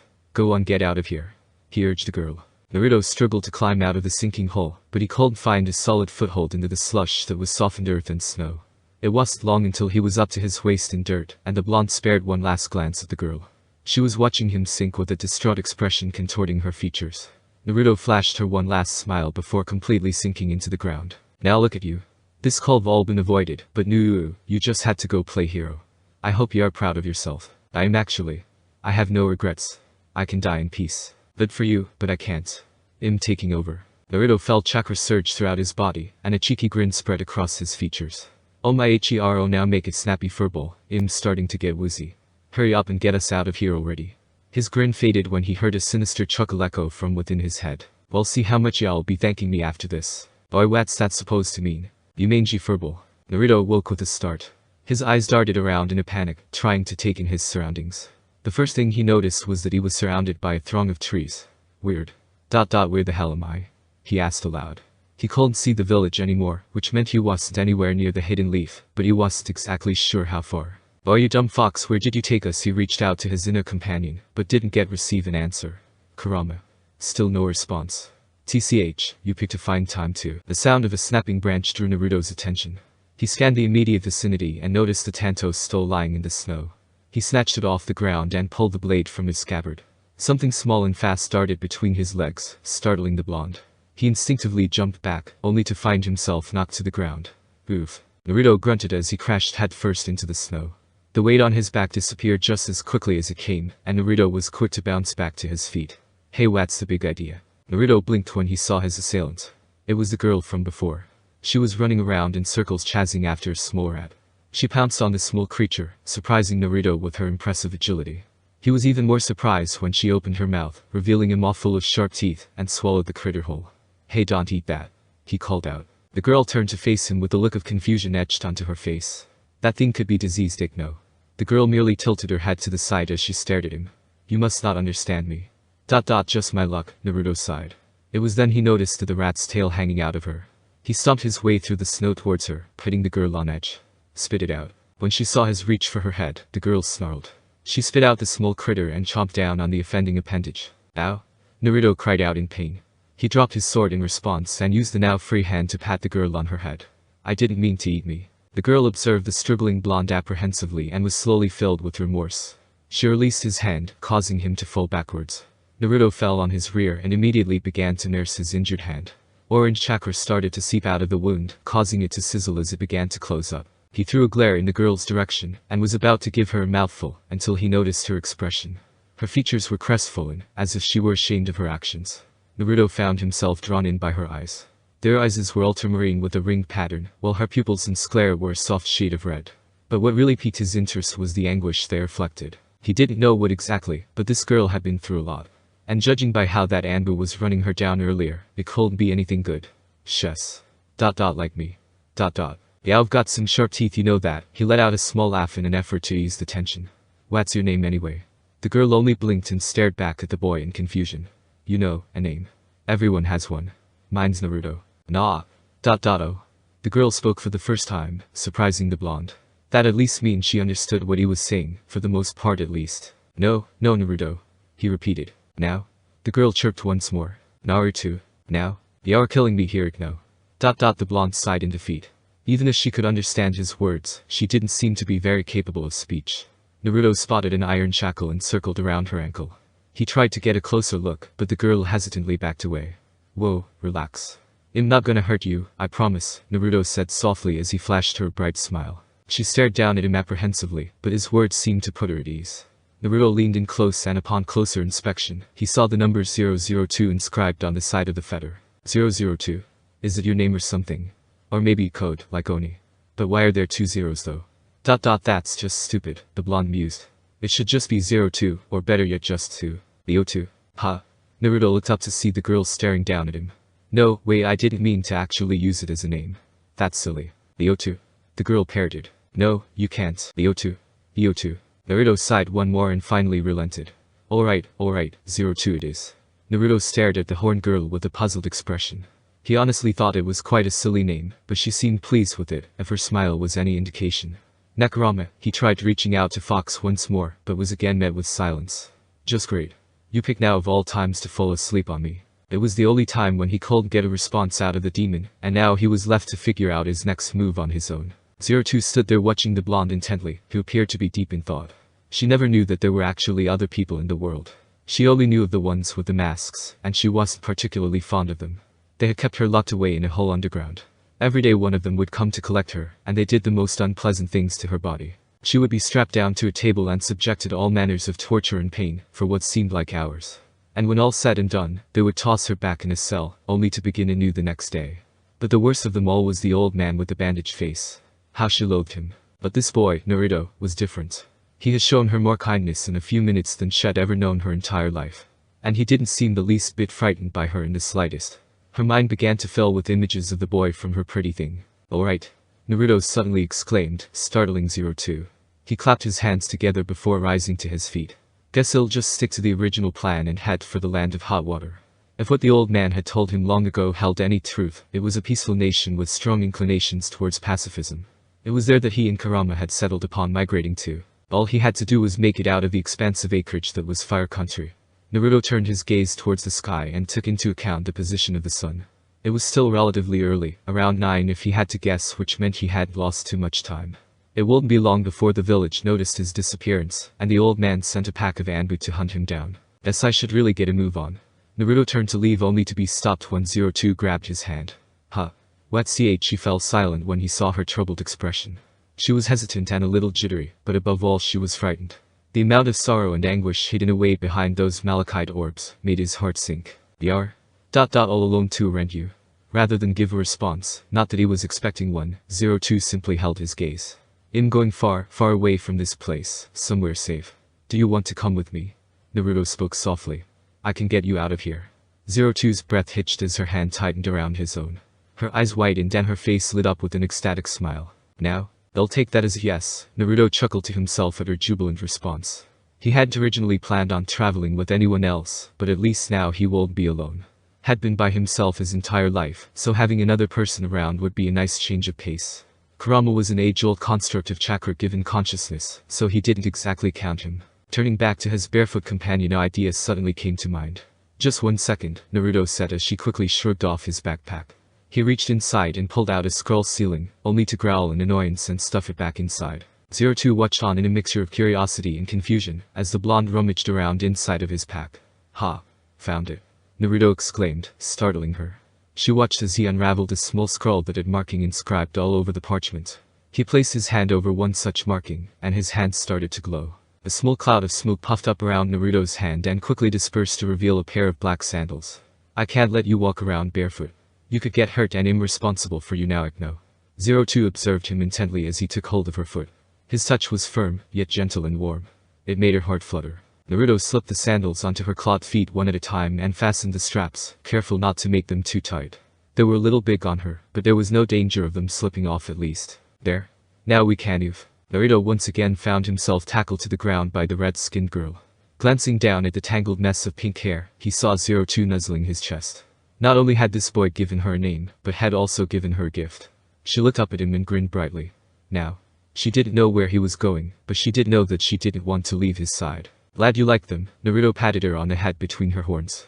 Now what do you say we get out of here? Now? I should probably try teaching her more words while I'm at it. I hate snow, Naruto grumbled to himself as he trudged along the snow-covered path. It had been nearly 3 weeks now since had left the village, and the blizzards blanketing the land didn't show any signs of letting up anytime soon. Storms rhythmically swept through the forest, which made it even more dangerous to travel. But fortunately there was currently a lull in the weather, making it the perfect opportunity to cover more ground. Now? Naruto's eyes snapped forward to 02, who was further ahead of him. She was standing over a pond that rested on the side of the path, frantically pointing down at something in the water below. Naruto could only smile as he watched her bounce on her heels excitedly, beckoning him to come take a look. When they first started out their journey, 02 was rather quiet and shy. She kept mostly to herself, not that she exactly had an extensive vocabulary to express herself with. She was incredibly guarded and skittish, reacting to every little sound as if she were expecting some kind of attack. He and her were both quite alike in that regard, or at least his younger self was. The villagers took every opportunity to vent their frustrations out on him, so he always kept his head on a swivel. He never knew when an attack was coming, but had eventually come to expect them. His birthday was a prime example. But over the last couple days, 02 seemed to be steadily breaking out of her shell more and more. It was like this was her very first experience in the outside world. It would certainly make sense when he considered his own first experience outside of the village. Everything was just so unfamiliar and it all piqued his curiosity. 02 was the same way. Every little thing drew her attention, and she would scamper off to go investigate. Naruto honestly found it endearing to watch, and it brought a smile to his face, but at the same time it slowed them down considerably.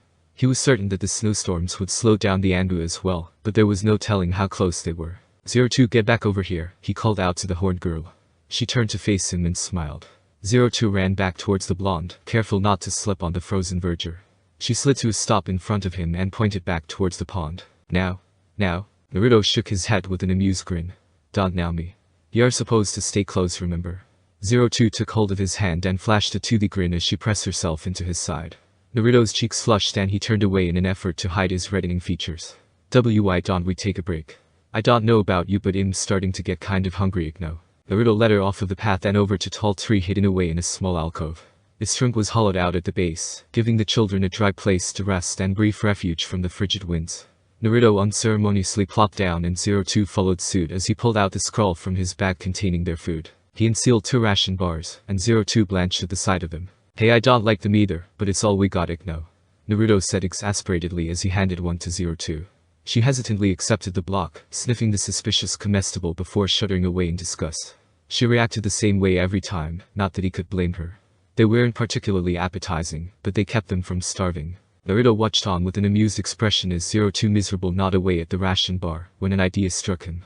He unraveled the scroll even further to reveal another series of seals and activated one of them. 02 hovered over his shoulder with piqued interest, and was surprised to see a small red box appear out of the scroll. Naruto popped open the top, revealing a bunch of wafer sticks. He pulled one out and offered it to the rosette. Say on, Naruto said as he opened his mouth wide. 02 mimicked the gesture, and he placed the honey-coated morsel inside her mouth. She bit down and immediately squealed with delight. 02 snatched the rest of it out of the blonde's hand and chowed down on it with gusto. I take it you like sweets, Naruto laughed. Had been saving the Pocky for a special occasion, but he didn't see the harm opening it now.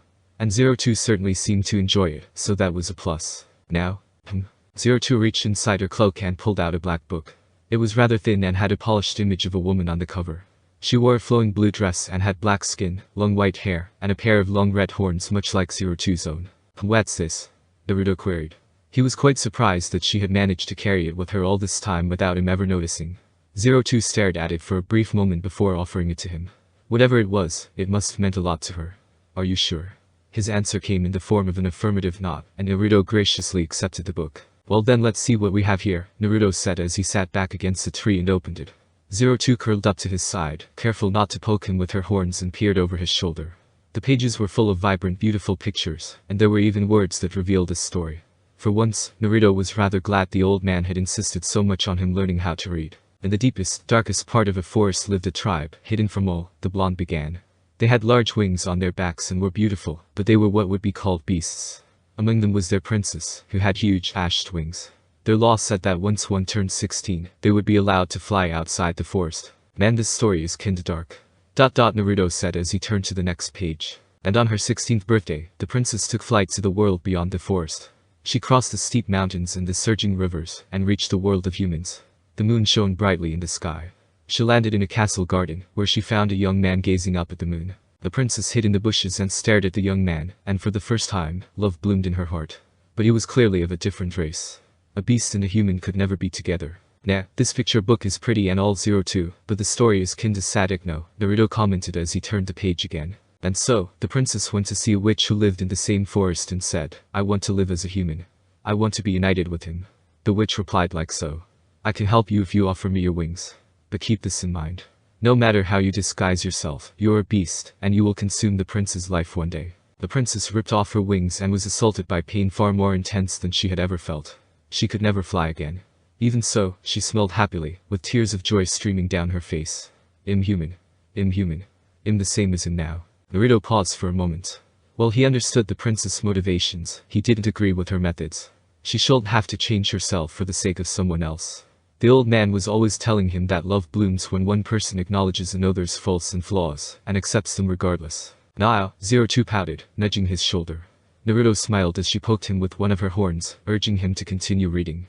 Her appearance was quite monstrous, or at least by normal people's standards. Hell, he looked normal, and everyone in the village treated him like he was less than human. He could only imagine what people would think of 02. Sure, she was rather feral at times, and had bestial tendencies, but for the most part, she was a very cheerful and extremely curious girl. When he actually thought about it, their similarities ran deeper than had originally thought. Undoubtedly, if anyone ever saw her they would react in fear, given her devilish appearance, which was the exact reason had made sure they strayed far away from any towns. No one outside of the Hidden Leaf knew about Kurama being sealed within him, so he would be able to intermingle with the masses just fine. But the sight alone of 02 would incite mass panic, and the Hidden Leaf would breathing down their necks in no time. Knowing Kurama, had he not been hibernating, he would have told him to ditch the horned girl long ago. He had to admit that the idea had its merits, but he just couldn't bring himself to do so. That would make him just as bad, if not worse than the villagers. Now, Naruto found himself rattled out his thoughts when 02 grabbed his shoulder and shook him vehemently. Alright, I'm sorry, he chuckled, making the rosette pout. He patted her on the head before turning his attention back to the book. Now, where was I? The princess once again set out for the land of humans, this time on foot. In the desert, she spotted a group of people. Oh no.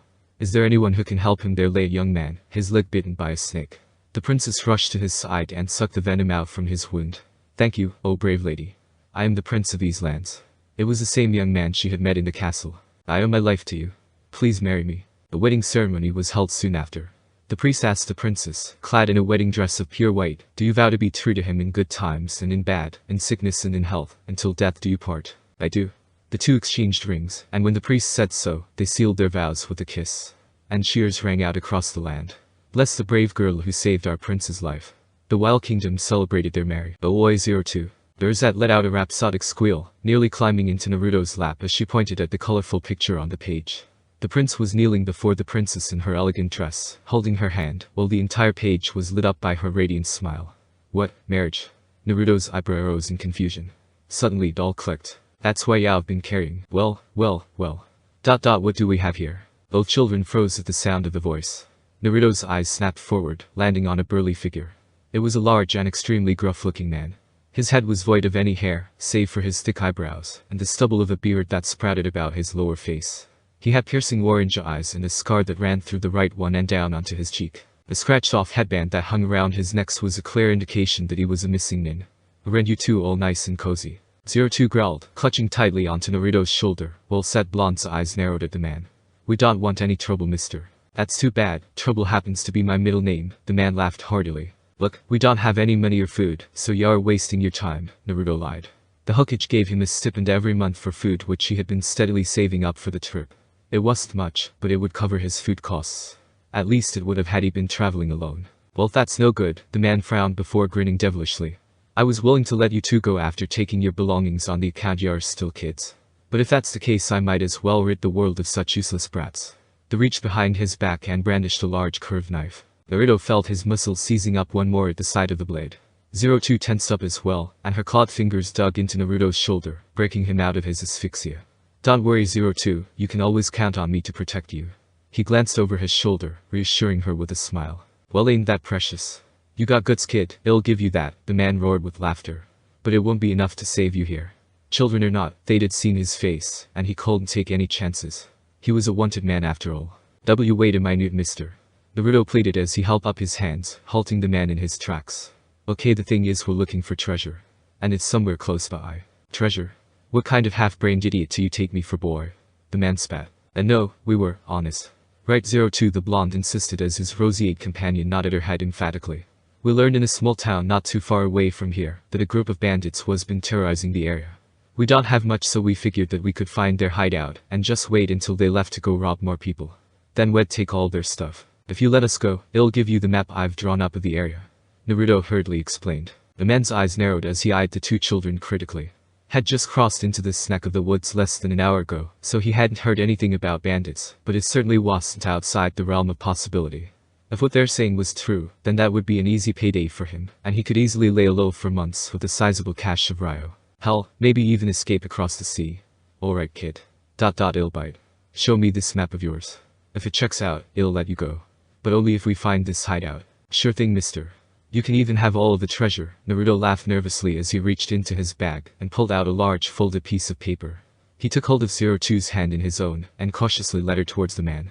I've marked all nearby caves and abandoned houses we've came across so far. I don't know how much help it'll be, but it may help narrow the search and shed some light on where the bandits are hiding, Naruto said as he handed over the paper. For your sake, yeah, I'd better hope it does, brat. The man snatched it away, keeping a watchful eye on the children as he unfolded the map.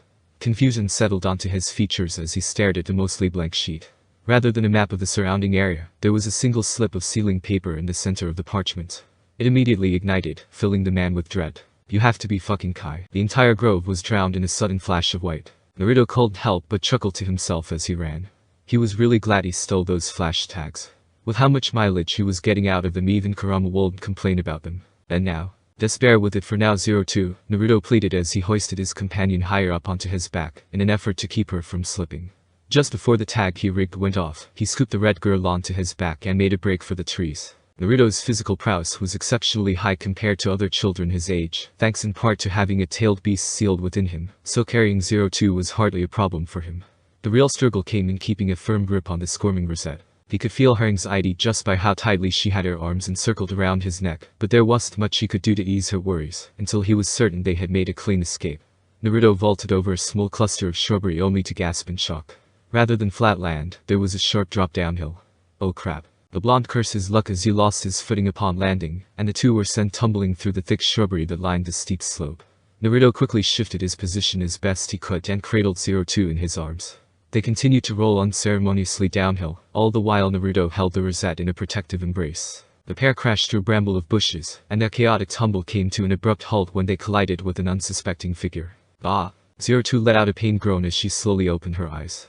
The fall had left her severely disoriented, and it took her a moment to regain her bearings.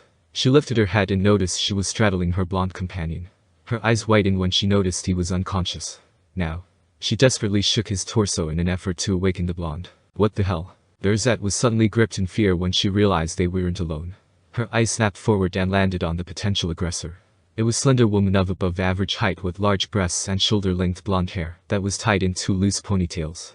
She was clad in grass-green haori and a gray kimono-style blouse that revealed a sizable amount of her cleavage. It was held close by a broad dark bluish-gray obi that matched her pants. Her sharp hazel eyes bore down on the children in a mixture of annoyance and confusion. A moan drew 02's attention, and she caught sight of another body pinned beneath Naruto's own. It was a younger woman with short black hair and in bangs that framed her face. She was dressed in a midnight blue kimono with white trimmings. There was a small pig hovering worriedly around her head. Shizune, are you alright? The blonde woman approached, causing the red girl to tense up. 02 growled at the woman, which only seemed to further annoy her. What the hell is wrong with you kids? You. Her words died in her throat when she noticed the unconscious Naruto. Looks like he took a nasty hit to the head. Might even have a concussion, she analyzed. She reached for the comatose blonde only to pull away when 02 nearly bit her hand. The woman glared at the horned girl, who met her gaze with equal fervor. 02 possessively held Naruto's body close to her own as she stared back at the woman defiantly. It made the woman think of a mama bear protecting her cub. Giving the two children another quick glance over, she took in their battered appearances, and her steeled expression slowly began to soften up. They looked like they'd been through hell, especially given how the girl was vibrating with uncertainty. The woman sighed tiredly as she brought a hand to her forehead. She was normally good about keeping to her own devices and not meddling in the affairs of others, but this she could not ignore. The medic ethos that was so deeply ingrained into her being wolled aloud. Looking back at the children, she saw the girl was still growling, causing yet another sigh to escape the woman. I'm going to need more sake. And soon. Ugh, my head. A pain groan escaped Naruto as he slowly regained consciousness. His head was throbbing much like that time had been struck with a steel pipe, albeit much worse. As he blinked away the last traces of sleep from his eyes, Naruto tried to sit up only to notice a weight on his chest. A quick glance downward revealed a mess of pink locks tangled around two sharp horns covering his chest. 02 was curled into a ball at his side, using him as a pillow, while she snoozed away peacefully. He called help but chuckled as he gently ran his fingers through her hair. Finally awake, I see. Naruto's heart skipped a beat at the sudden voice, and his eyes immediately darted to the source. He was surprised to see a buxom woman with long blonde hair. Relax, kid, I'm not going to hurt you. Her voice was soft and sincere, which helped to ease the smaller blonde's nerves. He could shake the feeling that he had seen her face somewhere before, but he couldn't quite place it. Naruto shifted himself into a sitting position and rested 02's head in his lap, careful not to wake her. He glanced around and noticed they were in a small cabin of sorts. The last thing he remembered was tumbling down a hill after running away from that missing nin. What happened? You and the red one came out of nowhere and knocked out my apprentice, the woman replied dryly as she gestured behind her. Naruto peeked around her side and saw a girl passed out on another bed. We did that. Yes, you did. Now care to explain yourself, she spoke again, irately folding her arms across her busty chest. There was this missing nin. He tried to rob us so we ran away. I wasn't paying attention and we ended up falling down a hill. I don't remember much of that, Naruto explained. I see, the woman nodded. That certainly explained a lot. What are you kids doing running around in weather like this? Your parents must be worried sick. I'm sure they would be if they were around. They died the day I was born. Naruto replied solemnly. Oh? I'm sorry, I didn't know, the woman said, feeling a bit of remorse for the boy. Being orphaned was never an easy thing, especially at such a young age. But there was something still bothering her, something she needed to confirm. Even still, there must have been an orphanage that took you in, right? Ha! Naruto scoffed with laughter. They kicked me out a year ago, and the old man had to give me a place of my own. Softy Sir Toby. Has still stuck in his old ways, I see, the woman snorted, making Naruto's eyes bulge in surprise. Wait, you knew the old man? You could say that. But I've long since cut my ties with the hidden leaf, the woman shrugged. It was at that moment the younger blonde was struck with realization. I knew I'd seen you somewhere before. You're that woman in the picture he keeps on his desk. The one with the pervert and creepy pale guy. Tsunami. No, that's not right. Tsubaki. No, Tsunade, the woman corrected him. Yeah? You're one of the legendary Sannin. Naruto exclaimed. Those days are long behind me, kid. I want to know what the Nine-Tails Jinchuriki is doing so far away from the village. Tsunade stared at him critically. Wait. How do you know about that? Naruto visibly flinched. I have my sources, she replied evenly. Truth be told, news of the demon's attack on the village a few years ago spread like wildfire throughout the nation. It was only thanks to her old teammate Jiraiya that she knew the full story. He still sent her letters in an effort to keep in contact, but she never once offered a reply. He told her about how someone had instigated the attack, which in turn led to the beast being released from the current Jinchuriki at the time, the boy's mother. His father, the fourth Hokage, managed to relocate the beast away from the village, but ultimately sacrificed himself to seal the tailed beast within his own son. It was a cruel fate to be thrust upon anyone. Just looking at the boy now, he was practically a spitting image of Minato with Kushina's round face. I'm not going to rat you out, Naruto. I'm just curious is all, Tsunade said after noticed how much her words shook the poor boy. Man, you even know my name. Your sources must really be good, Naruto said in awe. Has a disgusting ingrate and a filthy pervert, but has still one of the best around, Tsunade thought dryly. Do you Do you know what it's like to be hated by everyone? Like, absolutely loathed. The mere sight of you just enrages people beyond reason. And for something beyond your control at that. Well, I got sick of being the village punching bag. They can find a new pariah, Naruto scoffed. A runaway, huh? Understandable, the Sannin nodded. His reasoning to leave was much more sound than her own. She could only imagine the kind of torment the smaller blonde had been subjected to. But she knew the higher-ups in the village too well. The disappearance of their prized Jinchuriki would cause major problems. Bringing him back to the village would be at the top of their priority list. Garrison, of course, would do it for the boy's safety. If word got out that the least Jinchuriki, and such a young one at that, went AWOL, then a whole new manner of hardships would befall the troubled lad. But the one he had to worry about the most resided within the village itself. So what's her story? Tsunade inquired, pointing towards the slumbering Rosette. 02. I sort of picked her up along the way. Naruto shrugged as he continued to run his fingers through her hair. 0. 2. It's a long story, okay, Naruto let out a sigh. But I came across her as I was leaving the village. She was running away from the Sanbu, though he wasn't like any I had ever seen before. That old buzzard is still up to his schemes, Tsunade growled internally. She never understood why the Hokage kept a monster like Danzo around. Men like him were the most dangerous of all when left to their own devices. And worst of all, Sarutobi was content to just turn a blind eye. Anyway, I saved her and we've been traveling together ever since Igno, Naruto said as he smiled down at his companion. Coming to a girl's rescue. Quite the little charmer you are, Tsunade grinned, watching the boy turn the same shade as 02. Now I see why she was so fiercely protective of you. She nearly bit my hand off earlier. I'm sorry about that. If it makes you feel better, she actually did bite me when we first met, Naruto offered a sheepish laugh. Though to be fair, the first person we encountered after weeks tried to rob and kill us. I don't know much about 02's past, but considering how scared she was in front of that Anbu, I can only assume Shess had it as rough as I have. What's up with her anyway? She just kept repeating now over and over again, which I assume she was referring to you, Tsunade queried. Yeah. Shess not much of a talker. I've been doing my best to try teaching her new words, but Shess mostly just been interested in taking in the sights, Naruto chuckled. I see. Tsunade nodded as she observed the shackle encircling the girl's leg. If Danzo and his goons had a part in 02's upbringing, then it definitely explained her defensive reaction. God knows what kind of horrors the child had faced at their mercy. A soft mewling stirred her from her thoughts, and she looked up to see the object of her most recent reflection stirring awake. 02 let out a yawn and blinked tiredly as she returned to the world of the living. She felt a soft scratching on her scalp that caused her to purr contently. She looked up to see Naruto smiling down at her. Morning sleepyhead. Though I guess Tekken. Now? Urza shot forward suddenly, throwing her arms around the blonde's neck and pulling him into a tight embrace. Her soft whimpers caught his ear, and Naruto could tell just how shaken up she was by the whole ordeal. She had probably assumed the worst.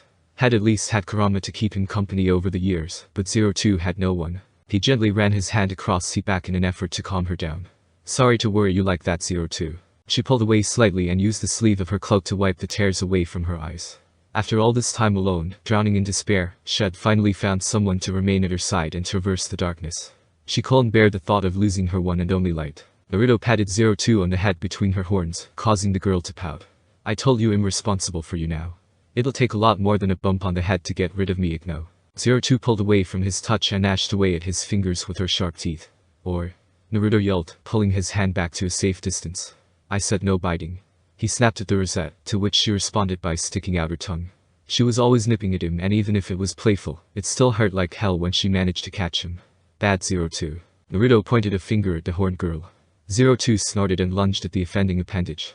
Naruto evaded her once more and was forced to tackle 02 onto the bed, causing the girl to squeal with delight. Tsunade felt her heart swell ever so slightly, and a small smile settled upon her features as she watched the two brats wrestle around.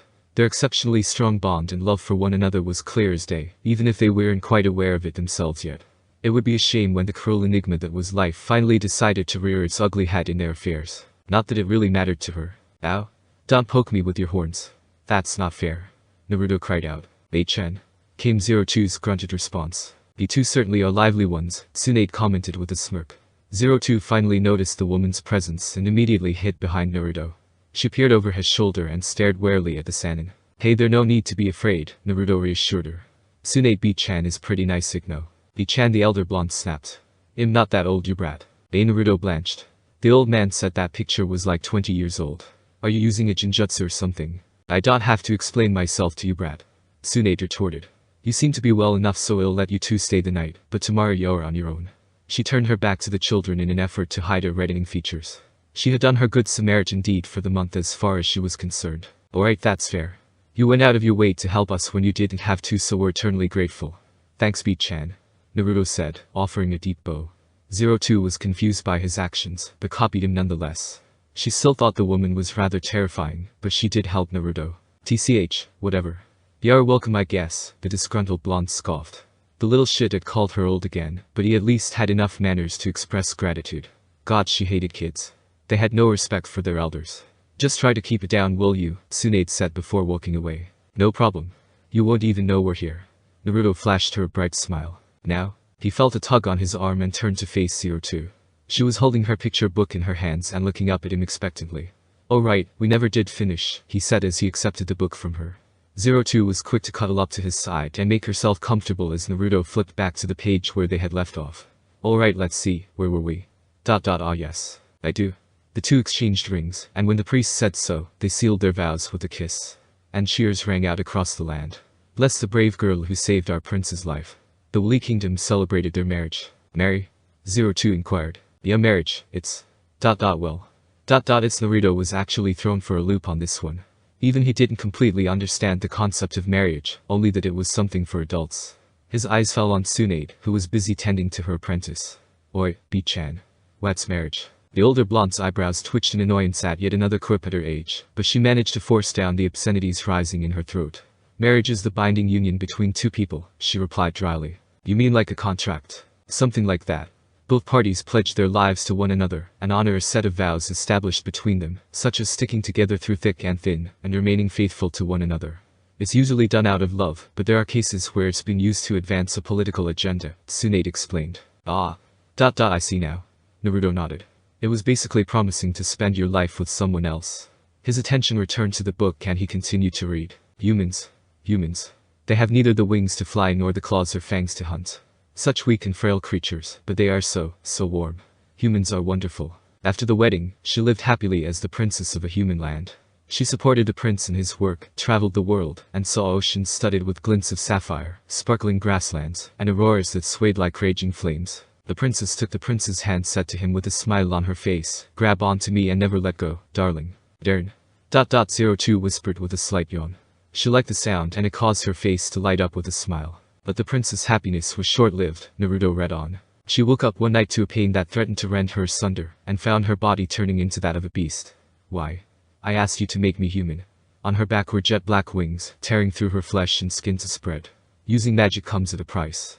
Yeah, I've attained plenty of happiness as a human. Now, it is time for you to lose yourself and turn into an ugly monster, the witch of the forest whispered to her. However, if you kill the person you love most, you will be freed of your curse and return to the beast you originally were. Man, this story just keeps getting darker. Naruto mumbled as he turned the page. The princess gazed at her beloved prince as her claws reached for his throat. She loved him more than anything and anyone, but the desire to rip his neck apart welled up inside her. As she desperately tried to clench her fist and stop herself, her claws dug into her skin, and blood started gushing out. If I kill the prince, I will be freed of this curse. With tears streaming down her face, she kissed the prince on the cheek. When the prince awoke, the princess was no longer beside him. Instead, the bed was covered in jet black feathers. In profound sadness, the prince searched all across the land for her. But nobody had seen the princess. Wait, what? Naruto blinked in surprise after reading the last page. That's such a stupid ending, Igno. Why get her hopes up about becoming human and just snatch it away? Who wrote this crap? And sure enough, the author's name was nowhere to be found on the cover or within the pages of the book. Nezero. 2. His voice died out when he noticed the girl was sound asleep. He gave her shoulder a gentle shove, and she responded by swatting his hand away. Rin. The Rosette mumbled, a cheesy grin splitting her face. Ha. Guess she's still pretty tired, he smiled as he ruffled her hair. Maybe it's best she didn't hear the ending. That's a pretty sad story, kid. Naruto's gaze turned to the far side of the room where he spotted Tsunade sitting in a chair with a small pig in her lap. Not exactly ideal for children. You're telling me, ha? Naruto laughed. But this book seems pretty important to 02. You know, I was honestly quite surprised to see you two together. Given how she looks like a monster, right? Naruto interrupted her, narrowing his eyes at the older blonde. Well, if we are being frank, then yes, Tsunade replied. Most people tend to fear what they can't understand, especially children. But with adults, that fear festers into a hatred. I know exactly what you mean. Naruto sighed, turning his attention back to the slumbering Rosette. When I first saw her, I didn't see a monster. I saw a girl in trouble.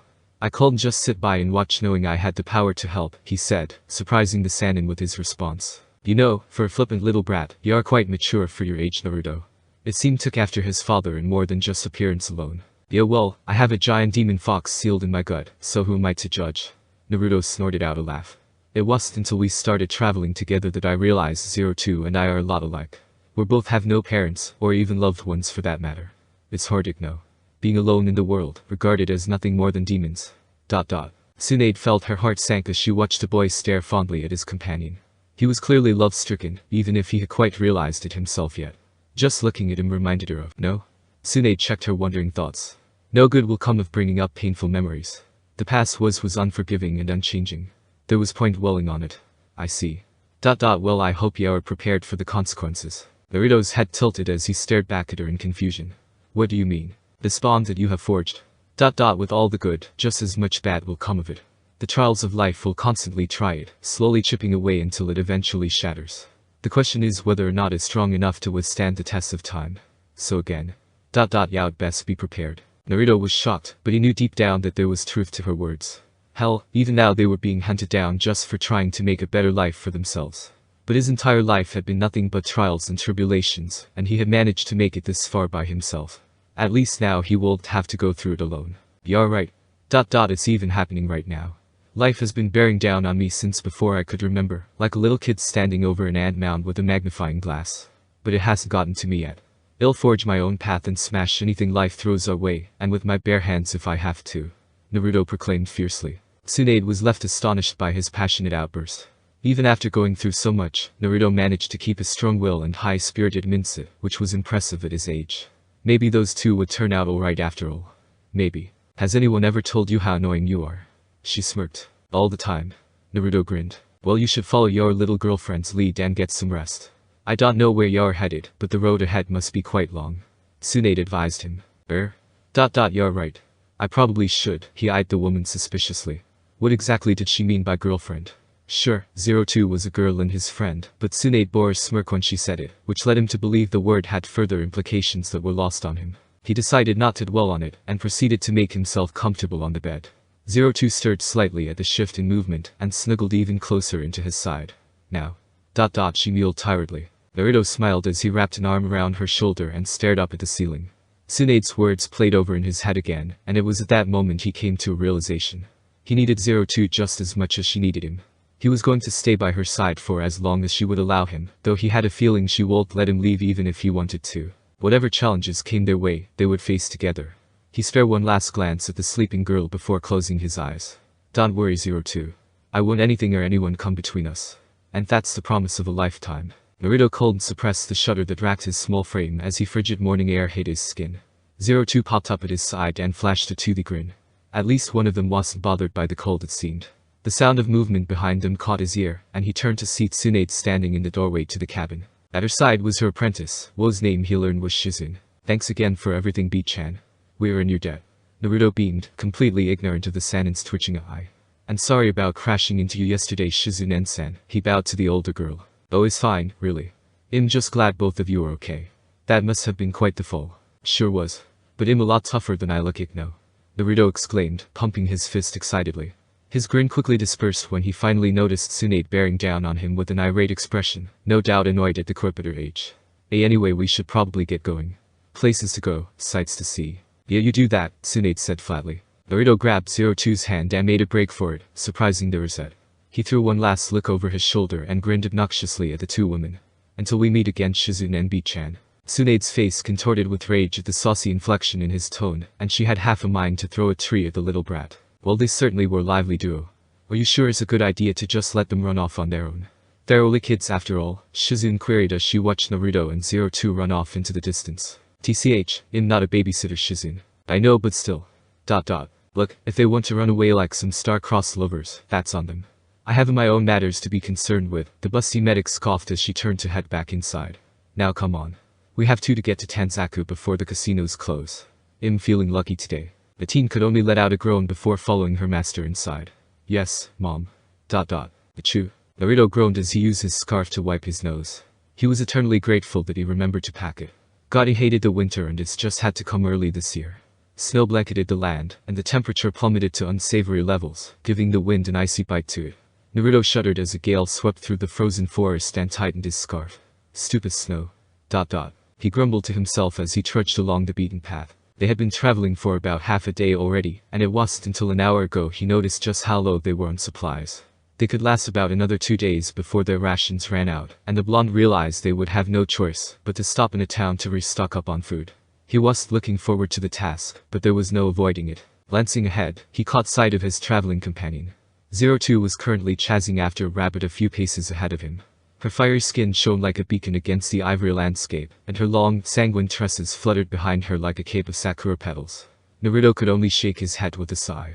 She was always running off despite his warnings. As if somehow sensing his frustration, 02 suddenly turned to face him, a bright smile lighting up her features.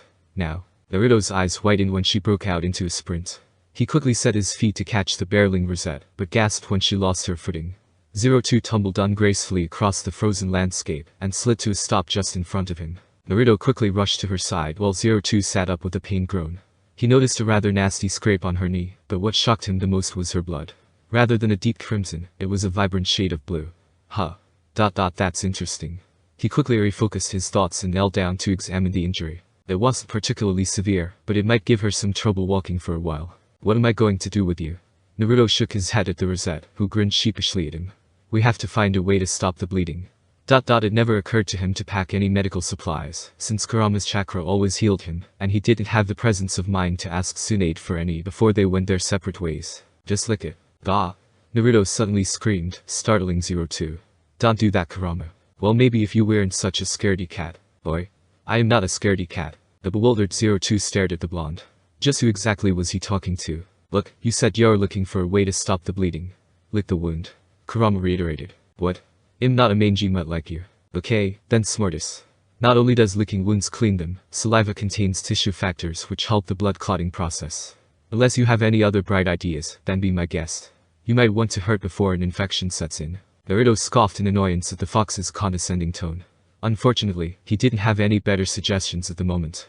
He looked 02 in the eye and gave her a pleading look. Okay, this might be a little weird, but just bear with it for now. 02's head tilted in confusion, but her face immediately heated up when Naruto stuck out his tongue and began running it across the scrape on her knee. Kinda tangy, the blonde found himself thinking. That's why exactly is this girl still around anyway? Kurama inquired gruffly. Boy, you don't get to just come in asking question after clocking out for a while month. Naruto retorted. Well, excuse me for trying to save your sorry ass. Do you have any idea how that jutsu sank you into the ground? Were it not for my chakra shrouding your body, you would have been crushed to death. Oh, cut the crap. If I die, you're tagging along right after me. You were only saving yourself. Exactly. All the times I've saved you and not an ounce of gratitude. Erg. Thank you, Kurama, the almighty nine-tailed demon fox. Your strength is unrivaled and I am forever in your debt, Naruto told his eyes. You forgot all-powerful. You know what, the girl. Who is she? You did almost get us killed trying to save her. 02 is a friend and she going to traveling around with us from now on. It's non-negotiable, Naruto replied. TCH, whatever. Do what you want, Kurama snorted out a response. He could already tell the boy was going to be stubborn about it, and arguing with him would only lead to a migraine. If anything, it gave Naruto someone else to talk to, so that he wasn't always pestering him. As 02 watched Naruto tend to her injury, her heart began to swell with an unfamiliar emotion. She noticed her picture book lying in the snow beside her, flipped open to the page of the wedding. The prince was kneeling before the princess, and they were both smiling happily. Could this be the same feeling the princess felt when she first saw the prince? One thing she did know for sure was that she wanted to stay with Naruto forever. Mary? Naruto ceases his ministrations to meet 02's gaze. She was pointing at her picture book that was sprawled out on the snow. He was surprised to see it open, and conveniently to the scene of the royal wedding at that. Mary? 02 asked once more, her meek voice filled with expectancy this time. Well shit. Kurama blinked. Things were starting to take an odd turn of events. Just what the hell had he missed in the last month? Naruto's eyes shifted between her and the book multiple times, before finally settling on the horned girl. So that's what this is about, huh? He chuckled to himself. Sure thing 02, the blonde smiled, causing her to let out a small gasp. I want to be with you forever too, Igno. We'll go far away from here and see all kind of cool places, like the ocean. And then it'll be your darling. Oh god. I think I'm gonna be sick, Kurama groaned. This was like Minato and Kushina getting engaged all over again. Naruto managed to successfully tune the beast out, but the sound of sniveling caught his ear, and he noticed 02 had tears pooling in her eyes. She shot forward, catching Naruto by surprise and collapsed onto his chest. Oi, what's wrong? He asked worriedly as the rosette sobbed into his jacket. He sat there just holding her as she cried it out. It took 02 a few minutes to recompose herself, and after drying her face she smiled up at him. Naruto was relieved that he had made her sad, and that they were in fact tears of happiness. I meant it 02. You and me against the world. It's the promise of a lifetime. He grinned. Humans are so gross. Boy. Nobody asked you. Well. Looks like we finally found you brats. The two children were gripped with fear at the sound of the chilling voice. A hooded figure phased into sight in front of them while two more fell down from the treetops. Naruto's eyes widened when he saw the squad of Anbu, but what was most troubling was the fact that they weren't dressed in the traditional attire. That's the target alright, came a feminine voice from behind the owl mask. We even managed to catch the 9 tails as well. I told you today was our lucky day, the boar mask spoke in a much deeper tone. 2 birds, 1 stone. Naruto quickly shuffled away from the group, ensuring to keep 02 behind him. He glanced over his shoulder to see she was absolutely paralyzed with fear at the sight of the fake Anbu. Crap, this is bad. He mentally cursed. They'll say, "You are not helping Kurama. Now all that's left to do is return Danzumsa. You won't lay a finger on her." Naruto snarled. "If you want 02, you are gonna have to go through me." Oh? Has even given it a name. The boar masked Anbu howled with laughter. "You got any bite to go with that bark brat?" "Careful boar," the last one, donning a hawk mask, warned. "This is the 9 tails we're dealing with after all. I just want to play with it a little bit." Nah, what do you say, Captain? That missing nin was hardly a snack. You're such a pig. Owl scoffed. "You flatter me." "Enough," Hawk silenced them. "We don't have time for games, boar. Grab the brats and let's go already." "Well, you heard the man." Boar turned his attention back to the children. Naruto frantically scanned the surrounding area, as the Abnu slowly stalked his way towards them. He couldn't find any viable escape routes, not that they could make a break for it anyway. They would be caught for sure, especially since had already used the last of his flash tags. "Kurama, I need your chakra." "Even with my chakra, there's no way you can take on all 3 of them." "Face it, we've been caught," the beast spoke. "Fine, you stupid fox. I don't need you help anyway." Tanto in hand, Naruto suddenly charged at the tall Anbu. He let out a gallant battle cry, only to be snatched off of his feet. Boar held the boy up by his arm, grinning madly beneath his mask as he watched him struggle. "Don't you know you are not supposed to run with sharp objects?" He drove his foot into Naruto's chest, causing him to drop the tipless blade. The blonde skipped across the ground a few times before crashing into a tree. Someone could get hurt. "Darn!" 02 cried out. She quickly bounced to her feet and made a break for the downed Naruto.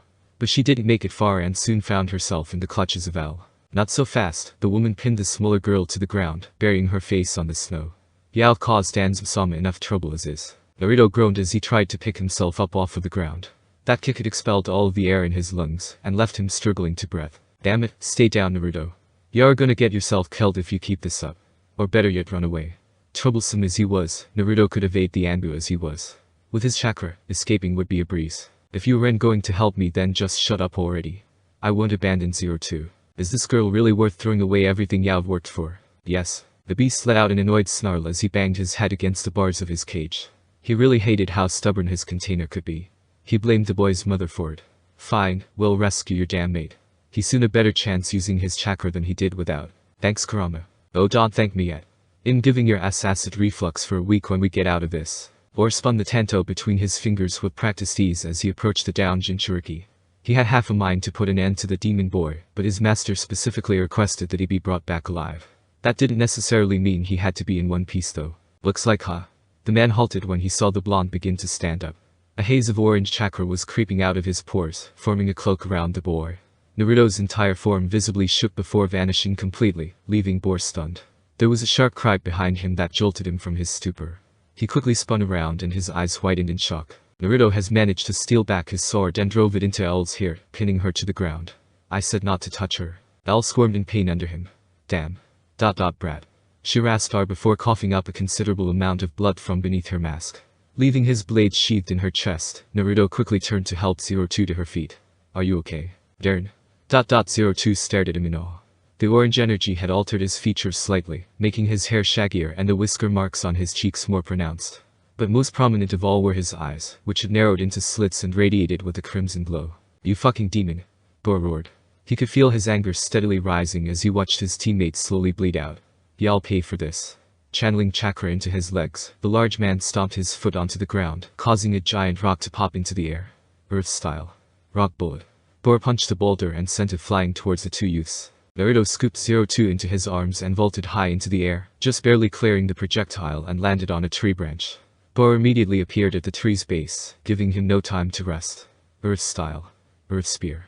Boar's entire arm darkened as he channeled earth chakra and tore through the trunk of the tree, shattering it. Naruto tried to leap away once more, but felt something wet encircled around his ankle. Water style.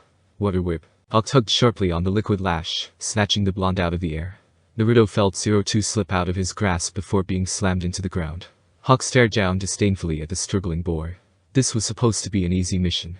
But instead, the demon child had cost him the life of one of his subordinates. Their master may have wanted Naruto brought back alive, but he was going to make sure the boy felt the worst pain imaginable. 02 landed in a crouch, and her eyes immediately landed on the lanky Anbu that had ensnared her darling.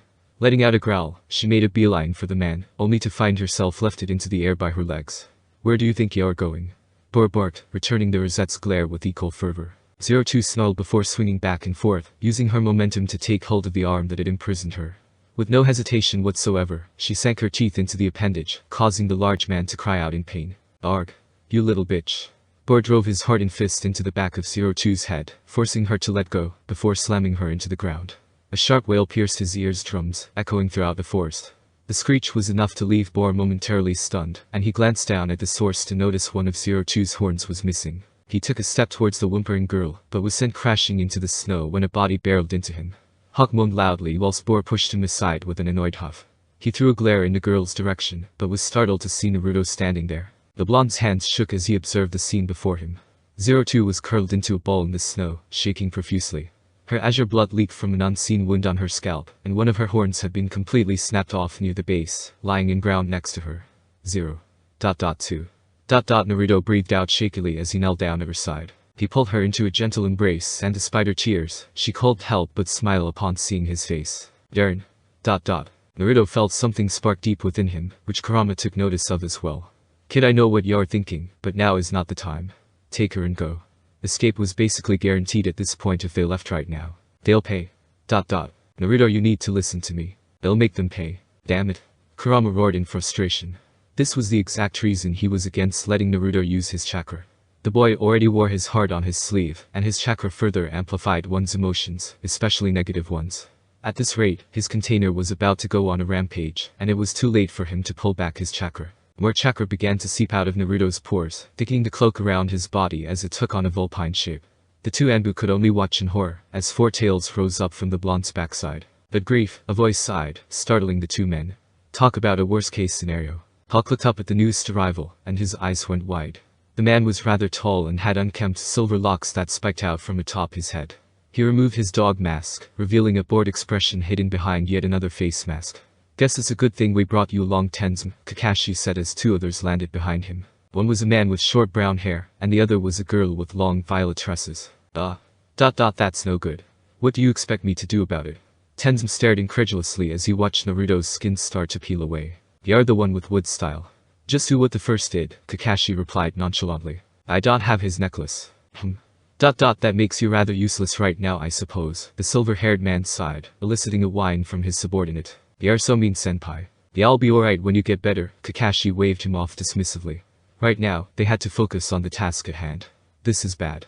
Naruto has actually managed to tap into the Nine Tails chakra. From the look of things, it was also starting to cause the boy physical harm as well. His skin had completely melted off by now, his blood dyeing the chakra shroud a deep shade of crimson. His eyes were hollow, reflecting back in eerie light. He seemed to be standing guard over someone or something, but it was too far away to say for certain. What happened here? Kakashi spoke tonelessly, his lone visible eye bearing down on Boar and Hawk with absolute scrutiny. That damn demon is what happened. Boar spat. We were just trying to return some stolen property when it attacked us out of nowhere. He even killed one of our teammates, Hawk answered, motioning towards their fallen comrade. Kakashi followed his gaze and took note of the woman's corpse that lay prone in a patch of red snow. He didn't believe them in the slightest, considering they were rude after all. Naruto may be a troublemaker, but he wasn't a cold-blooded killer. And considering his current state, it was obvious that they had managed to provoke him in some way, enough to draw on the power of the beast sealed within him. He didn't know what Dan's was up to, but it couldn't be anything good. Either way, we need to get this situated. A loud screech reverberated throughout the barren forest, causing all five Anbu to recoil. Kakashi was forced to cover his ears, but even then he felt as if his head was about to split open. What the hell was that? The ground suddenly began to shake, and a cloud of snow exploded into the air not too far away from Naruto. The group of shinobi were startled to see a massive beast crawl out of the earth. The monster towered over the trees and had the likeness of an armadillo. Its scales were as black as night, and it had glowing blue highlights overlaying majority of its form. Its eyes fell on Naruto, and it let out another earth-shaking roar. The blonde responded in kind with a fearsome howl of his own. What is that? The lone female of the group stammered. Some kind of monster. Tenzin exclaimed. I don't believe it. A real-life Klaxosaur. Hawk stared in awe. Naruto snarled as he stared down the giant beast, all the while the one inside of him was growing increasingly nervous. What in the actual hell is that thing? Had never seen such a creature before in all of his years, and had been around since the age of the Six Paths Sage. Without warning, the Klaxosaur shot forward in an impressive show of speed. Naruto reacted immediately and his body flashed out of sight. He reappeared in front of the Klaxosaur and punched the beast square in the mouth, sending it reeling. The blonde, however, was not expecting its tail to whip around, and he was swatted away into a nearby tree. Kakashi, along with the others, was so caught up in watching the two beasts do battle that he almost didn't notice the small form lying on the ground where Naruto once stood. Tenzin, Ikao, focus. He called, snapping his charges to attention. We may have another casualty on our hands. He flashed over to 02, and his lone eye bulged in his socket. He didn't know who she was, but it was clear she had a severe concussion. Kakashi found himself intrigued by her appearance. It wasn't every day you saw someone with red skin and horns. A bloodline perhaps. Ikao, tend to her wounds. Yes, sir. Wait, this one is with us. Hawk appeared next to the silver-haired teen. We've come to collect her. Oh, well, if that's the case, we'll take it from here, Kakashi said with a signature eye smile. He noticed that the blue liquid leaking from the girl's head, presumably her blood, was also splattered on Boar's arm. The man played a part in her injuries, which meant had been right to be suspicious of the two root members. If Danzum was after the girl, then it was his duty to protect her. If he had to guess, that was most likely Naruto was going on rampage at the moment. This has nothing to do with you, Haddock, Hawk growled, taking a step forward. He suddenly found himself locked in place, unable to move under the young Ambus' cold stare. Like I said, we'll handle it from here. Unless you have any objections. Hawk bit back a curse as he stepped away. Despite his young age, Haddock Kakashi was already a legend with the ranks of the Anbu, and was not a man to be trifled with. Had been trained by the fourth Hokage himself, and was even briefly Danzum's right-hand man for a time. Upon hearing a soft moan, Kakashi turned to see 02 was slowly coming to. Rin. Her eyes whitened in fear at the sight of all the Anbu, and she hurriedly scurried away. Hey, you should move. Ikao called out, reaching for the girl. She quickly drew her hand back and when 02 lashed out with her claws. The sound of an explosion caught everyone's attention, and they all turned to see Naruto's body skip down the road. Darn! 02 cried out. She took off in his direction, but only made it so far before she was scooped off of her feet. She flailed wildly in her captor's grasp, but their grip remained firm. I'm sorry, little one, but it's too dangerous, Kakashi spoke as he watched Naruto shakily rise back to his feet. The situation was getting worse by the second. With Naruto drowning in the madness that was the Nine Tails' power, he didn't have a reliable way to deal with the boy that would end up killing him. And he was too far gone even for Tenzum's tailed beast suppressing wood style. Then there was the unknown creature that had appeared. He wasn't sure if it was a summon or just a wild animal, but whatever it was strong enough to hold its own against a tailed beast's power. Large-scale jutsu were out of the question since there was the possibility of Naruto getting caught up in it as well. Kakashi bit his lip apprehensively, forcing down a curse. I have to think of something and fast. Unbeknownst to the young Anbu, Kurama having similar sentiments from within his container. Damn it, what kind of monster is this thing? No matter how hard it got hit, it bounced right back with twice as much ferocity as before.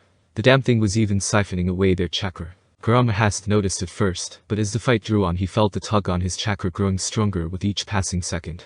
As much as he hated to admit it, they were fighting a losing battle. His chakra was beginning to take a toll on Naruto. He was simply too young, and his body wasn't developed enough to handle this level of power. The body was lost to his rage, steadily drawing upon more and more of the corrosive chakra. If this kept up, he'd only end up destroying himself. Naruto was panting heavily, snarling at the Klaxosaur as it drew closer. Looks like there's no other choice. Even that thing couldn't stand its ground against a tailed beast bomb. The fox growled. It was the strongest technique in his arsenal by far, and even with Naruto's small stature, pulling one off shouldn't be too much of an issue. The real problem would be what came afterwards. Using a technique of that magnitude would expend a lot of chakra and mostly likely knock the blonde out of his current state. If he didn't die, then his body would shut down and enter a forced state of hibernation until he recovered. Kurama despised the idea of being dragged back to the leaf once again, but they extremely limited on options at this point. TCH, it's really come down to this, the giant fox spat. Naruto let out another roar as hundreds of black and white balls were expelled from his body. They swirled around him briefly before converging above his head. The balls collided with one another, slowly merging as they gave form to an even greater mass of chakra.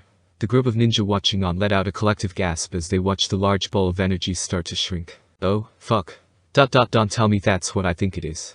Kakashi blinked in surprise, finally letting go of his composure. The ground beneath Naruto began to crack open as the ball continued to grow smaller and smaller, eventually down to the size of an apple. It hovered in place just in front of the blonde, and his mouth began to split at the seams. In one swift motion, he swallowed it whole and the earth around him shattered, sinking the boy into a small crater. The Klaxosaur, now radiating a faint orange glow of its own, howled before making a beeline for the boy. Naruto's entire body vibrated uncontrollably and blood was steadily trickling from his mouth, staining the ivory landscape crimson. Hang in there, kid, this will all before shortly, Kurama ground out as he watched the Klaxosaur rapidly close in on them. Alright you bastard, let's see if you are brave to take this one. The Klaxosaur screeched once more before pouncing towards its immobile prey. Naruto let out a small burp, and a torrent of chakra exploded from his mouth. The resulting shockwave tore through the area, knocking the group of onlooking bystanders off their feet. A massive beam of vermilion energy spewed forth endlessly from Naruto's mouth, erasing everything it came into contact with. It proceeded on for a few seconds before eventually thinning out. After it had dispersed completely, there wasn't a single trace of the Klaxosaur left. TCH. Serves you right. Kurama smirked, admiring his handiwork. The attack had carved out an enormous trench in the terrain that extended well into the distance. Kurama felt his consciousness slowly slipping away and barked out a curse. Damn it. I hate. This part. Channeling an excessive amount of chakra through a small vessel like Naruto left him drained. He had encountered this problem the first time had ever tried to take over the boy's mother in her youth. I swear. To God you stupid. He yawned tiredly. When I wake up. As the beast slowly floated out of consciousness, his chakra began to recede as well. The cloak shattered and a comatose Naruto fell face first into the snow. A symphony of pain groans emanated from the group. Kakashi slowly sat up, trying his best to ignore the intense throb, threatening to split his brain in two. He spotted Naruto's unmoving form on the ground, but before he could make a move, 02 shot past him like a bat out of hell. She crossed the now desolate thicket at breakneck speeds, eager to check on the fallen blonde. Darren. She stumbled and managed to slide to a stop just in front of him. His skin was an angry shade of red, much like her own, and his body was littered with a variety of cuts and bruises. Darren. She gave his arm a gentle shake, in hopes that we would wake up. Naruto's breath was slow and shallow, but he remained unresponsive. She tried again a bit more forcefully this time. Darren. The blonde still gave no outward reaction. Tears streamed forth from the distraught Rosette as she continuously tried to awaken the boy. She refused to believe what was happening. She had finally found something precious to her, and now he was being taken awake like everything else in her life. The crunching of snow caught her ear, and 02's head whipped around to spot Kakashi and his team cautiously approaching from behind. It was all their fault. Naruto had gotten hurt trying to protect her after they came to take her away. If it weren't for them, they would have gotten far away from this place. She would have been able to spend the rest of her life happy with a prince of her own, just like in her book. And now, just like the princess, it was being ripped away from her. Narrowing her eyes at the silver-haired teen, 02 drew Naruto into a protective embrace and snarled. She refused to let that happen. A fire had been lit in the small girl's soul, one that filled her with an unwavering resolve. She wasn't going to allow anyone to separate her from Naruto. He had protected her when she needed him most, and now it was her time to do the same for him. Kakashi halted in his tracks, freezing up at the sight. Orange chakra was beginning to seep out of Naruto's body once more, only this time it was flowing into 02. Her heart and teal eyes bled crimson and the horns on her head ignited with energy. This is bad. Don't tell me she can siphon chakra. Tenzin, stop her before it's too late. He commanded. Alright. The brunette stammered before quickly running through a series of hand signs. Wood style. Silent strangle jutsu. Multiple branches shot out of his arm and closed in on 02. She tried swatting them away, but they curled around her arm and rapidly entangled themselves around her body. With a mere flick of the wrist, Tenzin managed to forcibly separate her from Naruto. 02 thrashed about wildly in an effort to break her bonds, and eventually managed to free up one of her arms. She reached out to Naruto in desperation, but she suddenly felt tired, and her eyes began to droop. Rin. I think it would be best if you just slept for now, Kakashi said as he finished casting the Jinjutsu. A senpai. Did you see that she just— Yes, I did, Kakashi interrupted it Gao. He slid his headband back into place over his Sharingan and sighed deeply. Now he knew why Danzm had sent his goons after the girl. Whatever bloodline she possessed, it must have been exceptionally potent if it allowed her to siphon off the chakra of a tailed beast. Geez Naruto, what have you gotten yourself wrapped up into this time? Just wait until the Hokage hears about this. Naruto's eyes fluttered open with a start. He jolted upright and took in his surroundings. He was in the sewer, surrounded on all sides by rusty pipes and encroaching darkness. The ground was flooded with water, yet he didn't feel wet in the slightest. Man. I haven't been here in forever, he said aloud. Just moments ago, he had successfully pushed his teammate out of harm's way. He was pretty certain it was the end for him. But next thing he knew, everything went all white, and his head was suddenly filled with memories, ones that had thought would be lost forever. He remembered everything now. Running away from the village, meeting 02, and even running into the legendary Tsunade herself. He even remembered encountering those Anbu and how they hurt 02. But everything else after that was blank until he awoke in the hospital. What they meant by seeing your life flash before your eyes. Naruto soon found himself filled with a foreboding sense of dread. He didn't know how or to what extent, but he could sense Zero Two was in trouble. But if he really did get hit by Heike's attack, he wasn't going to be of use to anyone anytime soon. At least not without some help. Time for another reunion of sorts, I guess. The blonde chuckled to himself as he pushed himself to his feet and set off down one of the many barren corridors. Naruto traversed the winding labyrinth that was his mindscape for what seemed like hours before finally reaching his destination. He stepped into an expansive room that was gated off by a series of giant bars. On one of them there was a tag that simply read seal. Stuffing his hands in his pockets, Naruto approached the gate with a small skip in his step. Wake up already, you stupid fox. The entire room shook violently, and an angry vermilion eye snapped open behind the bars, accompanied by a low growl. Long time, no see, Kurama. You insolent little weed, the beast paused, before staring down at the boy incredulously. Wait. Naruto, don't tell me. Yep. The blonde grinned as he tapped the side of his head. Everything's all back in place up here. Well, mostly. Some things are still kind of fuzzy. Ah. Well, in that case. A large forearm covered in fur slammed down in front of Naruto. It would have crushed him, but he was just outside of the fox's reach. Bring your scrawny ass over here so I can rip you a new one. Geez, you're still as grouchy as ever, I see, Naruto smirked. His smile quickly faded and he stared up at the beast intently. I need your help, Kurama. Zero Two's in trouble. No? Matter of fact, hell no. The fox immediately declined. That little vixen had grown so attached to was to blame for their predicament all those years ago. Kurama, I'm serious. If I don't do something now, then she and the others might end up getting hurt, or worse. The blonde pleaded. Absolutely not. Kurama shook his head. If it weren't for your mate, we won't even be in this position right now. Please, Kurama. I can't do this without you. Like seriously, I'm pretty sure I'm bleeding out right now, Naruto said flatly. Besides, I thought we were friends. Don't speak to me with such familiarity, whelp. The fox snorted. Naruto sighed deeply and his shoulders sagged. Guess he'll die at this rate. And even if I don't, word will eventually get around that the Nine Tails, mightiest of all the tailed beasts, has such a weak chinchkriki. I mean, I'm used to being ridiculed, but Yao'd become the biggest laughing stock in the elemental nations, he said with a shrug. Why, you little shit. Kurama growled. Or you could help me out and show the world woes still top dog. Word will spread quickly if I manage to defeat one of the 7 swordsmen of the Hidden Mist, Naruto continued on. Kurama was an extremely prideful being, so he knew attacking his ego would force his hand. It was a cheap and underhanded tactic, but he was a ninja after all. Look, if you do this for me, then I'll owe you big. You already owe me, big brat. Fine, I'll owe you even more. The faster we get this over with, the faster we can go home. I'm not some weak little kid anymore. TCH. Cold fool me. Are you going to help me or not? Naruto huffed in annoyance. You're not giving me much choice in the matter. Besides, y'all just stand there bitching and moaning until I do. Kurama glared at the boy. Damn right. The beast sighed heavily as he slammed his forehead against the bars of his cage. God, the boy was so aggravating. He actually starting to miss the times Naruto didn't have his memories. At least then he wasn't bugging him.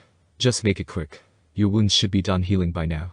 One of us has to actually make sure you don't die. Yeah, this will all be over before you know it, Naruto grinned as he turned to leave, but not before sparring one final glance over his shoulder.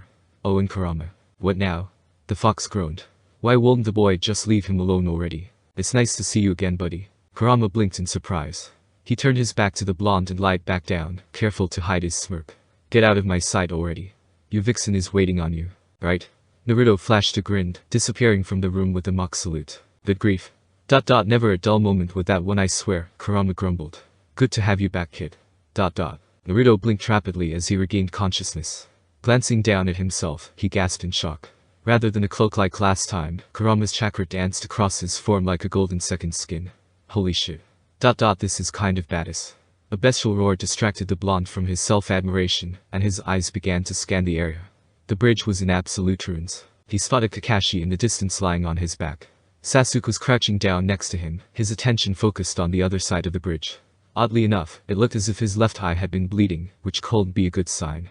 He eventually followed his teammate's gaze, and that's when he saw her. Zero Two standing in the middle of the crater staring into the sky. Her skin was a red much like when she was younger, and her horns had grown slightly. The fox-shaped cloud of chakra enveloping her form gave her a truly demonic appearance. Strelitzia was gripped tightly in her left hand, while Heike's lifeless corpse hung limply in her right. Damn. Looks like she managed to get some of Kurama's chakra. I have to stop her before it's too late. Yeah, and take my chakra back while you're at it. The little bit. Kurama. Fine. Either way, she has no right to take it as she pleases. The fox gave an annoyed huff. Ignoring the beast's grumbles, Naruto shot across the bridge, instantly closing the distance between himself and his beloved. Fuck him fast. Sensing a presence behind her, 02 spun Strelitzia in her hand before lashing out at her would-be assailant. Easily ducking under the strike aimed at his neck, Naruto stepped inside of the Rosette's guard and took hold of her wrist. She thrashed about violently in his grasp, causing the blonde to frown. She must thought I died. I can only imagine the kind of pain I've put you through, he thought solemnly. As a final effort to break free, 02 had butted the blonde, but Naruto didn't flinch in the slightest. He rested his forehead against her own, and gave her a loving smile before capturing her lips in a gentle kiss. The Rosette flinched at the sudden contact, and her entire body went rigid. Strelitzia slipped through her fingertips and fell to the ground with a loud clang. The orange chakra raging around her was drawn back into Naruto, and her skin returned to its normal hue. The two teens separated moments later, and 02 stared disbelievingly at the blonde. Ling. Uzumaki Naruto, at your service. He grinned cheekily. But you were. Your pulse. 02 stammered. You came back to me. Of course I did. And I always will. Naruto rubbed his nose against hers. We still have to go out and see the world like in your book. 02's breath hitched in her throat, and she nearly choked out a sob. She had never once mentioned her old picture book to him. She figured it was best to leave the past in the past and just focus on the present. But if he was suddenly bringing it up now, that could only mean one thing. Darling. Does that mean you? She was silenced when Naruto's lip crashed down on her own again. Through this small action she could feel all of his love pouring into her. They broke apart and he graced her with yet another heartwarming smile. You and me against the world, 02. It's the promise of a lifetime. Thanks for watching.